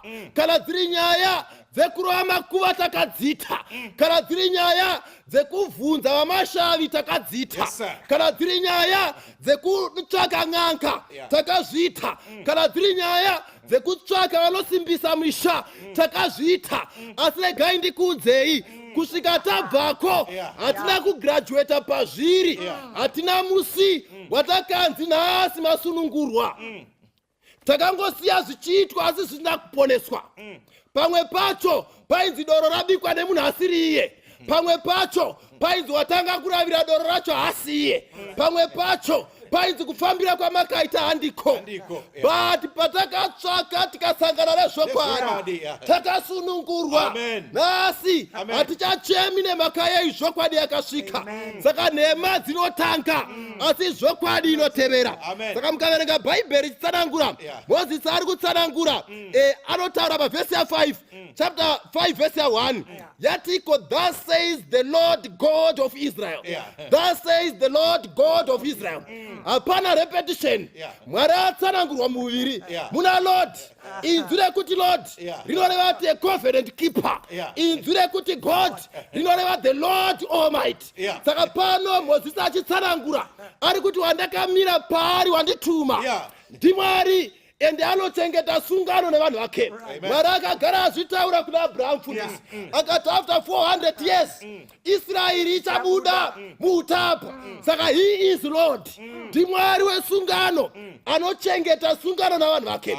But kwete zvega, he is also God. He is the Lord of Lords. Saka paanodaro vhesi ya2 ichitsanangura inotiko Pharaoh akati kudini. Verse 2 says, and Pharaoh said, who is the Lord? Pharaoh asked who is the Lord God? Arikuti who is the Lord? Abba asiya God. Arikuti ndiMwari wamune sungano naye kwete neni. Saka asiya the Lord of Lords. Nekuti aiziva kuti God iri kuda kuti ndiMwari wakewo. Why Pharaoh azvisiya? Haana kuzviita deliberately. Ari kuziva kuti iye muIjipita ari kutozvitiwo ndiMwari. Saka muna naMwari vakawanda vari kunamatwa mukati meIjipita. Pharaoh achizvitarisa anozviona saMwari. Kana pane pfungwa inotikomborera vhesi ya3 inoburitsa pachena yotiko Mwari auya kuti Israeri ibude inonamata Mwari wayo. Regai ndikuudzei vana vaMwari, kunyangwe tikararama tiri muIjipita pane nguva yekusimuka tichienda. Mwari anotsvaka mukati megore ya2021 makararama Ijipita kwenguva refu. Vamwe venyu muchiri kuita zvamashope-shope, vamwe venyu muri kuita zvamaprofita enhema, vamwe venyu muna mazango, but yava nguva yekusimuka mutsvake Mwari chaiye. Saka pano bhaibheri richitsanangura rinobva rati vasimuke vaende. For a long time Israeri yakanamata muIjipita ichinamata Mwari vasirivo, but nguva yakasvika Mwari yakatsvaka kuti vanhu vachimunamata. Gore rino iri igore rekuti vanhu vachinamata Mwari. Mwari achitsanangana nemukadzi weSamaria patsime vanotaura nhoroondo. John chapter 4 verse 23. Mwari anopindura mukadzi weSamaria, nguva ichasvika nazvino yatovapo kuti vanonamata vamunamate umweya nemuzvokwadi, nokuti Mwari unotsvaka vakadaro. Gore rino 2021 yasvika, nguva yasvika, Mwari yaanotsvaka vanomunamata mumweya nemuzvokwadi. Saka nyaya ichiitika muIjipita, vhesi ya4 inoenderera mberi. Ipapo mambo weIjipita vakati kwaari, imi Mozisi naAroni munotsautsireiko vanhu pabasa avo? Endai kumurimo yenyu. Chandoda kuti mutange kuziva Satani haana off. Uye Satani haapi vaakasunga off.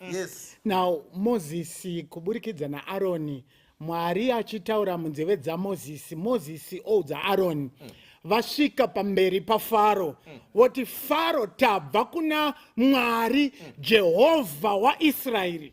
Faro anotovabvunza pavhesi ya4 zvikanzi, ko imimi basa renyu mambosiya rinani zvamuri kuuya nenyaya iyi? Chekutanga atobvunza zvikanzi, ndimwari upi? Regai ndimbokuudzai chinhu ichi. Satani anokupa zvinhu zvinokutorera attention yako. Now Faro akubvunza vakomana vaviri ava, anoti, which god? Ndeupi wamuri kutaura? Because muno muIjipti wakawanda. Regai ndikuudzei. Now Faro kana akusunga, akuisa pajoke, Faro haakupi zororo. Now Moses atoya neword kwete rake but rabva kuna Mwari wekumusoro kudenga. Zvikanzi siya Israeri iende. Faro ti inogoenda sei. Ndoda maperera anoita verse 4. Zvikanzi ko endai kumirimo, mabasa enyu mambosiya muinani. Go back, zvamuri kutaura izvi hazvina maturo, endai moshanda. But Moses naAroni vaenda, verse ya 5. Faro akati, tarirai, vanhu venyika ino vatova vazhinji. Zvino imi moda kuvazorodza pamirimo yavo. Vanhu venyika ino makatowanda. How be it kuti muri kuda kutozorora. But ndoida muchirungu inobva yati the people of the land. Now people of the land, expression zvazvoreva nezvekuti common people. Regai ndimbokudzokerai kumashure. Vanhu vari kushanda muEgypt, maIsrael, ndo vari kuproducer GDP yeEgypt yakabatwa nemaIsraelites. Saka Faro ari kuti akatarisa oti imimi nezvamauya kuzotaura kuti moda kuenda, hamuoni here kuti it's a threat to our economy. You are detractors of our sovereignty as a nation. Saka how be it? And in fact, muri kukumbira sei kuti muende. Saka Moses naAroni vaenda, Faro anosara achikwenya musoro. Zvikanzi ukaona vanhu vava kutaura nyaya yekuti vanoda kuenda, kuti basa ravo ishoma. But now let us give a background. Panguva iyi Israeri ndo vari kukanya zvidhina. Now pavari kukanya zvidhina izvi ndo zviri kushandiswa kugadzira mamonument, kugadzira matemple, kugadzira all the sacred places in Egypt. Zvidhina izvi zvinogadzirwa nei? Ndonzwa vazhinji vachiti vaipisa zvidhina neuswa. Aiwa, bhaibheri haridaro. Bhaibheri rinoti vaikanya dhaka neuswa. Uswa hwaiburitsa imwe acid. Saka kana zvakanyaniswa nedhaga zvikaomeswa nezuva, chidhina chacho chakasimba. Archaeological scientists today, as we speak, have actually excavated zvidhina izvi and vakaona zvine huswa mukati. Saka Faro ari kuti production iri kutsva, kana kwakuine nzvimbo yezvidhina yainzi zita iroro raipiwa, zvidhina zviri kubikwa. But surprisingly, pauya Moses naAroni kwakuti imboti siyai tiende. Problem ndokuya zvikanzi mukaenda anosara akabata industry ndiani? Pese paunoda kusimuka kuti uende, Satani haakusii. It's not a walk in the park. Saka akati Gentlemen, uyai pano vhesi ya6 mukaiverenga inoti akati aiwa chiri kuita kuti vadai so basa rakareruka. Regai ndembopinda mupfungwa dzaFaro mbichana. Faro anoti when a slave begins to think of freedom, it's because he has time on his hands. But if Pharaoh rangarirai, Pharaoh I picture ya Satan. Satan paanoziya kuti waakutsvaga zveumwari. Waunenge waakuteerera maprogram uchifollowa pa TV, uchienda pa Facebook. Anokumutsira imwe program. But Satan anoshanda nenzira two. Anoshanda ne persuasion. Persuasion ikasashanda, he will resort to force. Saka anoti aiwa wedzerai basa. Saka vanowedzera basa. Saka anodedza ma-task masters. Zvikanzi kubva nhasi musavatsvagire uswa. Siyai vatsvage vega. Asi target yezvidhina haichinji. Mubvunzo. Sei Faro anga akambozviona zviri nani kuti huswa huunzwe. It was actually an enticement kuti at least amoni kuti huswa hwacho hwatounzwa padhuze kukanya kwanyore. He will use persuasion, and avo vaapersuada havaoni kuti they are in slavery. They are enslaved. Why? Because vari kuti at least huswa hwacho hwatounzwa chii chakaoma pakukanya. But akaona kuti vakaramba vaine pfungwa yekuentertain freedom. Perhaps vanotimukira. What do I do? Ngavatsvage vega uswa asi zvidhina tozvida. Saka taskmaster anomira kuti kubva nhasi zvidhina zvedu hazvisi kuchinja. Target remains the same. But dambudziko makuenda mega kunotsvaga uswa. But rakaende kuudzei uswa hwaishandiswa apa. Uswa hwaishandiswa yaiva wheat kana barley.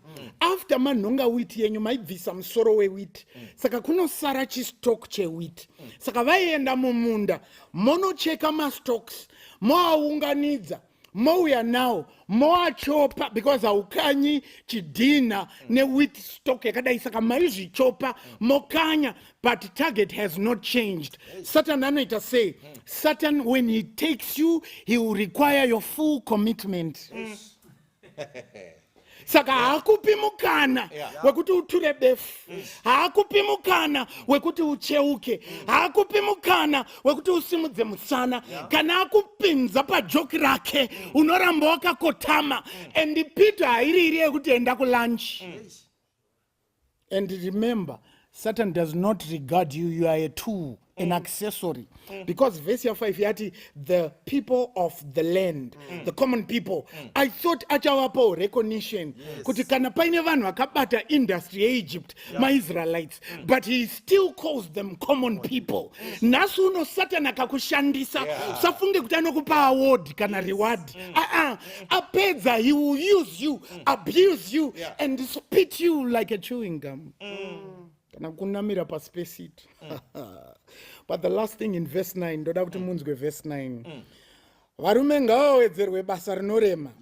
Varemerwe naro kuti varege kurangarira mashoko enhema.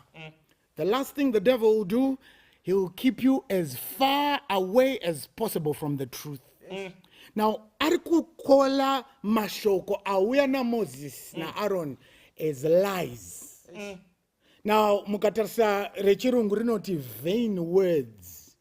Saka kureva kutoti mashoko amauya nawo, they are just but lies. But yet Aaron declare akati shoko iri rinobva kuna Mwari Jehovah wa Israel. But Pharaoh akatarisa mashoko aya, they are just but lies. Unogona uripo mteerero wakaniteerera. Mashoko aya ndazvokwadi. Nekuti Jesu mbune anoti mashoko angu aya upenyu asi chinokuzezera mzewe choti these are just but lies, vain words. Why? Nekuti uri pajoki rake. Ukanzwa mashoko aya pada ungatendeuke. Ndinoshaya anozobata joki. Zviri nani utende kuti manyepo urambe uri pajoki. Asi ndauya neshoko rekusunungura. Mwari anga ataura siya Israeri iende murenje indina mate. Pharaoh hazviti. Kana ukada kusimuka, Satan anokubata bhachi. Kana ukada kuti uende, Satan anokudhonzera sure. Kana ukati ndaakusimuka ndaakuyenda, Satan will make sure anokupa imwe program inokuvhiringa patirangariraka musoro uri kuti simuka tiende. Now verse 10 tiripo pana Exodus chapter 5 Bhaibheri ratiburisira pachena kuti vana vaIsraeri vaisirwa basa pamberi pavo rakanga raomarara kwazvo zvekuti zvakange zvaakurema kuti vabate matageti avo ezvidhina. Saka zvanga zvichiitika ndezvekuti Farao akanga ane vatariri vake vainzi matask masters. Saka avavo vakandosarudza pakati pevana vaIsraeri vakanga vari vatariri vevana vaIsraeri kana kuti maforomani akitarisa kuti basa riri kuitwa sei. Chiwa zvoitwa pano nevarayiri vebasa. Vesi 10 Bhaibheri rinoti ipapo varayiri vemabasa avanhu navatariri vavo vakabuda vakataura navanhu vakati, zvanzi naFarao, handichakupiyi uswa, endai mumene mundozvitorera uswa pamungawana, nokuti basa renyu haritapudzwi. Zvino vanhu vakapararira kunyika yose yeIjipita kuzovunganidza mashanga panzvimbo yavo. Chiwa verse 13 varayiri vamabasa vakavakurudzira vachiti, pedzai basa renyu, mabasa maifanira kuita mazuva ose muchinevuswa. Navatariri vavana vaIsraeri vakanga vaiswa pamusoro pavo navarayiri vaFarao vaisirobwa zvichinzi, makaregerei kupedza basa renyu razuro naranhasi muchiita zvitinha sezvamakaita kusvikira zvino. Verse 15 zvino vatariri vavana vaIsraeri vakauya vachichema kuna Farao vachiti, munoitireiko kudaro navaranda venyu? Basa pano rawandisa. Israeri haichakwanisi kubata matageti ehuswa. Basa rarema. Ndo vakubuda vachindotsvaga uswa. Ndo vari kuuya vachikanya zvidhina zvaikwaniswa kuforomewa vaunzirwa uswa. Hazvina kuchinjwa nezvakufanira kuforomewa vazvitsvagira uswa. Saka maforomani akati, vanhu vedu vakuvara nebasa, vanhu vedu vafa nebasa, Israeri toparara pano. Zvikanzi chaakundishamisa. Zvino vatariri vavana vaIsraeri vakauya vachichema kuna Farao. Ona koenda vanhu kundochema, ona kuri koenda Israeri kundochema. Vari kudzokera kuna Farao, iye wacho awedzera basa. Israeri nai, ko nai mwari wenyu aripi muchichema kuna Farao? Mubvunzo wangu ndiri kubvunza, nai vana vaIsraeri, ko mwari wedenga mamuisa kupi? Makundochema kuna Farao. Sei muchindochema kune uyo awedzera basa? Sei muchindochema kune uyo ari kukutambudzai? Sei muchindochema kune uyo ari kukushungurudzai?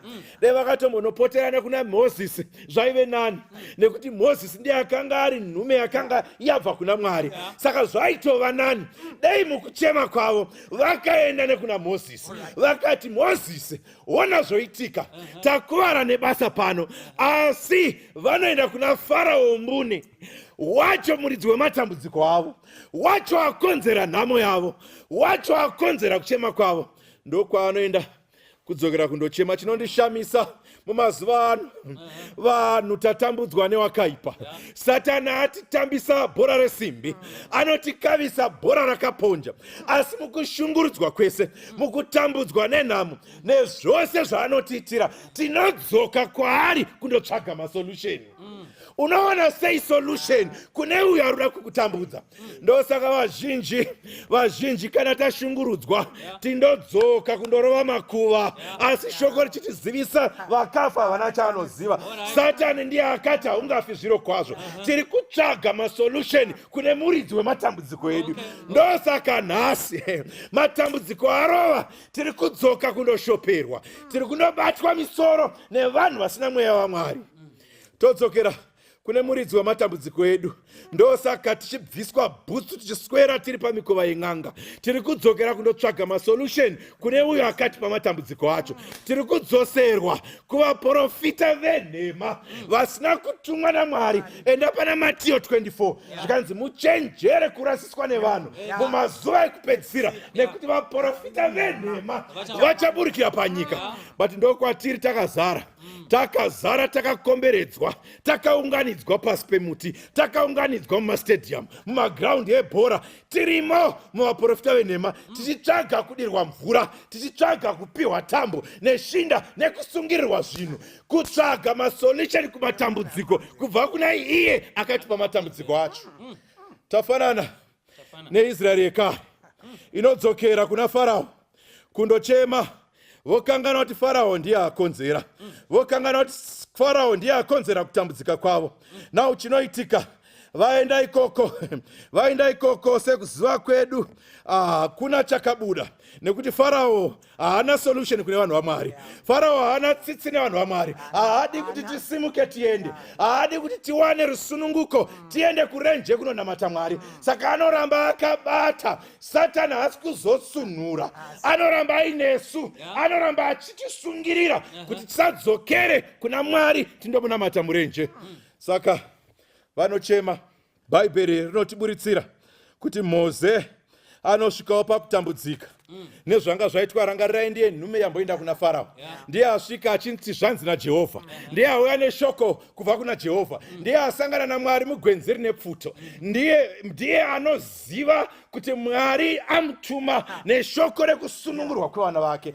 Asiwo Moses anosvika pakushaya kuti chii chaakuitika, zviri kumbofamba sei. Nai Mwari, kubva musi wandakandosvika nemeseji kuna Farao, zvinhu zvakatanga kuomera vana venyu, zvinhu zvakatanga kuomera rudzi rwenyu. Nai Mwari, regai ndikuudzei, Satani unogona kurova kunyangwe navo vanotenda vakabatira kwaari kuti aedze kuzunguza kutenda kwedu, aedze kuita kuti tirashe kutenda kwedu, titange kudhauta kuna Mwari wedu. Kunyange vanomunamata mumweya nemuzvokwadi vanotombozunguzwawo newakaipa achiedza kuedza kutenda kwedu. Bvunza Job, akanga akarurama, akaedza kuzunguzwa, asi chandoziva vanomirira Jehovha vanopiwa simba zhinji. Vanotenda saJob vanoramba vakabatira mukuzunguzwa, mukushungurudzwa, mumatambudziko, mumaronda, mukurasikirwa nevana, mukurasikirwa neupfumi. Vanoti Jehovha wakapa, Jehovha watora. Tichamurumbidza nekusingaperi. Saka vanotenda havazunguzwi pakutenda. Saka Moses pazvakaoma akaziva kwekuenda, akati ndodzokera kuna Mwari. Ndodzokera kuna Mwari ndinobvunza kuti konai Mwari, zvaita sei kana zvorema? Vanotenda kuna Mwari tinodzoka kuna Jehovha. Vanotenda kuna Mwari hatitsvage mhinduro kune venyika. Vanotenda kuna Mwari hatitsvage mhinduro kune zvese, tinoenda kuna Mwari. Saka Moses anodzoka kuna Mwari achidobvunza nezvekutambudzwa kwevana vaIsraeri kuti konai Mwari, ndimakandituma wani, ndimakawa neshoko rekusunungurwa kwevana vaIsraeri. Asi regai ndikuudzei vana vaMwari, kusunungurwa kwedu kunotanga bedzi kana tamboenda pakuedzwa kwekutenda kwedu.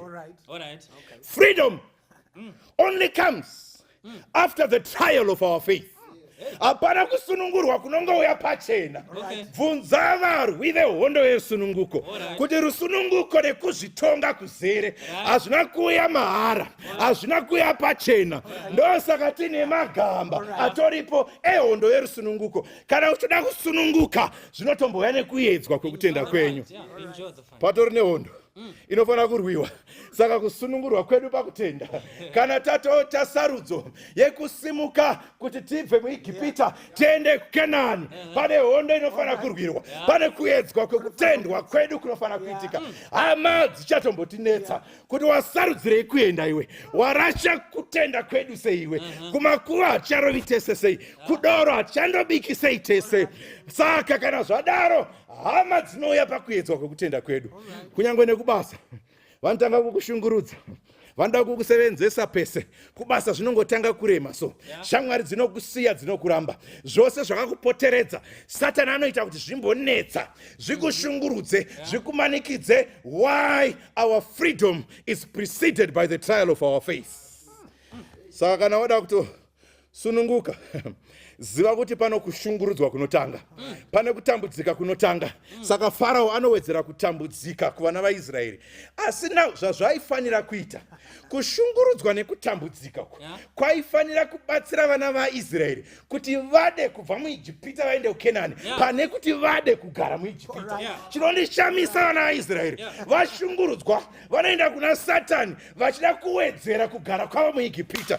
Asi Mwari ane zano riri nani kushungurudzwa kwedu newakaipa, kutambudzwa newakaipa, kunyange pasi rino naSatani. Kushungurudzwa kwedu kunofanira kuita kuti tide kuenda Kenani yekudenga vana vaMwari.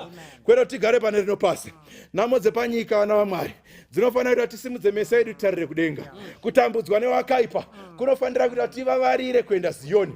Kunofanira kuita kuti tivavarire kuenda Kenani. Tindosangana nababa vedu nekuti kana takuda kusunungurwa chinotsvagwa naMwari kuteerera kwedu. Kuteerera ndiyo basi nzira inoita tiwane kusunungurwa naJesu. So it's only through obedience that we find freedom. Tikateerera shoko raMwari tinowana kusunungurwa. Chikonzero vazhinji vedu tichakasungwa newakaipa ndechekuti hatisatosarudza kuteerera Mwari. Saka Moses anondobvunzawo kuna Mwari, but ndinoifarira pana Exodus chapter 6. Pavhesi ya1 Moses andobvunza Mwari kuti sei zvaoma, sei zvanetsa. Verse 6, chapter 6 verse ya1, Bhaibheri rinobva rati Jehovha akati kuna Moses, zvino muchaona zvandichaitira Farao. Haleluya vana vaMwari. Zvino muchaona zvandichaitira Farao, nokuti uchatendera kuenda neruoko rune simba, uchavadzinga munyika yake neruoko runosimba. Mwari now makes a promise to his children kuti Canaan tinoenda kunyange Farao akanetsa. Amen. Saka mukaiverenga verse 1 ya chapter 6 iri kungotaura kuti Jehovha akati kuna Mozisi, imimi muchaona zvandichaitira Faro, nokuti uchavatendera kuenda noruoko rune simba. Chimbogara ipapo zvishoma, with an outstretched arm.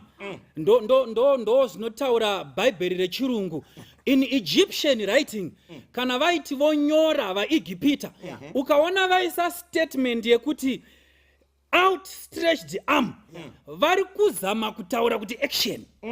Nditeererei vana vaMwari. Pari kunzi naMwari chamanga muchimbonzwa shure uko ivimbiso yekuti ndicha, asi iko zvino makuchizviona zvichiitika. Saka mukaitevera chapter 7 panotanga kuitika madambudziko. God is at work. Mwari vakuita basa rekusunungura. Vakaropafadzwa vanoti kana vapiwa vimbiso vanoramba vakamira pavimbiso yaMwari kusvika vimbiso ichizadzikiswa. Vasingambotairisa Abrahama anonzi ndichakupa mwana, asi anomboita zvaHagari ozodzoka hake ozopuwa Isaac. Wakaropafadzwa munhu anomira pachitsidzo chaMwari, nekuti kana Mwari achinge atsidzira anozadzisa. Teererai munzwe verse 2. Mwari wakataurawo naMozisi akati kwaari, ndini Jehovha. Nemhaka yei ari kuita inonzi divine introduction.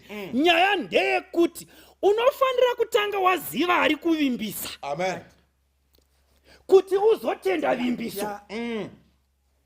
A promise is only as good as the character of he who makes the promise. Rega ndikadzokorore mhani kachirungu ake. A promise is only as good as the character of the person who makes the promise. Saka Mwari ari kuda kuti mutange maziva kuti ari kutaura ndiani. Ende uyu kana ataura haadzokeri shure pashoko rake. Saka Mwari ari kuita vimbiso. Vimbiso yaari kuita tinogona kuiteerera nekuvimba nayo nekuti Mwari haadzokeri shure pashoko rake. Saka kana paine chawakavimbiswa naMwari, mirira nguva yekuzadzikiswa kwacho, otherwise chichasara chozadziswa iwe wabva panzvimbo. Saka Mwari anotanga kuita inonzi divine introduction. Obva ati paverse 3, ndakazviratidza kuna Abrahama nokuna Isaka nokuna Jakobho, ndiri Mwari wamasimba ose. Asi ndakanga ndisingazikanwi navo nezita rangu rinonzi Jehovha. Ukaitarisa zvakanaka nyaya. Kuna Jakobho zita rekuti Jehovha rakashanda. Ndoda kuti muteerere vhesi rati ndakanga ndisingazikanwi nezita rekuti Jehovha. But ukadzokera kumashure kuna Genesis, kuna Jakobho zita rekuti Jehovha ririko. Kuna Abrahama paMoriya zita rekuti Jehovha ririko. Saka Mwari ari kurevei kana achiti ndandisingazikanwi nezita iri. Zvoda kuti uchichera manje unzwisise kuti chiri kurehwa chii.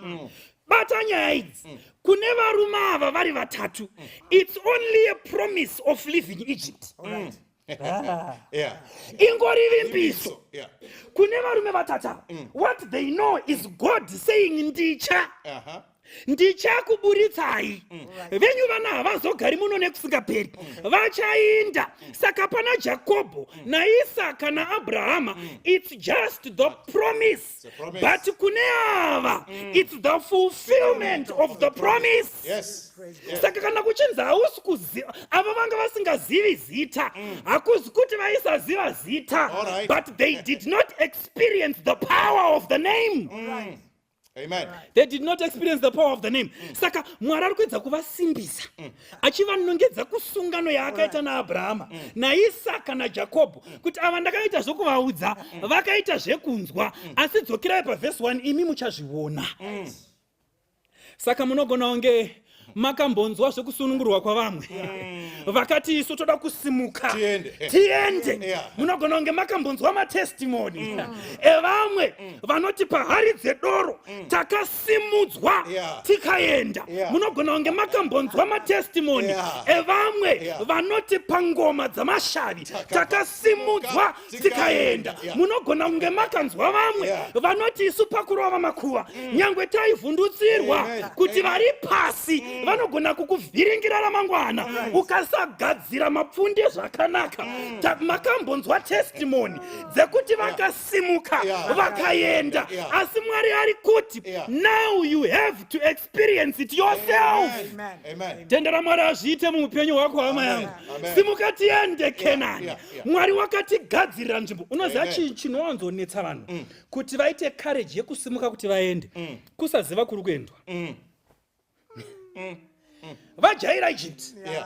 So Egypt is now their land. So Canaan is a foreign land. Canaan is a strange land.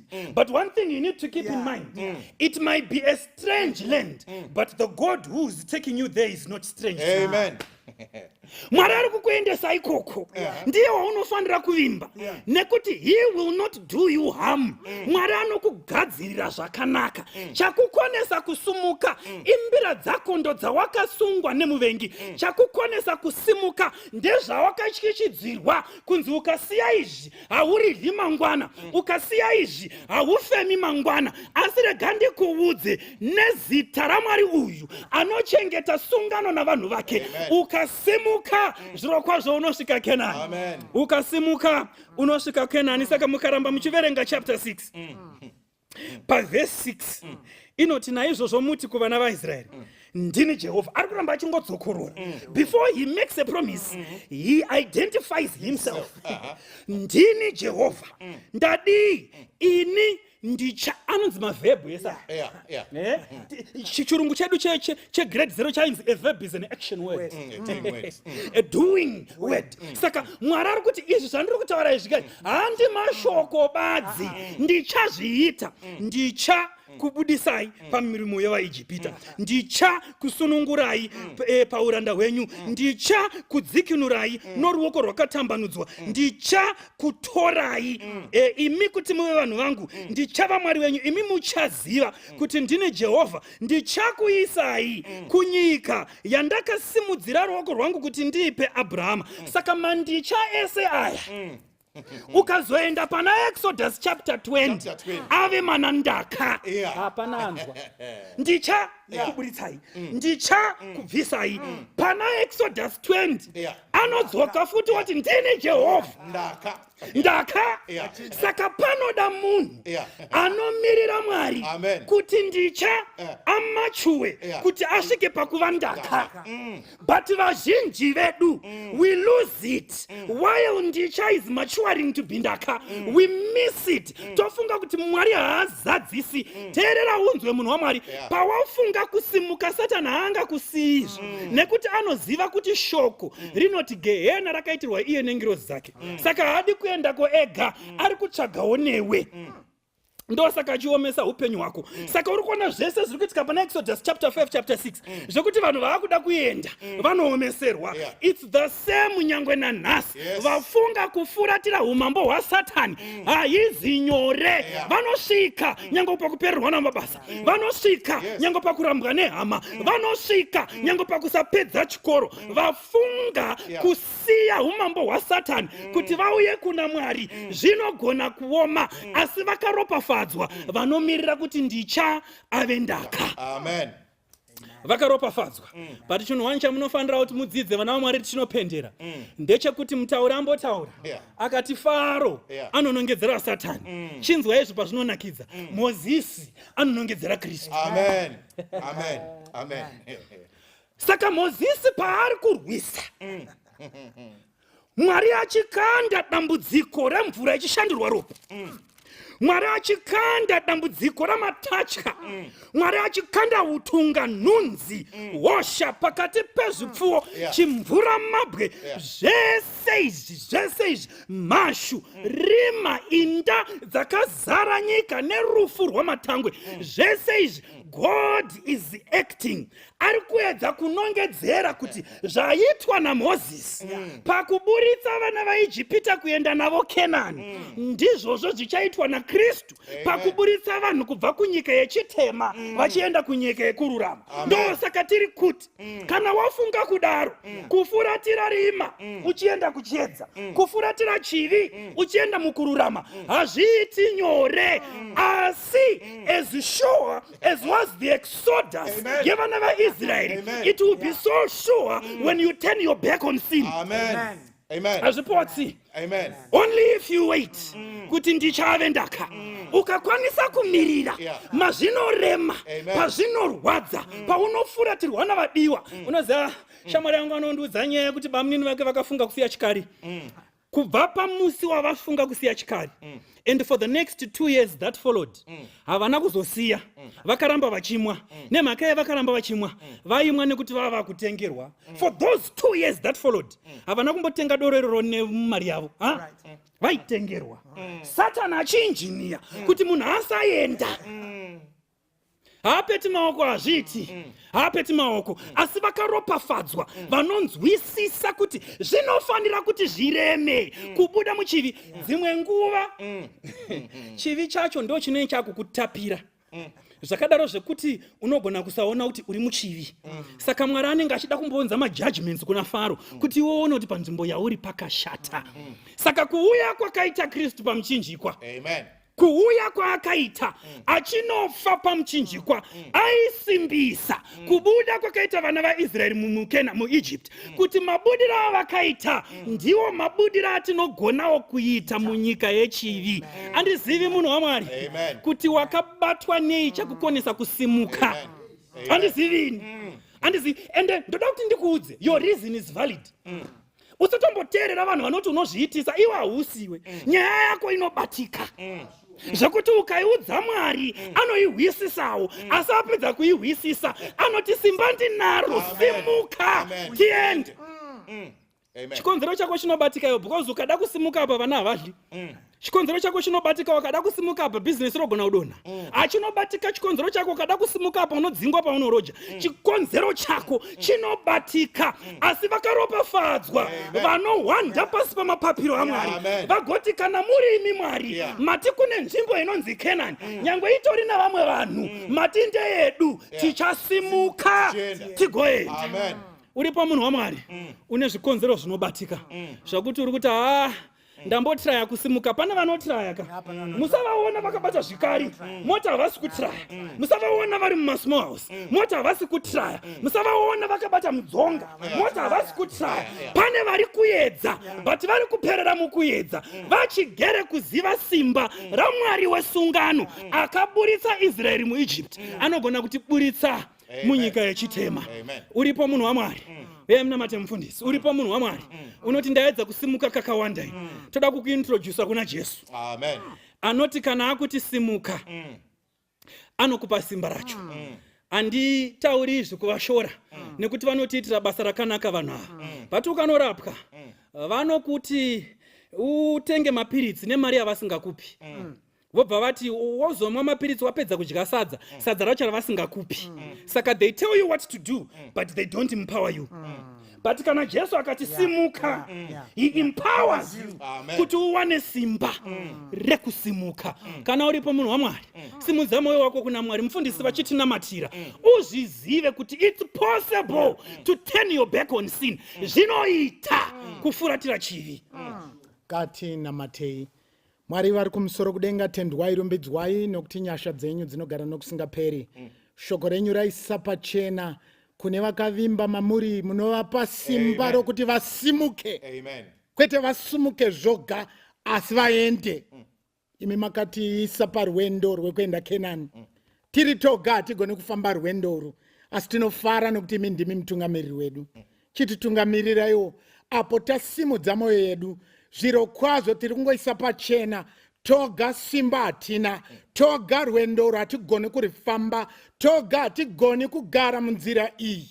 Asi kana imi matungamirira, nyasha dzenyu nerudo rwenyu zvichititeera, tichasvika Kenani. Chivaiona babawo namai avo nemukomana uyo nemusikana uyo nambuya avo nasekuru avo, tose mutipe simba rokurambira takabata pashoko iri. Nekuti shoko iri nderazvokwadi, ringatendwe. Anotenda wose ngati amen. Amen.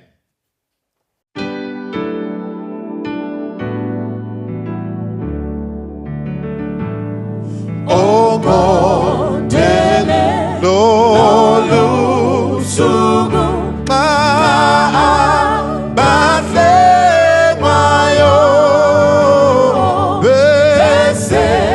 Zioni gezi lope bese kaya nabo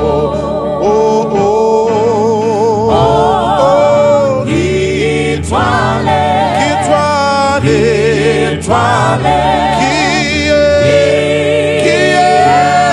Zioni kitwale gisenzini wotando emzini wabadwele ngiyozwa haleluya izulu zibasho umphefumulo ujabula nabahlengiweyo ngithwale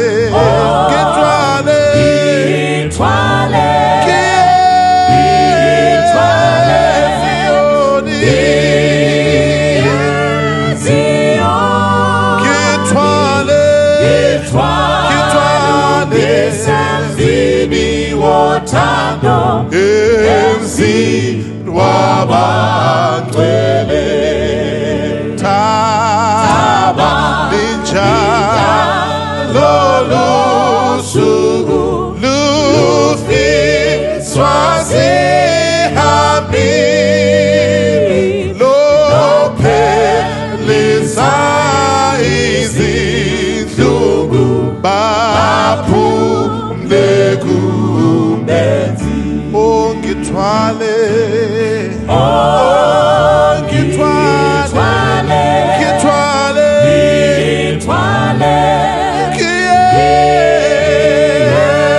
Zioni ngithwale gisenzini wotando emzini wabantwele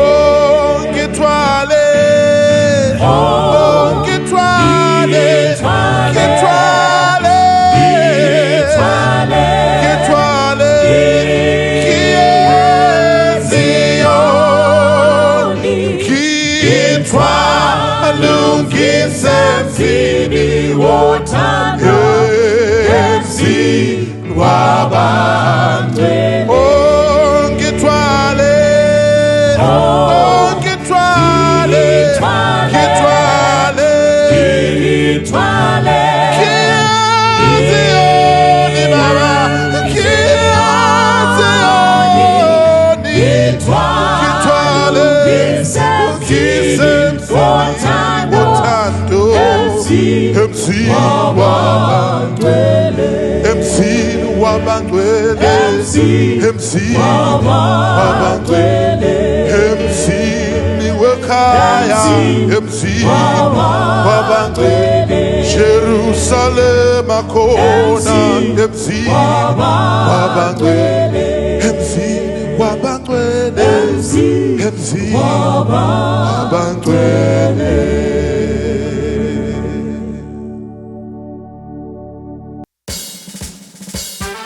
Right leg, left leg. Move. Step by step, step by step, I will follow Jesus Christ. Step by step, step by step, I will follow Jesus Christ. Step by step, step by step, I will follow Jesus Christ. Yesterday, today, tomorrow, I will follow Jesus Christ. Yesterday, today, tomorrow, I will follow Jesus Christ. Yesterday, today, tomorrow, I will follow Jesus Christ. Step by step, step by step, I will follow Jesus Christ. I will follow till I reach the skies. I will follow only Jesus Christ. I will follow only Jesus Christ.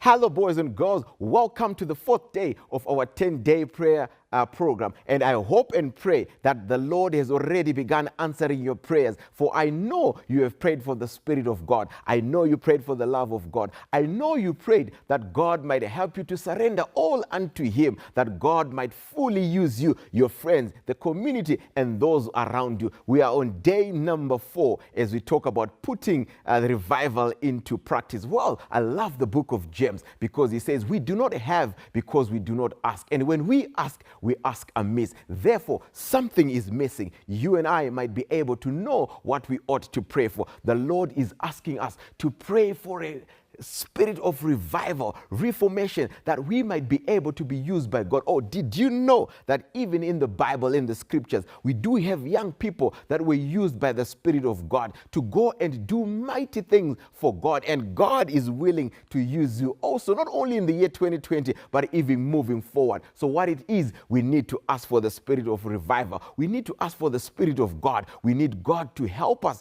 to put all this revival into action. When the Spirit of God is upon us, we are able even to change the situations around us. I could have given you many examples. Look at Samuel, look at David, look at the 3 Hebrew boys, and look at even the girl whose name is not mentioned in the book of Kings who helped Naaman, because the Spirit of God was upon her and her revival was able to put in action. And God is looking for boys and girls to use to revive the nation. And guess what? You could be one of them. So as you continue to pray, I hope you still have your prayer list of the people that you are praying, that their revival might be put in action, and that revival begins with you. God bless you as you continue to pray for yourself, for your family, for your friends, the entire globe and the community as God continues to impact the world. God bless you. Philippians 2 verse 5. Let this mind which was in Christ Jesus also be in you. Let the mind that was in Christ Jesus be in you. In you. Let the mind that was in Christ Jesus be in you. In you. Let the mind of kindness, the mind of compassion, the mind to preach be in you. In you. the mind of giving, the mind to love, the mind to forgive be in you. Let the mind of Jesus be in you. In you and you, in you and you, in you and you and you. Let the mind of Jesus be in you. In you and you, in you and you, in you and you and you. Let the mind of Jesus be in you. In you and you, in you and you, in you and you and you. Let the mind of Jesus be in you. In you, in you, in you. Ndinoda kutaura kuti ndaponeswa ngero paro pamsana popemudza wake ndichagara kumushako ndaponeswa ngero para kerenyenye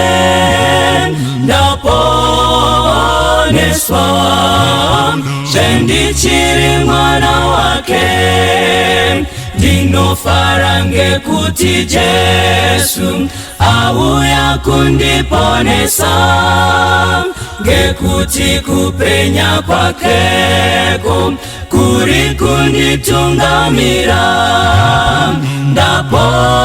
ndaponeswa ngero para kerenyenye ndaponeswa sendichiri mwana wake ndinotondera muponesi ndichiri kufunga ndiye ndiri kuimba nguva dzese ngerudo rukuru rwake ndaponeswa ngero para kerenyenye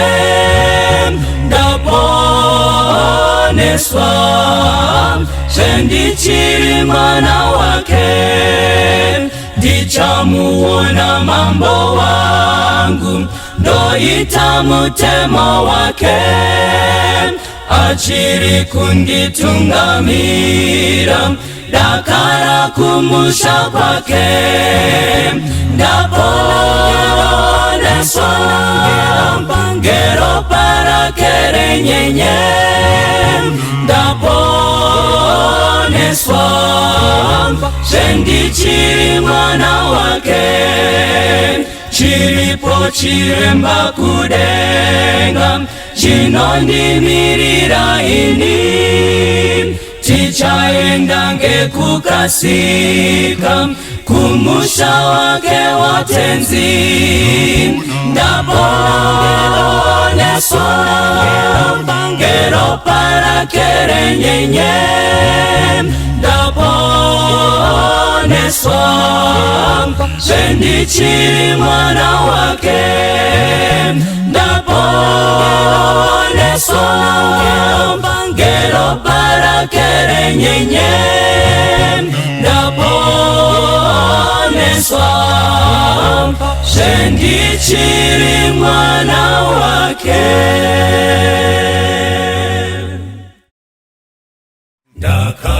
ndakarwadziwa Jehova atsamwa zvitema zvakandifuwira pasi ndakachema ndiri mumatope tenzi akandiburitsa kunzezve andiburitsa mumatope andibisa ine panomwa ndasiyandi parweyo mumoyo rekukudza haleluya andibisa padombo petro naye masiko angu asimbiswa pano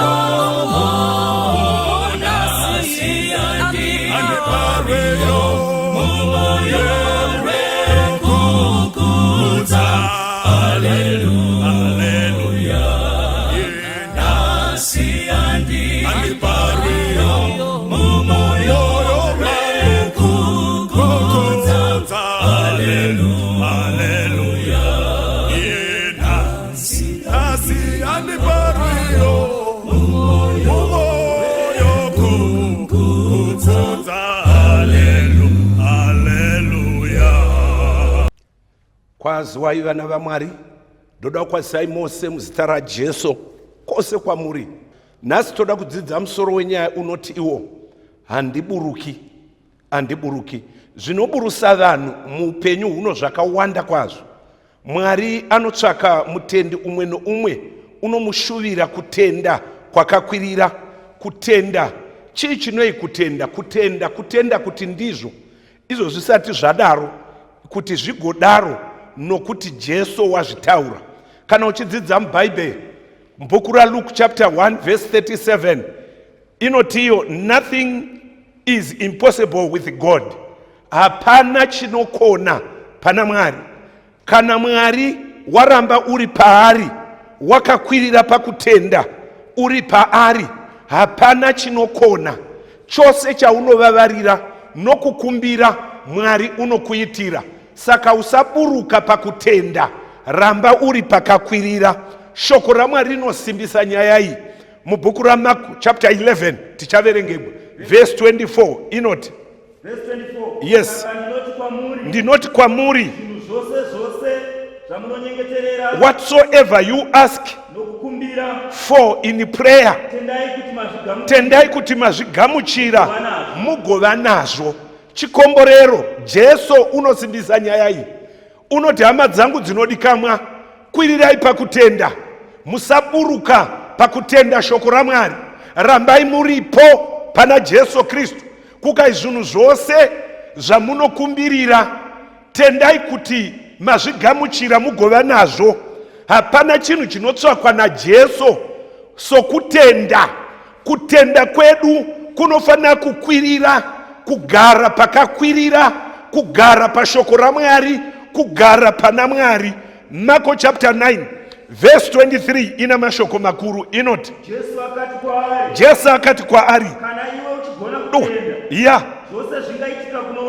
Bhaibheri rinotiro Jesu asati arapa unoti kuna Baba, kana iwe uchigona kutenda zvose zvingaitika kune vanotenda. Regai ndikuudzei vanhu vaMwari, chinotsvakwa naMwari muupenyu huno kubatana naMwari pakutenda. Tenda shoko raMwari, tenda kuti zvose zvinobvira. Usaburuka munhu waMwari, ramba uchinamata munamato unoti ina handiburuki pakutenda. Hebrew chapter 11 verse 6 inoti, kana pasina kutenda hazvibviri kumufadza Mwari uyu, nokuti vanouya kuna Mwari vanofanira kutenda kuti Mwari uripo, uye kuti unopa vanomutsvaka mubayiro wavo. Regai ndikuudzei hama dzangu dzinodikamwa, kana touya kuna Mwari, Mwari wakakwirira, une shoko rakakwirira, uchatipa umambo hwakakwirira, unotitenda kuti uripo uye kuti unopa. Apa ndopada, tenda kuti Mwari unopa vanomutsvaka mubayiro wavo. Usaburuka munhu waMwari. Mukati mevanhu pane zvizhinji zvaburusa vanhu.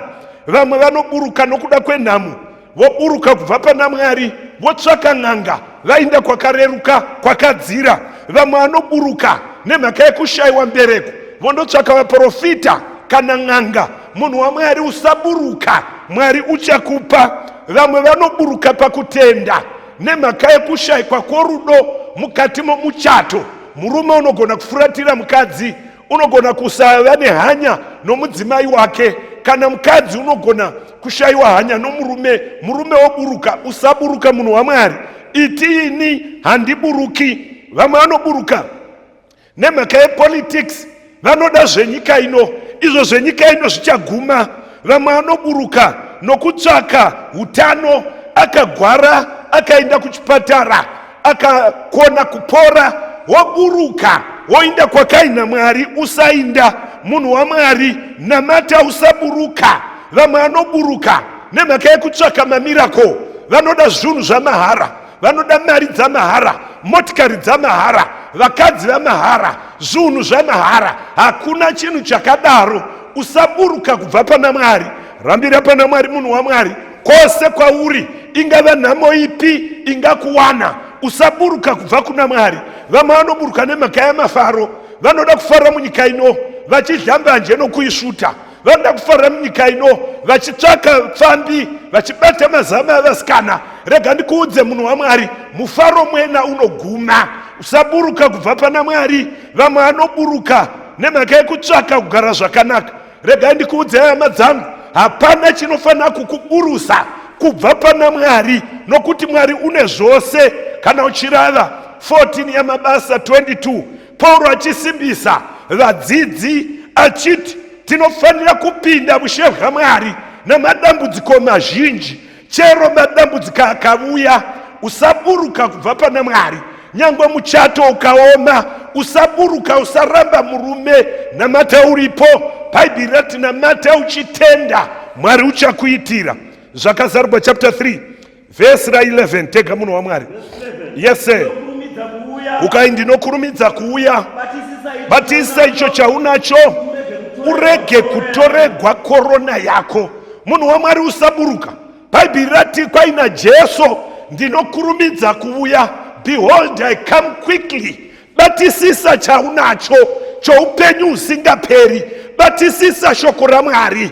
Batisisa kuzvibata. Batisisa kuvimba naMwari. Batisisa pamunamato. Batisisa pa that says the Lord. Kana waramba wakabata, Mwari une korona yaakatimigira yaachatipa. In fact, asati abuya uchakonifema kuti ndinofamba newe kana ukasaburuka. Hama dzangu dzinodikamwa, Mwari watinoshumira ndiMwari wakakwirira, ndimwari unoda vanhu vakakwirira mupfungwa, vanhu vanotenda kutenda kwapamusoro. Isaiah 57 verse 15 tega munhu waMwari. Zvanzi noakakwirira, the highest God ari kumusoro. Unogara kusingaperi, une zita rinoijene. Kwaina Mwari ndinogara pakadiko, pakakwirira. Handigari pavanhu vanoenda kugwizi, handigari pavanhu vanovata pasi pemiti vachiita zvivi, handigari mubhawa. Ndiri Mwari anogara pakakwirira, zita rangu rinoijene. Munhu waMwari, vavarira kusaburuka. Kwaina Mwari ndinogara, ipedzise munhu waMwari pakakwirira. Waka eka ya Bhaibheri ratiro ndinogara pakakwirira, zita rangu rinoijene. Ndinoda vanhu vanokutenda kwakakwirira, vanozvininipisa, vanokurura kutenda kwavo, vopfekedzwa kutenda kwaJesu, vanotenda kwa kutenda kunogona kumutsa hanya dzaMwari. Regai ndikuudzei vanhu vaMwari, pano Mwari ari kuti ndinogara pakakwirira, ari panzvimbo yakachengeteka. Kana munhu ukasaburuka, ukaramba uri pana Mwari, uri pakachengeteka. Zvose zvinodiwa nemoyo Mwari unokupa.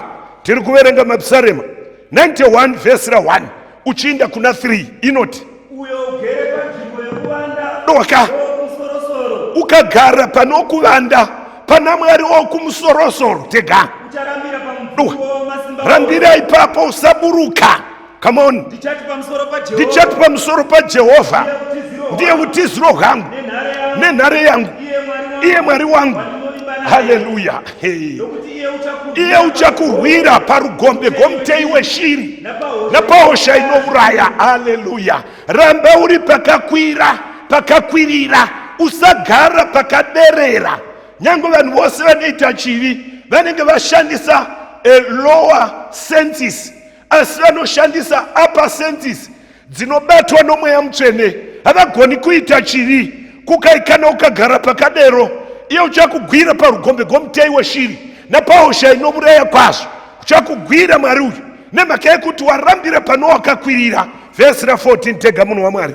Ya nowaka ndichamugwira, ndomuisa pakakwirira.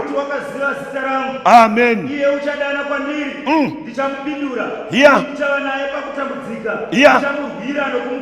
Bhaibheri rinotiro kana uri pakakwirira ukasaburuka, unotiye Mwari, munhu uyu zvaakandida akagara pedo neni pakakwirira, ndichamugwira panyaya dzokuvengana nehama dzake, ndichamugwira pavana vake vasisateereri, ndichamugwira pamweya yetsvina inganetsa upenyu hwake, ndichakugwira pabasa, ndichakugwira pakurogwa kwako, ndokupa murume unodikanwa nomwoyo wako. Nemhaka yekuti wakandida, ndichakupa mudzimai usingazokuchiti. Kana ukandida zvawakandida, kwai ndichamugutsa noupenyu urefu, ndichagadzira ramangwana rake. Tega verse 9.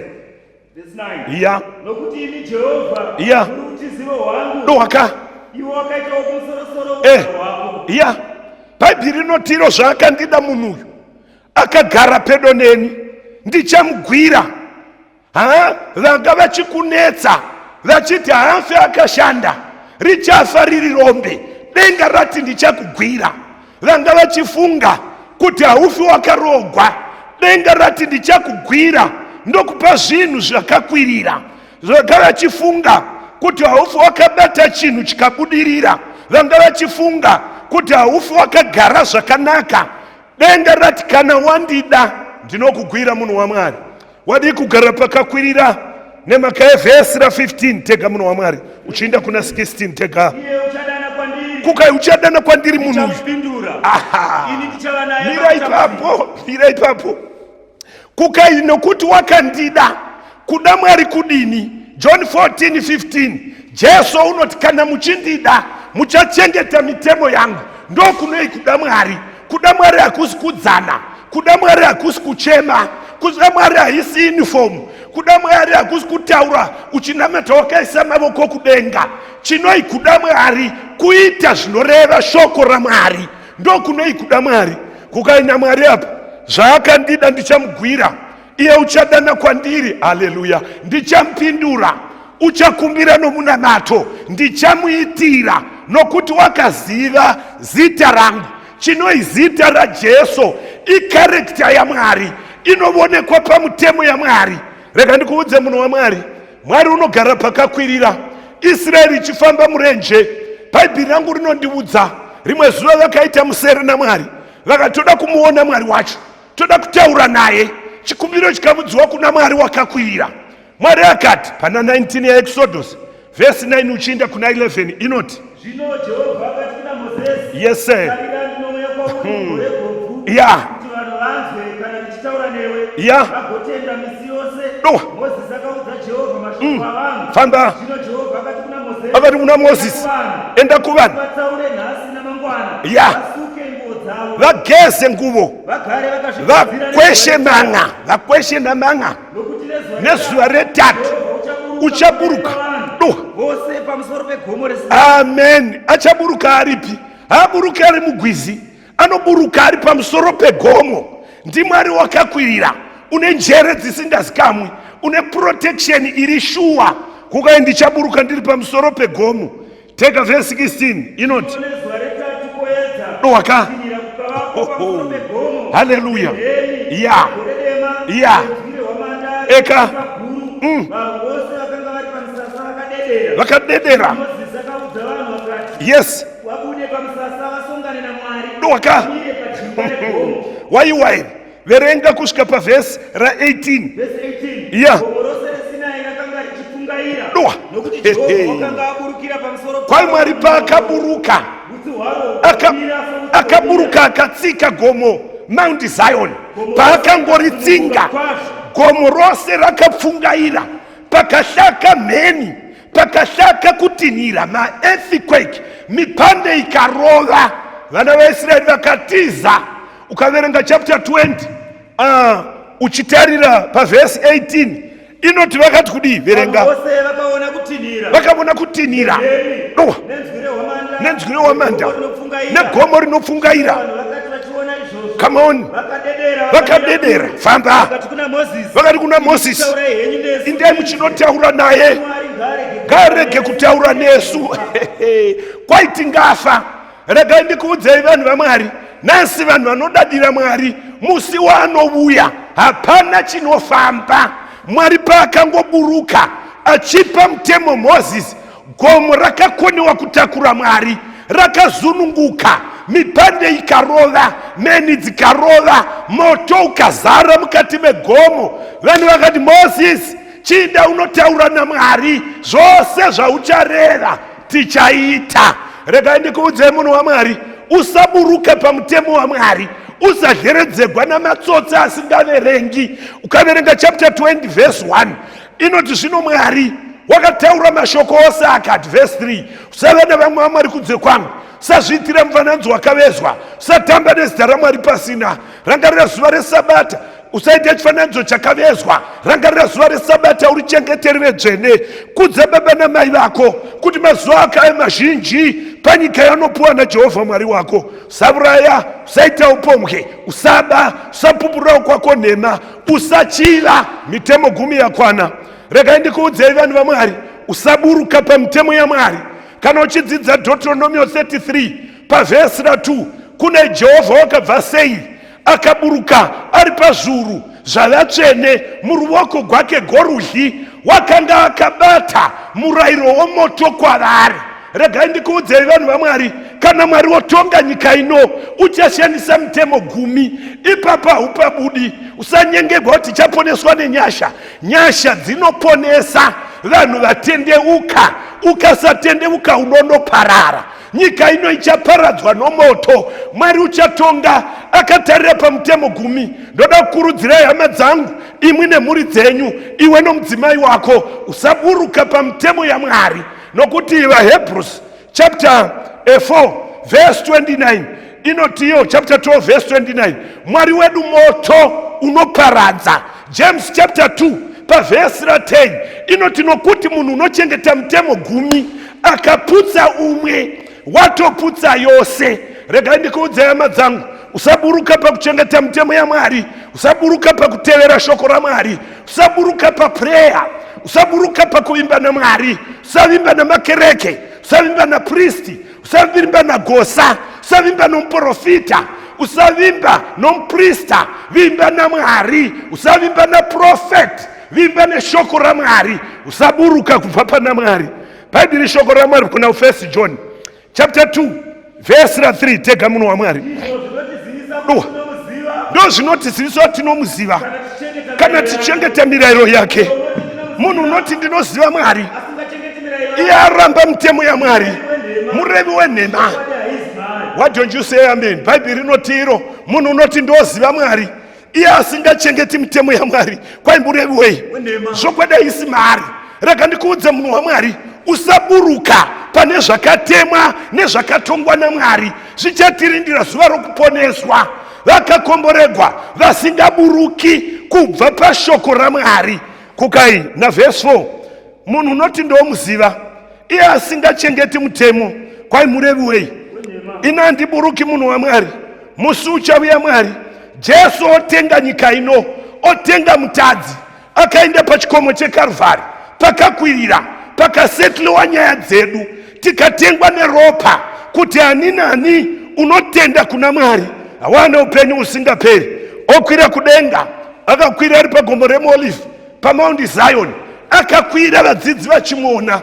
Pana mabasa 1 verse 9, kuka zvino wakati areva izvozvi, akakwidzwa kudenga, vachitarira gore rikamubvisa, vakasazomuona. Verse 10 inoti zvino varume vaviri vakaburuka kudenga, dzaiva ngirozi dzaMwari, dzikamira navadzidzi dzikati, nhai mwi varume veGarirea, makamireiko makatarira kudenga? This same Jesus, Jesu amavona achikwidzwa kudenga, uchavuya ini just like mena, sezvamamuona achienda kudenga. Ndoda kuudza hama dzangu dzinodikamwa, musi unovuya Mwari haazotsiki nyika ino ingapfuta. Uchavuya ukwira pagomo reZion, ndo paacharitsika, paanotora vatsvene, haatsiki Mount Zion. Unomira nochomudenga makakwirira, oridza hwamanda, vatsvene vakafa vachitenda kuna Jesu vachamutswa, makuva achaputika, mahwiro ozaruka. Vakatenda mushoko raMwari, vasina kubva pana Mwari, vakaramba vari pakakwirira pashoko raMwari, pamitemo ya Mwari, ndo vachamutswa. Vapenyu vanenge varipo nguva iyoyo vachachinjwa sokugayira kweziso, vopuwa muviri mutsva. Bhaibheri rotoenda kudenga. Zvaka chapter 20 inoti chaita 1000 years tiriko kudenga tichitonga namukoma Jesu, tichibvunza kuti ko vamwe vaya vaifembera nhamba dzechitupa varipi? Ko vamwe vaya vaifunga kuti vakangwara vachiramba Mwari varipi? Bhaibheri Jesu uchati, uyai ndikuratidzei shoko rangu ndakati, vachapinda kudenga ndevanoita kuda kwaMwari, kwete vanoita kuda kwavo, kwete vanoita kuda kwavanhu, kwete vanoita kuda kwemwoyo. Vachatevera shoko raMwari ndo vana vaMwari. Bhaibheri rinotiro after 1000 years Jesu uchatungamira, otsika gomo redingwisa Mount Zion, kugadzirira panogara Holy City of God, pachagara Jerusalema raMwari. Tiri kuiverenga kuna Zechariah chapter 14 verse 4 uchiinda kuna 5, tega munhu wa Mwari. Ndi Jesu eka ya richapamukana pakati ya rotsedukira kuMachamire, famba mpata mukuru kwazvo. Imwe ichatsedukira kumusoro, ichatsedukira zasi. Aka famba munhu wa Mwari. Bhaibheri rinoti iro Jesu uchatsika Mount Zion, rotsedukira rimwe kumusoro, rimwe rotsedukira zasi, kugadzira panogara Holy City of God inenge ina vatsvene. Munhu wa Mwari usaburuka, saburuka kubva kuna Mwari, ramba kugara pavanhu vane zvivi, ramba kugara pavanhu vane mirangariro yokusada Mwari. Mwari uchaisa vanhu vake vanenge vari muHoly City, paMount Zion, vatsvene varimo. Iko musi waanoonekwa Jesu. Bhaibheri rinoti unenge ari pakakwirira, pachavonekwa nomunhu wose. Vatsvene vanoti ndiye watata kamirira, vatadzi manje. Ndoda kuudza Mwari wakakwirirawo, asi Mwari wokutamba, ndi Mwari wakabata nyika ino yose iri muruoko gwake. Kufema kwako kuri mumavoko ake. All your plans iri muruoko gwake. Hapana chaasingazivi noupenyu hwako. You better listen to the word of God. Ndokuti uponeswe. Inzwa zvakazarugwa musi uchaburuka muchinda 6 verse 14 uchinda kuna 17. Tega munhu waMwari. Mwari ngaavongwe namakomo ose nezviwi zvakaitwa displace. Come on. Namadzimambo enyika navakuru navatungamiri vehondo navafumi navanosimba. Yese vakandovanda kumapako nomabwa makomo. Ya doka Bhaibheri rinoti iro nokuti zuva rokutsamba kwavo rasvika. Ndiani unogona kumira? Bhaibheri rati iro musi uchadzika mukomana achidzika nemakore aine ngirozi dzake dzose. Hapana chinomira. Hakuna uchaenda kumakuhwa, hakuna uchaenda kuzvikwereti, hakuna uchaenda kusmell house. Kwai denga richawaranyugwa sebhuku kana richibviswa. Mwari achavonekwa Jesu Kristu zuva iroro. Rega ndikuudze munhu waMwari, hakuna unoenda kun'anga, hakuna unoenda kumakoleji. Ndati hakuna unopinda mbhawa, hakuna windi ucharova bhazi. Tose tichatarisana nokuuya kwaJesu. Bhaibheri rinoti madzimambo enyika namagenerals vachatiza pamberi paJesu Kristu, asi voga vane mazita akanyogwa vakanyoresa vachimunyika ino vakabva munyika vakanamata Mwari, vakarambira pakakwirira, vakachengeta mhuri dzavo, vakachengeta miviri yavo, vakachengeta kutenda, vakachengeta shoko raMwari. Ndo vachati ndiye watata akamirira. Rega ndikuudze munhu waMwari, mukomana anenge aburuka kuzotora vatsvene vake. Nyaya dzokuburuka dzakaipa. Kana Mwari asina kuti buruka, tinodzidza bhuku raLuke chapter 10 verse 30. Tega munhu waMwari. Come on. Pana mashoko makuru Jesu anga adzidza naloya. Loya akabvunza Jesu akati wokwangu ndiani? Jesu akati kudii? Akati mumwe munhu. Zvino Jesu akapindura akati mumwe munhu wakabva Jerusarema akaburukira Jeriko.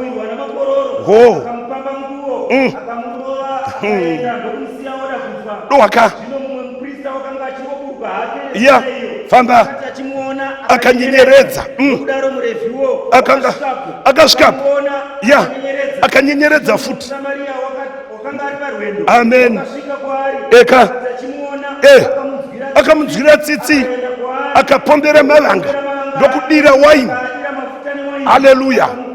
Pachipfuwo chake. Nyaya munoiziva. Bhaibheri rangu rinotiro inda kune imwe. Bhaibheri rangu rinotiro kwai Jesu achipindura loya. Jesu akati mumwe munhu waibva Jerusarema kwakakwirira achiburukira Jeriko kuna makororo. Muzhira akasangana namarobha akamurova akamataka akapambiwa nguvo akamurova akamusiya ari half dead. Shoko raMwari rinohwisa urombo. Rinoti muprista akaburuka nezhira iyoyo akamuona akatendenedza. Murefu akatendenedzavo. Rega ndikuudze hama dzinodikama, ruponeso gwedu hakusi kuimba kuchechi, hakusi kuparidza muchechi. Ngatinzwei tsitsi navanhu vakaparadzwa naSatani. Hauhwi urombo here kuona vanhu vanodyiwa vuswa vakatakwa nedzidziso dzenhema. Nasi vari kuhwisa urombo. Vamwe vanonamatiswa pazuva, havatendegwi kuritiza. Vanonamatiswa nyangwe mvura ichinaya, vanonzi musabva, vanotakuriswa matombo nemvura. Rega ndikuudze munhu waMwari, vakatakwa naSatani, vakapuwa dzidziso dzisingabvi mushoko raMwari. Haunzwi urombo here? Enda unopamba mavanga, enda unobetsera vanhu vari half dead. Vamwe vari kumiswa mbanje, vamwe vari kumiswa doro, vamwe vanoudzwa vanzi mupombwe. Hakuna usingaiti. Vakuvadzwa naSatani muzhira yeJeriko. Kwai muSamaria aiburuka nezhira iyoyo, akamuona akamukwidza pachipfuwo chake, akaenda naye kuchipatara, akabhadhara zvose.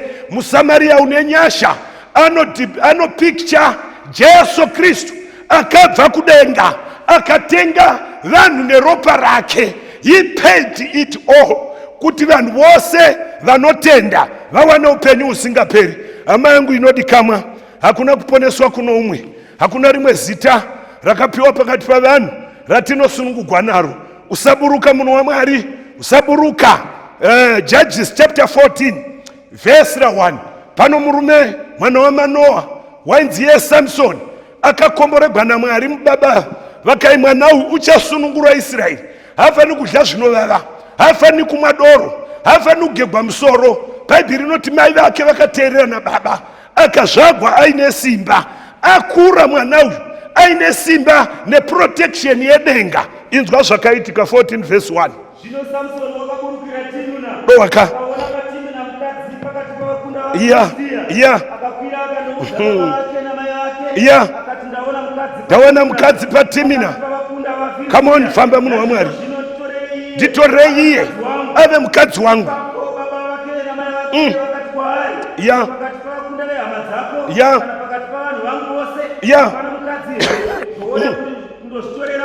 Tega munhu waMwari. Yes. Iye akati kudii? Nemakei uri kuhwa here munhu waMwari? Bhaibheri rinoti Samson akaburuka akavona. Kana munhu aburuka ukaburukira kunzvimbo isiyo, unovona zvinhu zvakaipa, uvona zvanaka. Varipo varume vakaburuka vakaona pfambi yanaka kudarika mukadzi womumba, vakapinda kwavari vakatora nezvigwere, vanoda kuparadza nemhuri yake. Kana munhu achiburuka akavona small house, anogara ikoko somunhu akadyiswa nepfungwa dzinodhanganyika. Vhesi shoko raMwari anonziye, hapana here pano chaungawana chii chaunoda kupfambi? Hapana here pamukadzi wako? Haana here mazamu maviri? Haana here vhudzi raunochiva? Rega ndikuudze munhu waMwari, kana waburuka unova bofu, unovona zvakaipa zvanaka. Aburuka unonditorerei iye nokuti unondifadza. Rega ndikuudze munhu waMwari, zvinofadza zvinoponesa. Zvinoponesa ndezvakaina Mwari ita. Mukomana aburuka wakashinga kugara nechifeve. Kana munhu abva pashoko raMwari, chero vhangeri raparidzwa risingabvi mushoko raMwari, munhu anogamuchira. Rega ndikuudza hama dzangu, rambira pashoko raMwari, usaburuka kubva pana Mwari. Variko vana vabereki vainamata iko zvino vakabuda nemhaka yekuda nyika ino, nemhaka yekuti vakaburuka.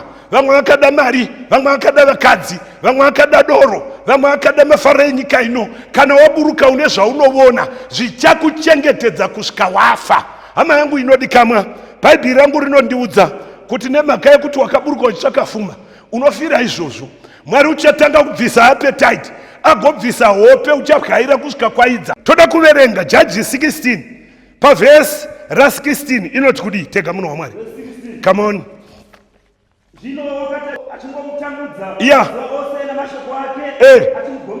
Achimugombedzera ukasvika pakufa, akamuudza nomwoyo wose panobva simba, areva panobva simba. Tega 19. Come on, darikira. Akavatisawo pamadzva Samson, akadana munhu, akavevugwa nomurume vedzikanayo, akatanga kumumanikidza. Ya, tega. Come on. Kapepuka pahope dzake. Ya, sapane dzimwe nguva. Come on. Tererai vanhu vaMwari. Varipo vanhu vanoti kuchechi munyika, variko vanhu vanoti kuchechi kumbanje, kuchechi kuupombwe, kuchechi kun'anga. Rega ndikuudze munhu waMwari, little did you know, denga rakatama kare. Munhu waMwari ukabva pana Mwari, Mwari unobvisa simba rake. Bhaibheri rinoti iro akanga asingazi kuti Mwari wabva kwaari.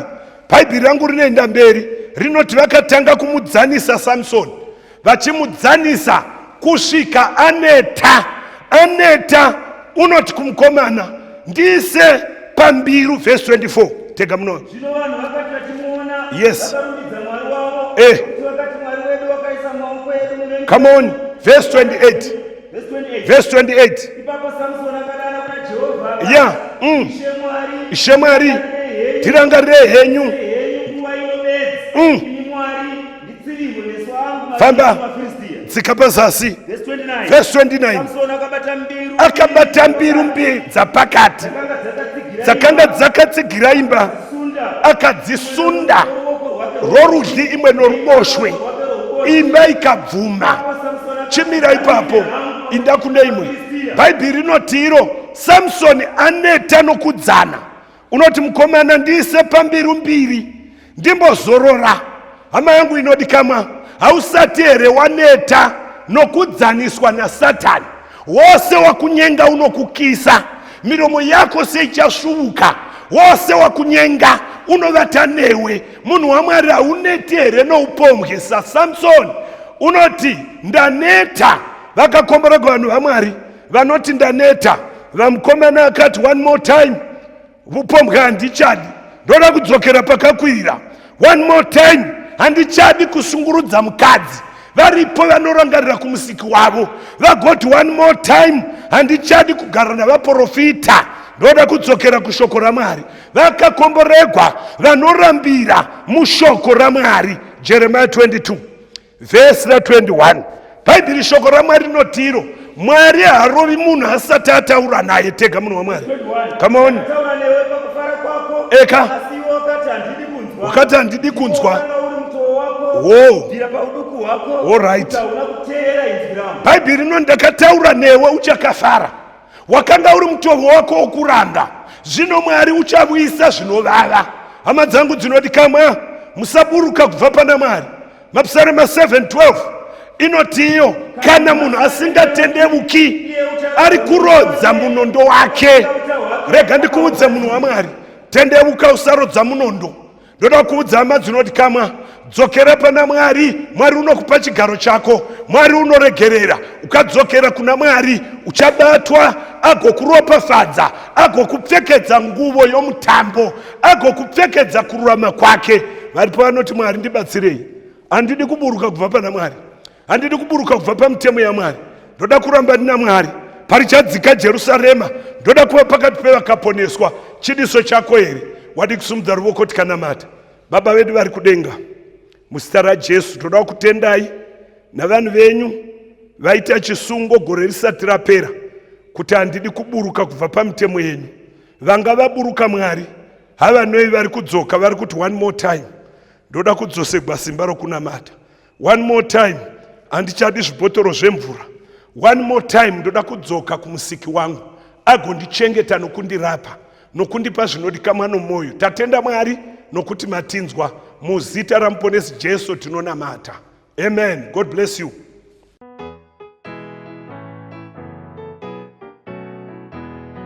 Nafamba kure kumbusha tenzi ndotoka, ndakaita zvakaipa tenzi ndotoka, ndotoka kumbusha zvekusafamba, tambanudzai maoko tenzi ndotoka, ndarasa makore mamwe tenzi ndotoka, ndopinduka nemasodzi tenzi ndotoka, ndotoka kumusha zvekusafamba, tambanudzai maoko tenzi ndotoka, tenzi ndaneta kutadza tenzi ndotoka, rudo rwenyu ndosimbira tenzi ndotoka, ndotoka kumusha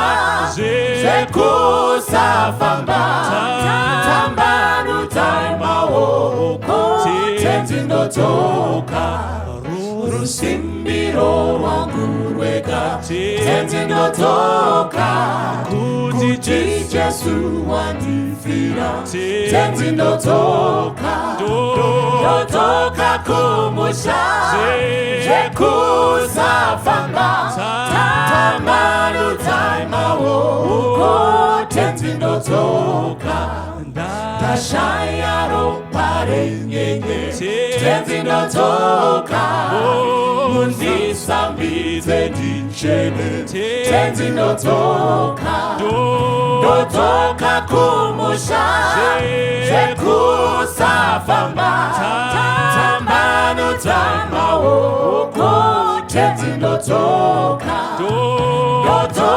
kumusha zvekusafamba tambano dzamaoko tenzi ndotoka kumusha zvekusafamba tambano dzamaoko tenzi ndotoka. Just as I am without one plea, but that thy blood was shed for me, and that thou bidst me come to thee, O Lamb of God, I come. I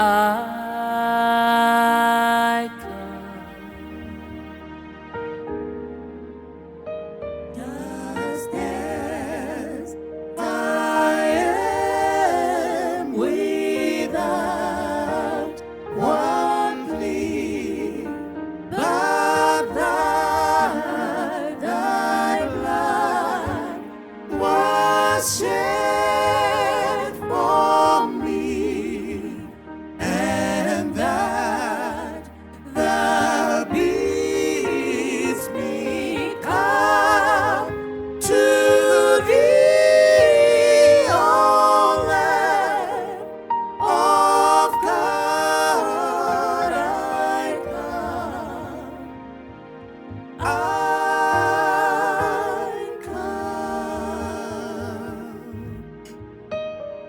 Just as I am and waiting not to read my soul of one dark Lord to thee, whose blood can cleanse its born, O Lamb of God, I come. I come. Just as I am, though tossed about with men that conflict, men that doubt, fatigues within and fears without, O Lamb of God, I come. I come. Just as I am poor, shed blind, sight reaches him, laying off the mind. Yes, all I need in thee to find, O Lamb of God, I come. I come. Just as I am, thou wilt receive with welcome.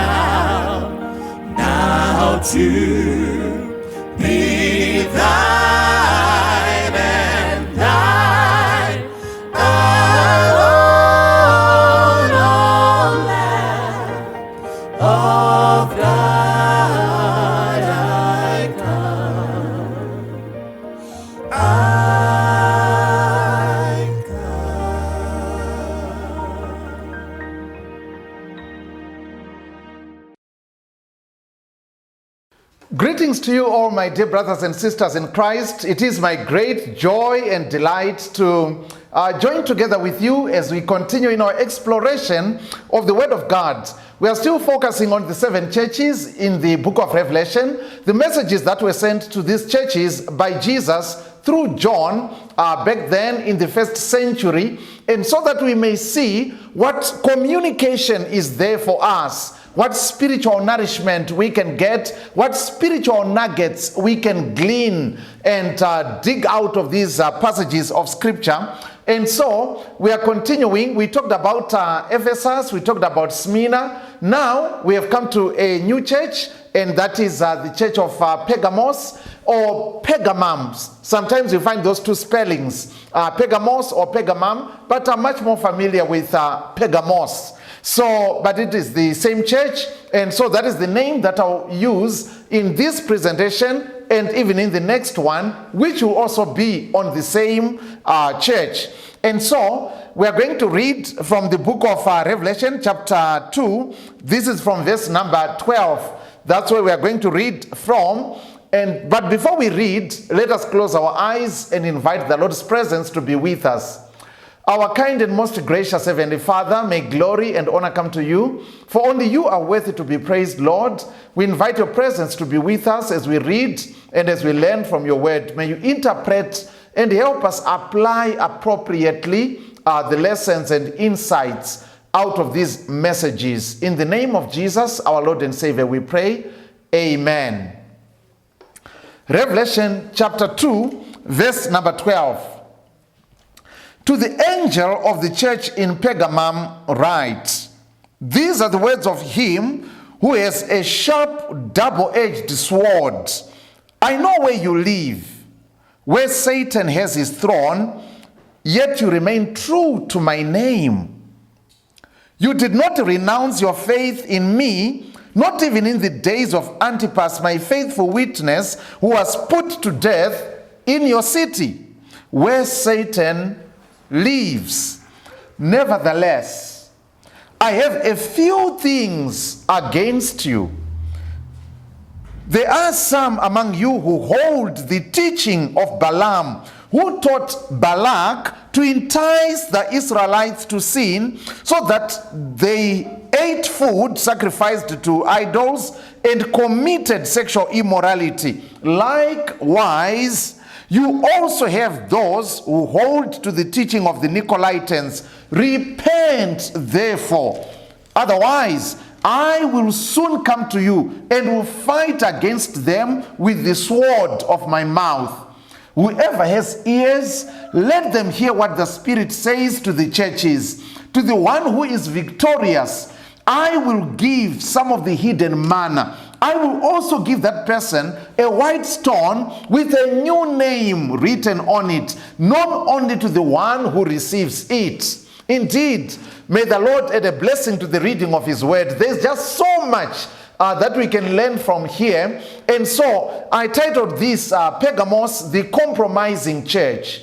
Pergamos, the Compromising Church. And talking about that, we're going to talk about, of course, the city itself, and then we're going to talk about what it therefore meant in relation to the church, because there are so many things that are incorporated from the historical context of the city of Pergamos, something that was so familiar to the initial recipients of this letter, things that we may miss, certain things that we might miss. We cannot be exhaustive, but we'll just highlight some of those things that we should not miss or miss out on. And so, talking about, Pergamos, the compromising church, let's talk about Pergamos first of all. This city was in the Lycus Valley. It was a river valley.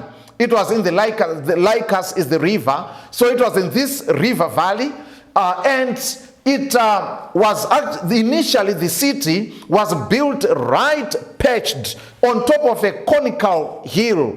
Right on top of that conical hill. That's where the ancient city of Pergamos was. And it was almost an invincible city. It was not easy to attack or assail this city, because there were steep cliffs on almost all the sides except one, and that one side had like a narrow passage, which was so easy to defend. So this was really a very strong city and a fortress. And for this reason, one of the Greek kings, Lysimachus, one of the successors to Alexander the Great, when he was looking for a place where he could put his treasure, his wealth, he actually took it to Pergamos because he regarded it as the most secure place within his kingdom. And so it was such a beautiful and important city in Asia Minor, and indeed we could say in the Roman Empire. And also for the Greeks, even before Rome came around, it was an important city. And so the city of Pergamos, the name itself, Pergamos, is a name that means citadel. A city that is fortified and is built on a hill. And the name also carries it with it connotations of height, elevation, and exaltation. Being exalted, being uplifted, being on high. And so those are some of the connotations that are conveyed in the name Pergamum, or especially when we come to when we use Pergamos, that spelling. In Pergamos, that word gamos in the Pergamos, in Greek, gamos is marriage. That's why we say polygamy. Poly means many. Okay, like polytechnic and so on, polyandry, poly whatever. Poly means many in Greek. And gamos means marriage. So polygamy, many marriages, and so on. So, so in other words, there's a sense of exaltation or elevation through marriage. Exaltation through marriage as a secondary meaning to this name. But we will not allow ourselves to go ahead of the story, because we're going to talk more on this marriage element in the next presentation. So please make sure you do not miss that one. You don't want to miss that. But until then, let's talk about the city of Pergamos. It was an important city because for a long time, it was actually like the provincial capital in Asia Minor. For over 200 years, it was a provincial capital. It was a very important city for the people, for the Greeks, as well as the Romans who succeeded the Greeks. So it was called the finest flower of Hellenistic culture. It was the finest flower of the Greek culture. Hellenistic culture means Greek culture.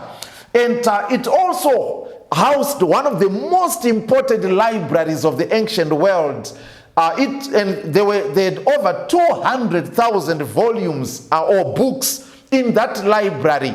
And there was a strong rivalry between the city of Pergamos and the city of Alexandria in Egypt, because the biggest library then was in Alexandria. And so there was a rivalry to see which library would have a bigger collection and everything like that. And because of this rivalry, it said that Eumenes II, the most important king of the city of Pergamos, actually tried to lure the librarian, the main librarian of the library in Alexandria. And this didn't sit well with Egypt. The Egyptians were deeply offended. And because of that, they cut their exports of papyrus. Papyrus is the ancestor to paper, modern day paper, the predecessor to paper. And so they used to have like a monopoly of this exportation of papyrus, because it grows, in the Nile Delta, where the Nile River enters the Mediterranean Sea. So it thrives right there. And so they cut so that they would, as a way to punish the people of Pergamos. And as Esther Bosserap once said, that necessity is the mother of invention. The people of Pergamos would not be stopped. They came up with an invention, and that is where we now get parchments. from. You know, when Paul mentions to Timothy, bring my parchments and things like that, bring the scrolls and especially the parchments. And that was from animal skins, particularly very young animals, which they would process, and then after processing it, they could make it writing surface. And so they started producing so that they do not fall far behind the library in Alexandria. So this was an important library. Now, the city of Pergamos had so many important things that we could talk about. But maybe let's just look into some of the things that are mentioned in the text and try to decipher what they mean and what their significance could be. Now, the city of Pergamos, we find here a mention of Jesus as one who is wielding, or one who holds the double-edged sword.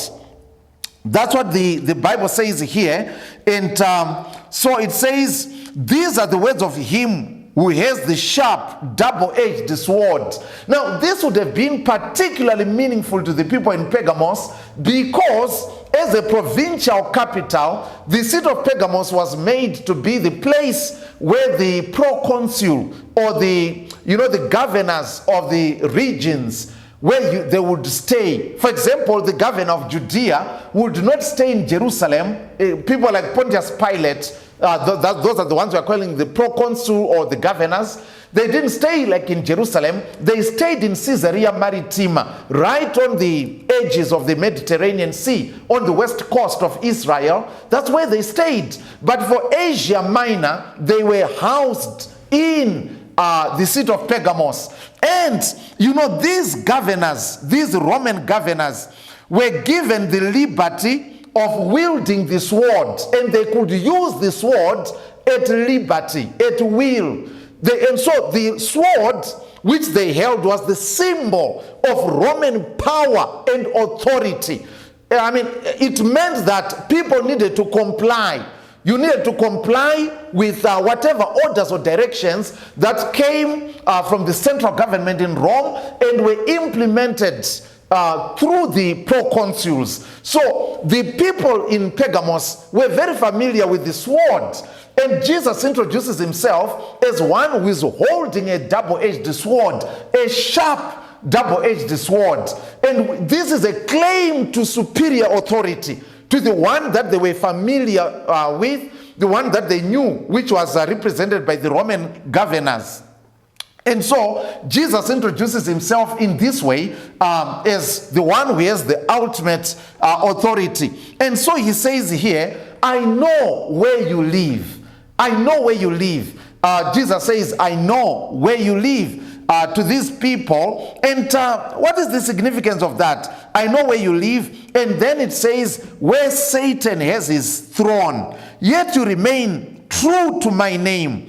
You did not renounce your faith in me, not even in the days of Antipas, my faithful witness, who was put to death in your city where Satan lives. Now, this is quite interesting. The way the words are being used here is quite remarkable and intriguing indeed. Anyway, we'll get to part of that. But when he says, I know where you live, where Satan has his throne, and this fact is repeated in this letter, where Satan has his throne. Now, Bible scholars have really grappled with this. What is the meaning that Satan has his throne in this particular locale, in this particular city? What is the meaning of that? And many explanations have been attempted at, trying to interpret or understand that. One of those is that when the Persians conquered Babylon, you remember in the days of Cyrus the Great, Cyrus was loved by just about everybody. Although he was a conqueror, he was welcomed by many as a deliverer. He was a political genius. You remember, it is the same Cyrus who also made it possible for the Jews to go back to their country after he became the ruler of the then world in Mesopotamia. And so Cyrus, after Cyrus' time, we are told that the priests of Babylon, who had been friends with Cyrus, found themselves at loggerheads with his successors on the Persian throne. And because of that, they fled from Babylon and they made their headquarters in Pergamos. And they are credited with actually building the first temples on the Acropolis, on that city on a hill. And so they're dedicated with bringing the religion of Babylon to Rome. And later on, when the Greeks handed over their power through Attalus III, we'll talk about that maybe later on when we come to Philadelphia. And so when he handed over authority, reigns of power from the Greeks to the Romans, they transferred their headquarters, that is the priests of the Babylonian priests. Well, this would have been their descendants by now. They moved, it is said, they moved over to Rome. And Rome became known as the new Babylon because of that. So that is possibly one of the reasons why there is mention of Babylon in the book of Revelation, although historical Babylon had long been destroyed. So Rome became Nova Babylon, became the new Babylon, because they took the culture, the religion, the faith, and the spirituality of Babylon, which was passed on to them in this way. So for the fact that the religion of Babylon thrived in Pergamos, some scholars believe that is the reason why it was called the place where the devil has his throne, his headquarters. But there are other reasons that are also given. For example, this was also the center where the four main deities, Greco-Roman deities, or the gods of the Greeks and Romans, the four big ones, they were worshipped. This was the cultic center. This is where they were worshipped at officially. They were worshipped everywhere else, but this is where their headquarters were. And so these include Zeus, the chief god of the Greeks.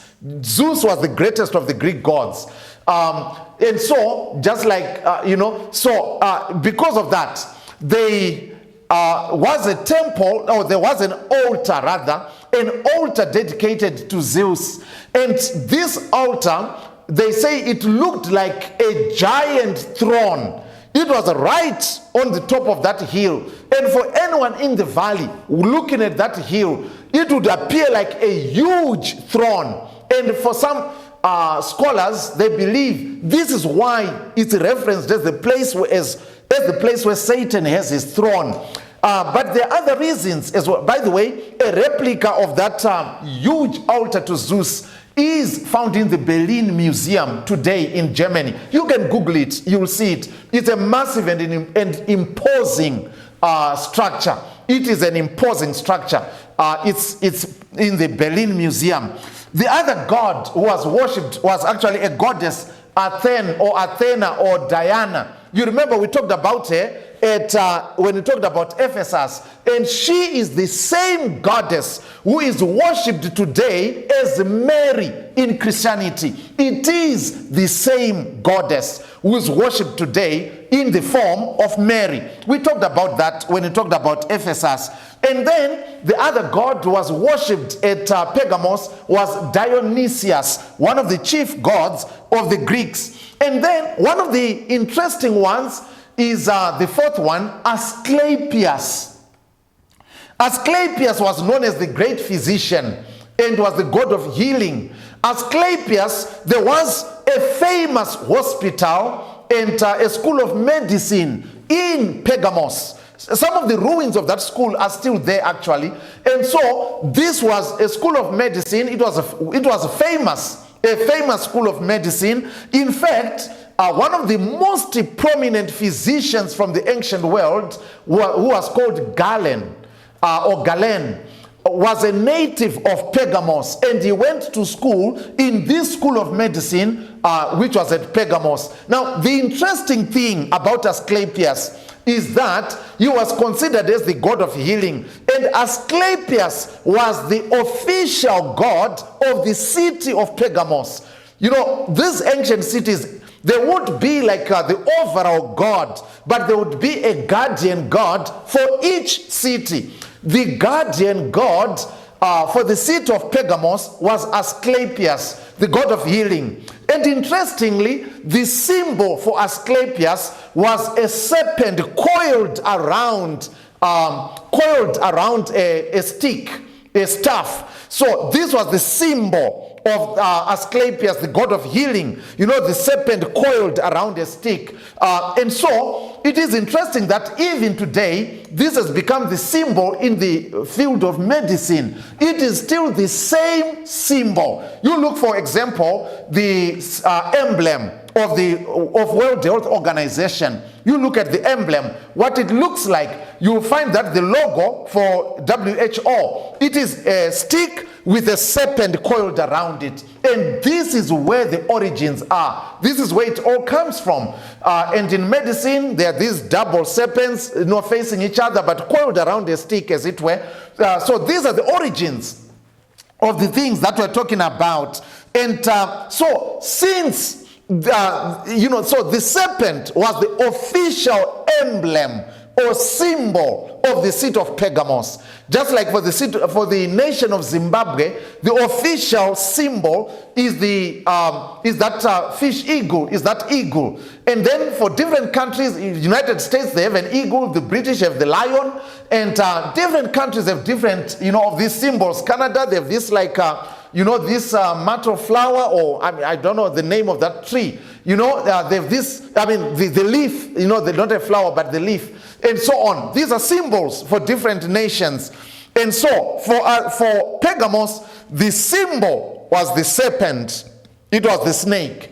And when you come into the book of Revelation, later on, Revelation chapter 12, verse 9, and so on, you find that the Bible tells us, in fact, let's just read so that we do not say what it says when it could just say it by itself. And so he says here, the great dragon was held down or thrown down, that ancient serpent called the devil or Satan, who leads the whole world astray. He was thrown down to the earth and his angels with him. And so the Bible tells us that the serpent is a symbol for the devil. All the way from the book of Genesis chapter 3, we find the devil working in close alliance or using the medium of a serpent. And so the serpent in scripture becomes a symbol of this power to destroy, or the satanic agency. And so, for a city whose official symbol was a serpent, it's not a surprise that Jesus would say, I know where you live. And that is where the devil has his throne. And so, dear brothers and sisters, we find here yet another reason. Another reason could be because we are still trying to understand why Jesus would say, I know where you live. That is where Satan has his throne. Another reason is could be that this is the first place in Asia Minor where the living emperors were worshipped. And this started in AD 29. AD 29 with Augustus Caesar. The month of August is named after this guy, Augustus Caesar. The son to Julius, or adopted son of Julius Caesar. And you know that Julius Caesar is the one who moved Rome from a republic into an empire, and he paid with his life for that. The one who became the real first emperor of the Roman Empire was Augustus. And Augustus was first worshipped as a god. And the first place where authorization was given for that to happen and for a temple to be built to the worship of a living emperor was at Pergamos. And so Pergamos was the judicial center. It was the provincial capital. The full authority of Rome resided at Pergamos. And so it is this place where if the church was going to clash with Rome in any place, the likelihood was highest in the city of Pergamos. And for these reasons, maybe one of them, or collectively, Jesus says, for all these reasons, this is the place where Satan has his throne. It's scary to live in a place where Satan has his throne. And this is where these believers were living. This is where they were worshiping from. And the difficulty of living, in the same locality as the devil himself, it's not an easy. So we find here people who were faced with the difficulty of living in an environment that was distinctly pagan, with all the power and authority of Rome. But they are reminded that the ultimate power resides not in the rulers and representatives of the Roman Empire, but in Jesus himself, the risen Savior. And he says, I know where you live. That's what the Bible, that's what Jesus said. That's verse number 13. I know where you live, where Satan has his throne. And then at the end of verse 13, so it begins by saying, I know where you live. Okay, look at that. Verse 13, I know where you live.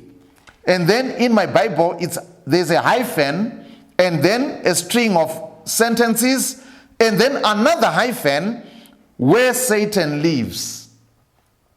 In other words, grammatically, you can say, I know where you live, comma, then all these words that come in between. Then you put another comma where Satan lives. What it means is, you can actually take out whatever is between the two commas, and you can still have your sentence make sense. I know where you live, where Satan lives.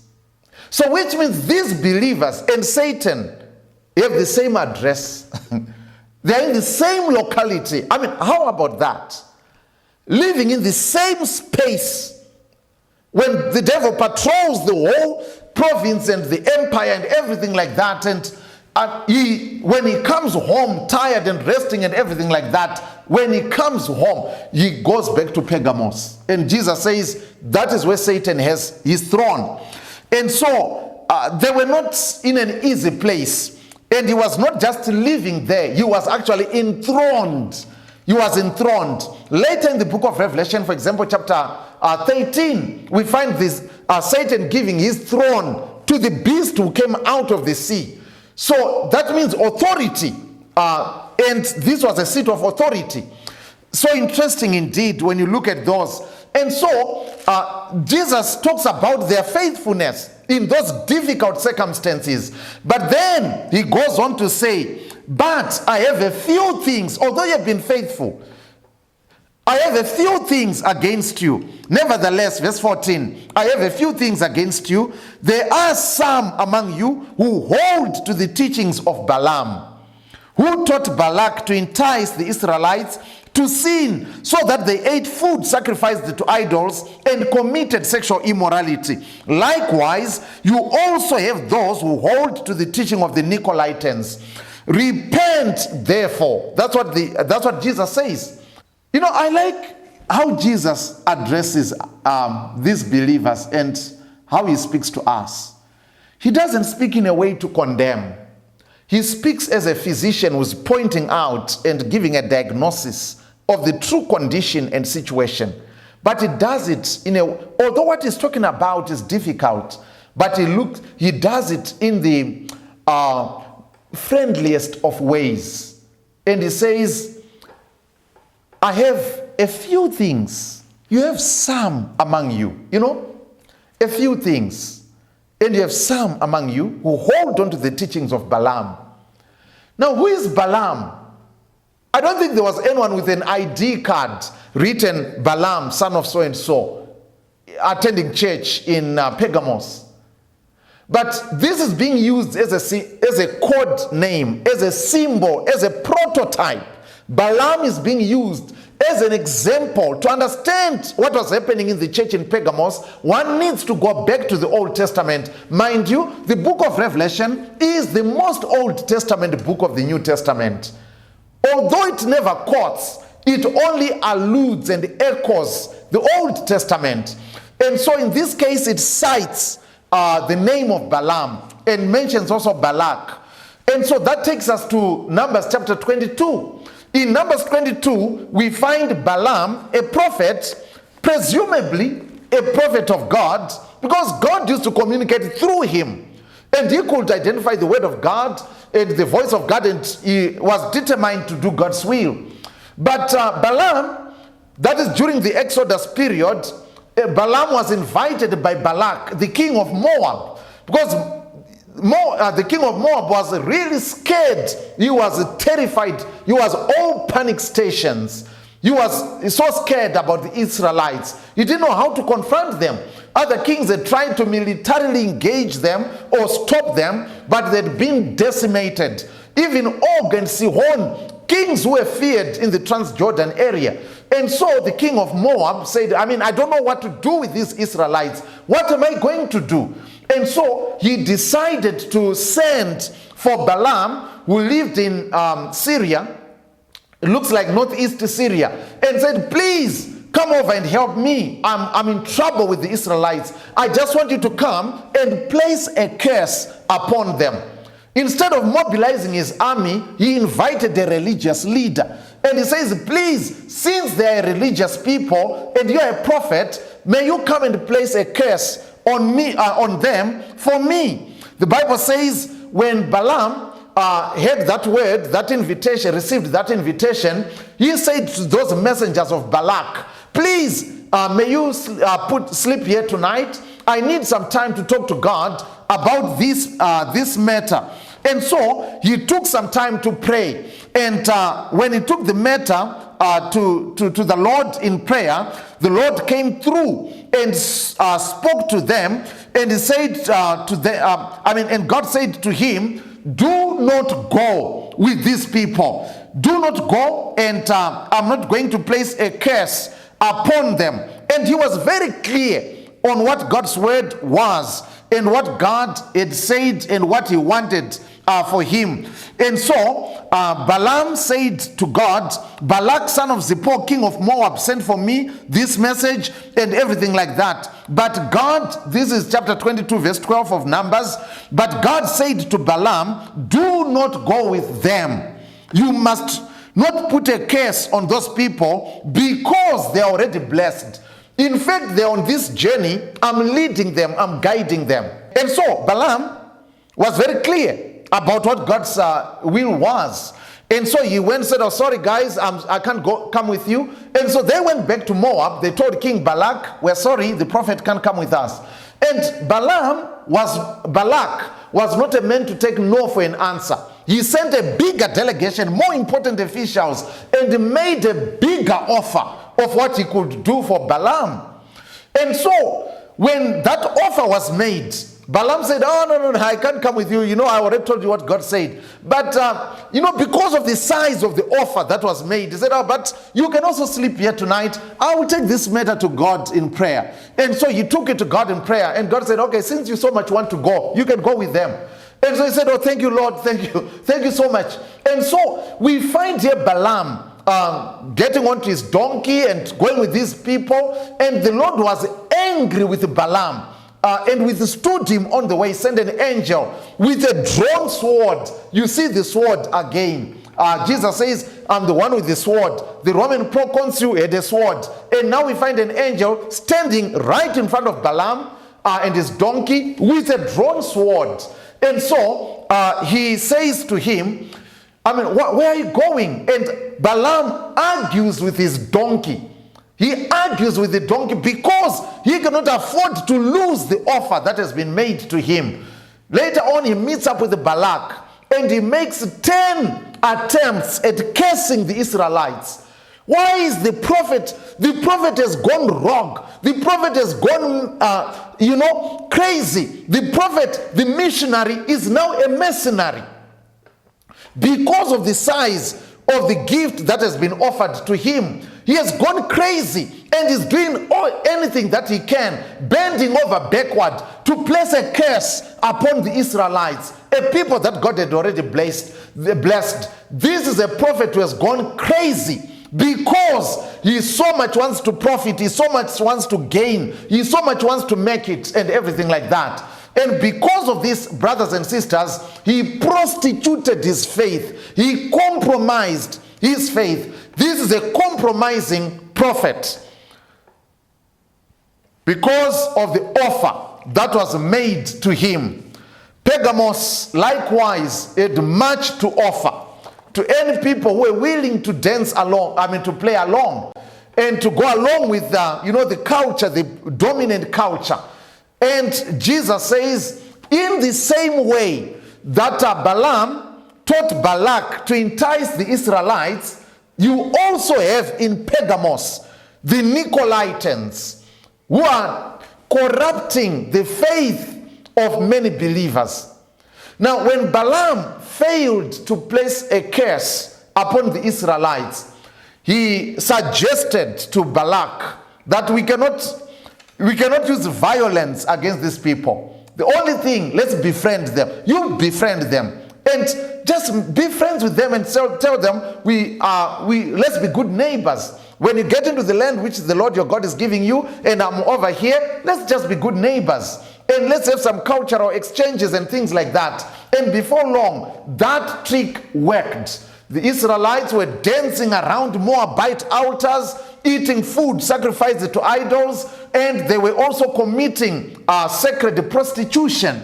That is cultic prostitution. As a part of worship, people would actually sleep with each other in the church or in the temples, usually to encourage fertility and things like that. That was part of the worship exercise. And before long, the Israelites were eating this food and they were participating in those sexual orgies as part of their worship. And now they are worshiping together with the Moabites.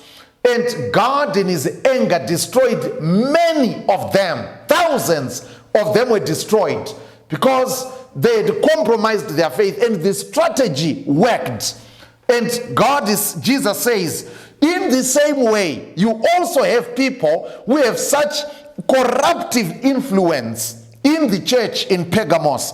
So Balaam is the prototype of all corrupt teachers who betrayed leaders into fatal compromise with worldly ideologies. In other words, Balaam's influence and teaching had such a corrupting and compromising and corrupting influence, and it brought such negative influence to Israel. In the same way, there was a group called the Nicolaitans. And by the way, the name Nicholas, Nikolaos, is out of two Greek words, Nike, which means victory, and Laos, which means people or multitudes.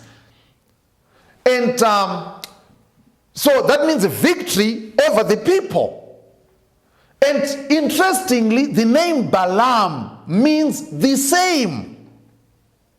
The name Balaam means exactly the same in Aramaic, in Hebrew. It means exactly the same, to overcome, to overwhelm the people.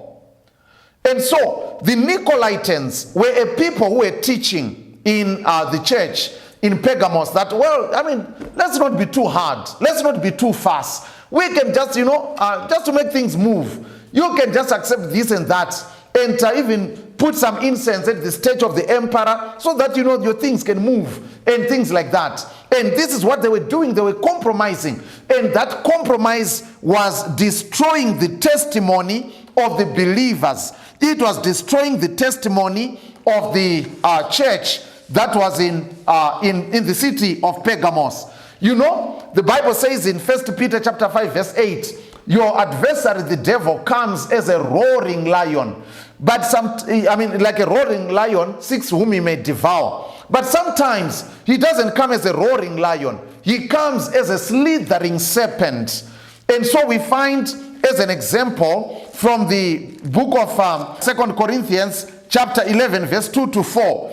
Paul writes to the church in Corinth, I am jealous for you with a godly jealous. I promised you to one husband, to Christ, so that I might present you as a pure virgin to him. But I'm afraid that just as Eve was deceived by the serpent's cunning, your minds may somehow be led astray from your sincere and pure devotion to Christ. For if someone comes to you and preaches a Jesus other than the Jesus we preached, or if you receive a different spirit from the spirit you received, or a different gospel from the one you accepted, you put up easily with it.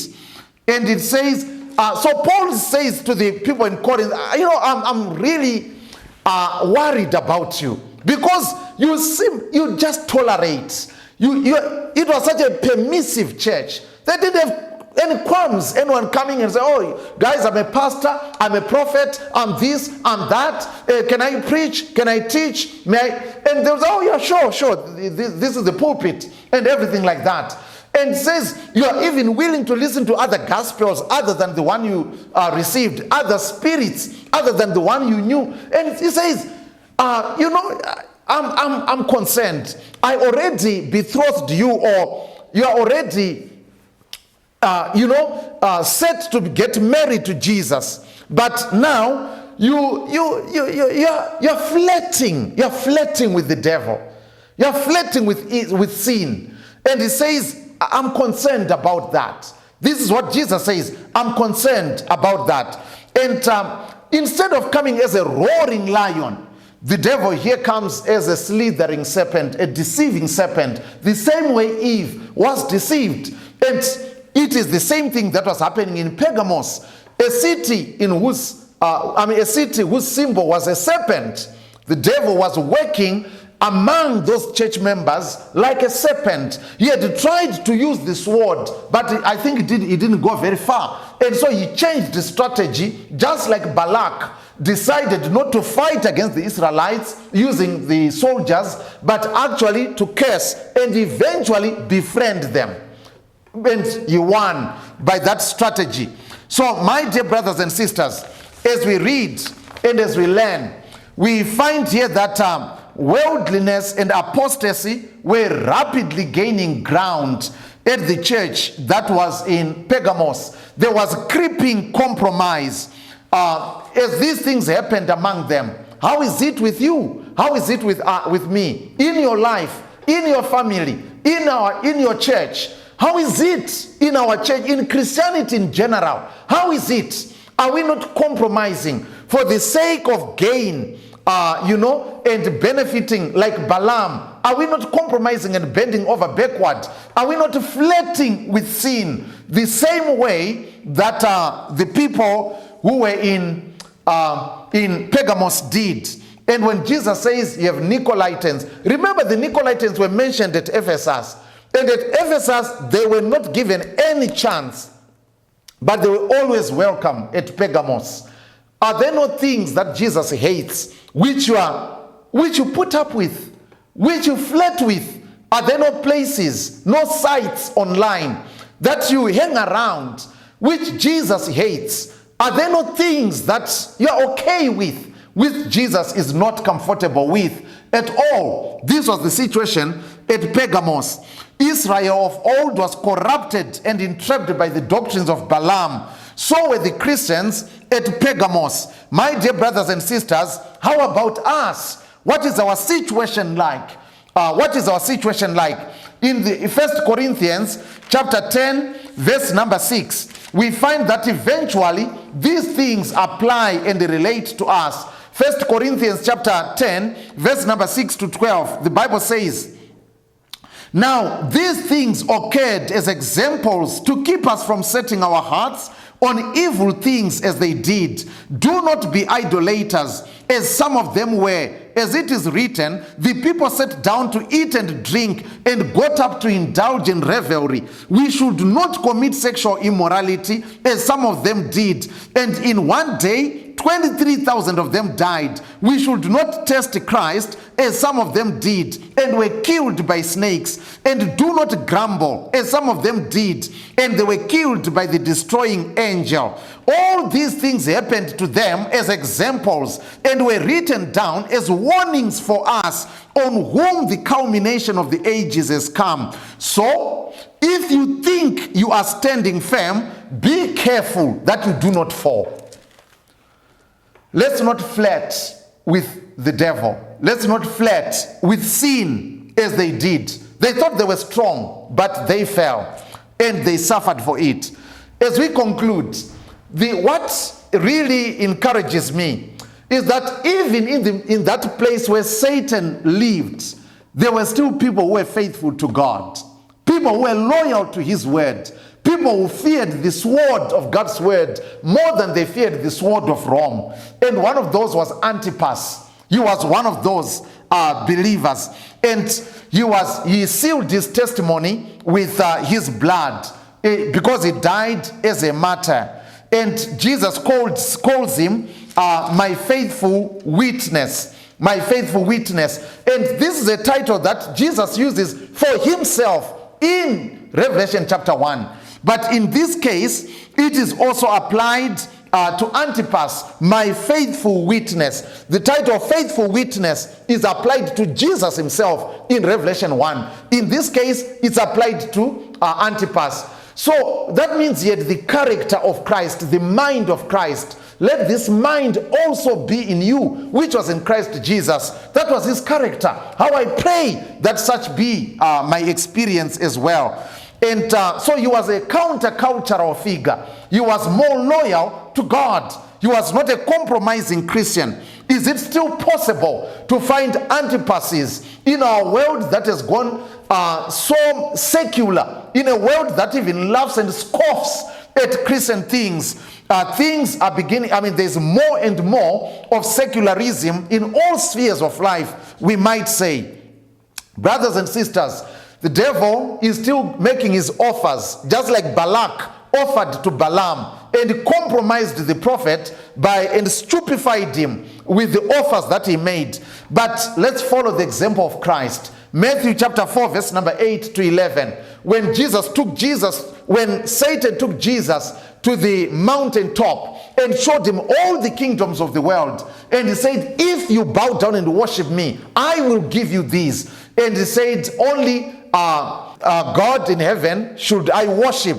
And Jesus wouldn't bow down to worship him. And the last but not least, Romans chapter 12, verse number 1 to 3.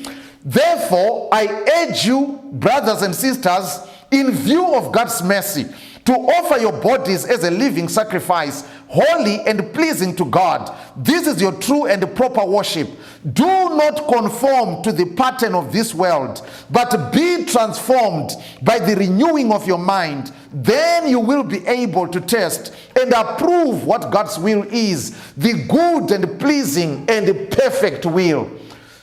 Do not be conformed, rather be transformed by the renewing of your minds. So in other words, in a world that is always luring, inviting and tempting and tantalizing, Jesus says, do not budge, do not give in, do not flirt with the world. For anyone who loves the world, the love of the Father can never be in that person. But let us put our faith and our focus on Jesus, the author and finisher of our faith. Even in this secular world, God still has his Antipases, those who are still faithful. Even though the devil is still sitting on his throne as the God of this world, they are still people loyal to the Lord of Lords and to the King of Kings. How I desire that I be counted among such. Is it also your desire? If so, may you close your eyes together with me and let's lift up our hearts heavenward. Let us pray. Our kind and most gracious Heavenly Father, may glory and honor come to you, Lord, for only you are worthy to be praised. We glorify you, we praise you, we honor you. The Christians in Pergamos did not have it easy. But even then, there were those who remained loyal and faithful. We pray that we may be counted among such. Some of us maybe have compromised for the sake of advancing in careers and other areas of our lives, and we have compromised our faith. But because of your word and the call for us to repent and do the right thing, we just pray that you may empower us, embolden us, strengthen us, make us strong, so that your will is carried out in our lives. In the name of Jesus, our Lord and Savior, we pray, now and forevermore. Amen. Ngangisone sibi ngezankosini wathi ngegama lika Jesu ngathola ukukhululwa wesumthandazo wami wangithethelela wangingethula umthwalo wangishiya ngethulo ngangisonesibi ngeza enkosini wathi ngegama likaJesu ngathola ukukhululwa wezumthandazo wami wangithethelela wangingethula umthwalo wangishiya ngethulo yebo wethula umthwalo ungadlula yebo wethula umthwalo ngomthandazo wami uvalo lwami lwaphela uJesu wavusa umoya wami wangingethula umthwalo wangishiya ngethulo yebo wethula umthwalo ungadlula yebo wethula umthwalo ngomthandazo wami uvalo lwami lwaphela uJesu wavusa umoya wami wangingethula umthwalo wangishiya ngethulo wangithula umthwalo wangishiya ngehlanzekile uJesu wami wangithula umthwalo wangishiya ngehlanzekile kusi Jesu yangithanda kusi Jesu ngiyamuthanda kusi Jesu wangifela lapho esiphambanweni kusi Jesu yangithanda kusi Jesu ngiyamuthanda kusi Jesu wangifela lapho esiphambanweni uJesu wami wangithula umthwalo wangishiya ngehlanzekile uJesu wami wangithula umthwalo wangishiya ngehlanzekile ngizomethemba njalo ubuya yasindlela uzongihola Jesu angisekele ezulwini ngolanda ngibongaphakade ngethula umthwalo wangishiya ngethulo ngizomethemba njalo ubuya yasindlela uzongihola Jesu angisekele ezulwini ngolanda ngibongaphakade ngethula umthwalo wangishiya ngethulo yebo wethula umthwalo ungadlula yebo wethula umthwalo ngomthandazo wami uvalo lwami lwaphela uJesu wavusa umoya wami wangithula umthwalo wangishiya ngethulo yebo wethula umthwalo ungadlula yebo wethula umthwalo ngomthandazo wami uvalo lwami lwaphela Jesu wavusa umoya wami wangithula umthwalo wangishiya ngethulo yebo wethula umthwalo ungadlula yebo wethula umthwalo ngomthandazo wami uvalo lwami lwaphela Jesu wavusa umoya wami wangithula umthwalo wangishiya ngethulo ndinoda kutaura kuti ndaponeswa ngeroparo pamsana popemudza wake ndichagara kumushako ndaponeswa ngeropa rake renyenye ndaponeswa sendichiri mwana wake ndinofara ngekuti Jesu auya kundiponesa ngekuti kupenya kwakeko kuri kunditungamira ndaponeswa ngeropa rake renyenye ndaponeswa sendichiri mwana wake ndinotondera muponesi ndichiri kufunga ndiye ndiri kuimba nguva dzese ngerudo rukuru rwake ndaponeswa ngeropa rake renyenye ndaponeswa sendichiri mwana wake ndichamuona mambo wangu ndoita mutemo wake achiri kunditungamira dakara kumusha kwake ndaponeswa ngeropa rake renyenye ndaponeswa sendichiri mwana wake chiripo chiremba kudenga chinondimirira ini tichaenda ngekukasika kumusha wake watenzi ndaponeswa ngeropa rake renyenye ndaponeswa sendichiri mwana wake ndaponeswa ngeropa rake renyenye ndaponeswa sendichiri mwana wake.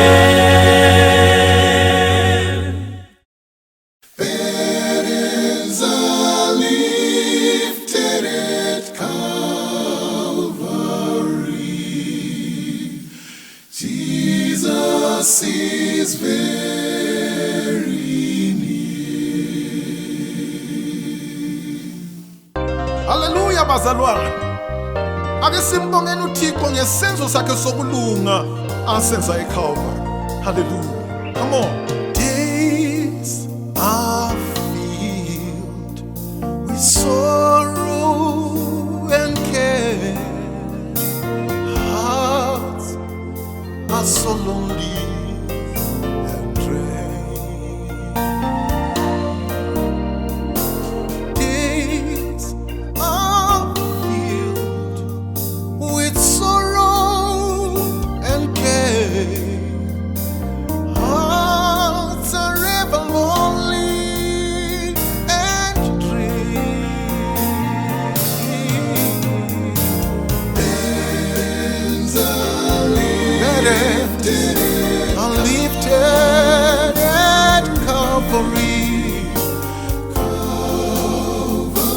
Yes, at Calvary. Oh, Calvary. Burdens, all the burdens, they are lifted at Calvary.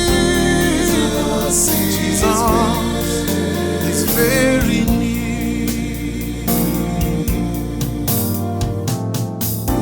Cast all of your cares on Jesus this very day. Why don't you leave all your worries and fears? Somebody cast all of your cares on Jesus this very hour, this very minute, this very second. Leave, Mama, I say, leave all your worries and fears. Burdens are lifted. They are lifted at Calvary. At Calvary. At Calvary. At Calvary. All the burdens whatsoever, they are lifted at Calvary. Where is Jesus? He's very near. All the burdens of poverty, the burdens of unemployment, the burdens of sin, yes, they are lifted at Calvary. Yes, they are lifted at Calvary.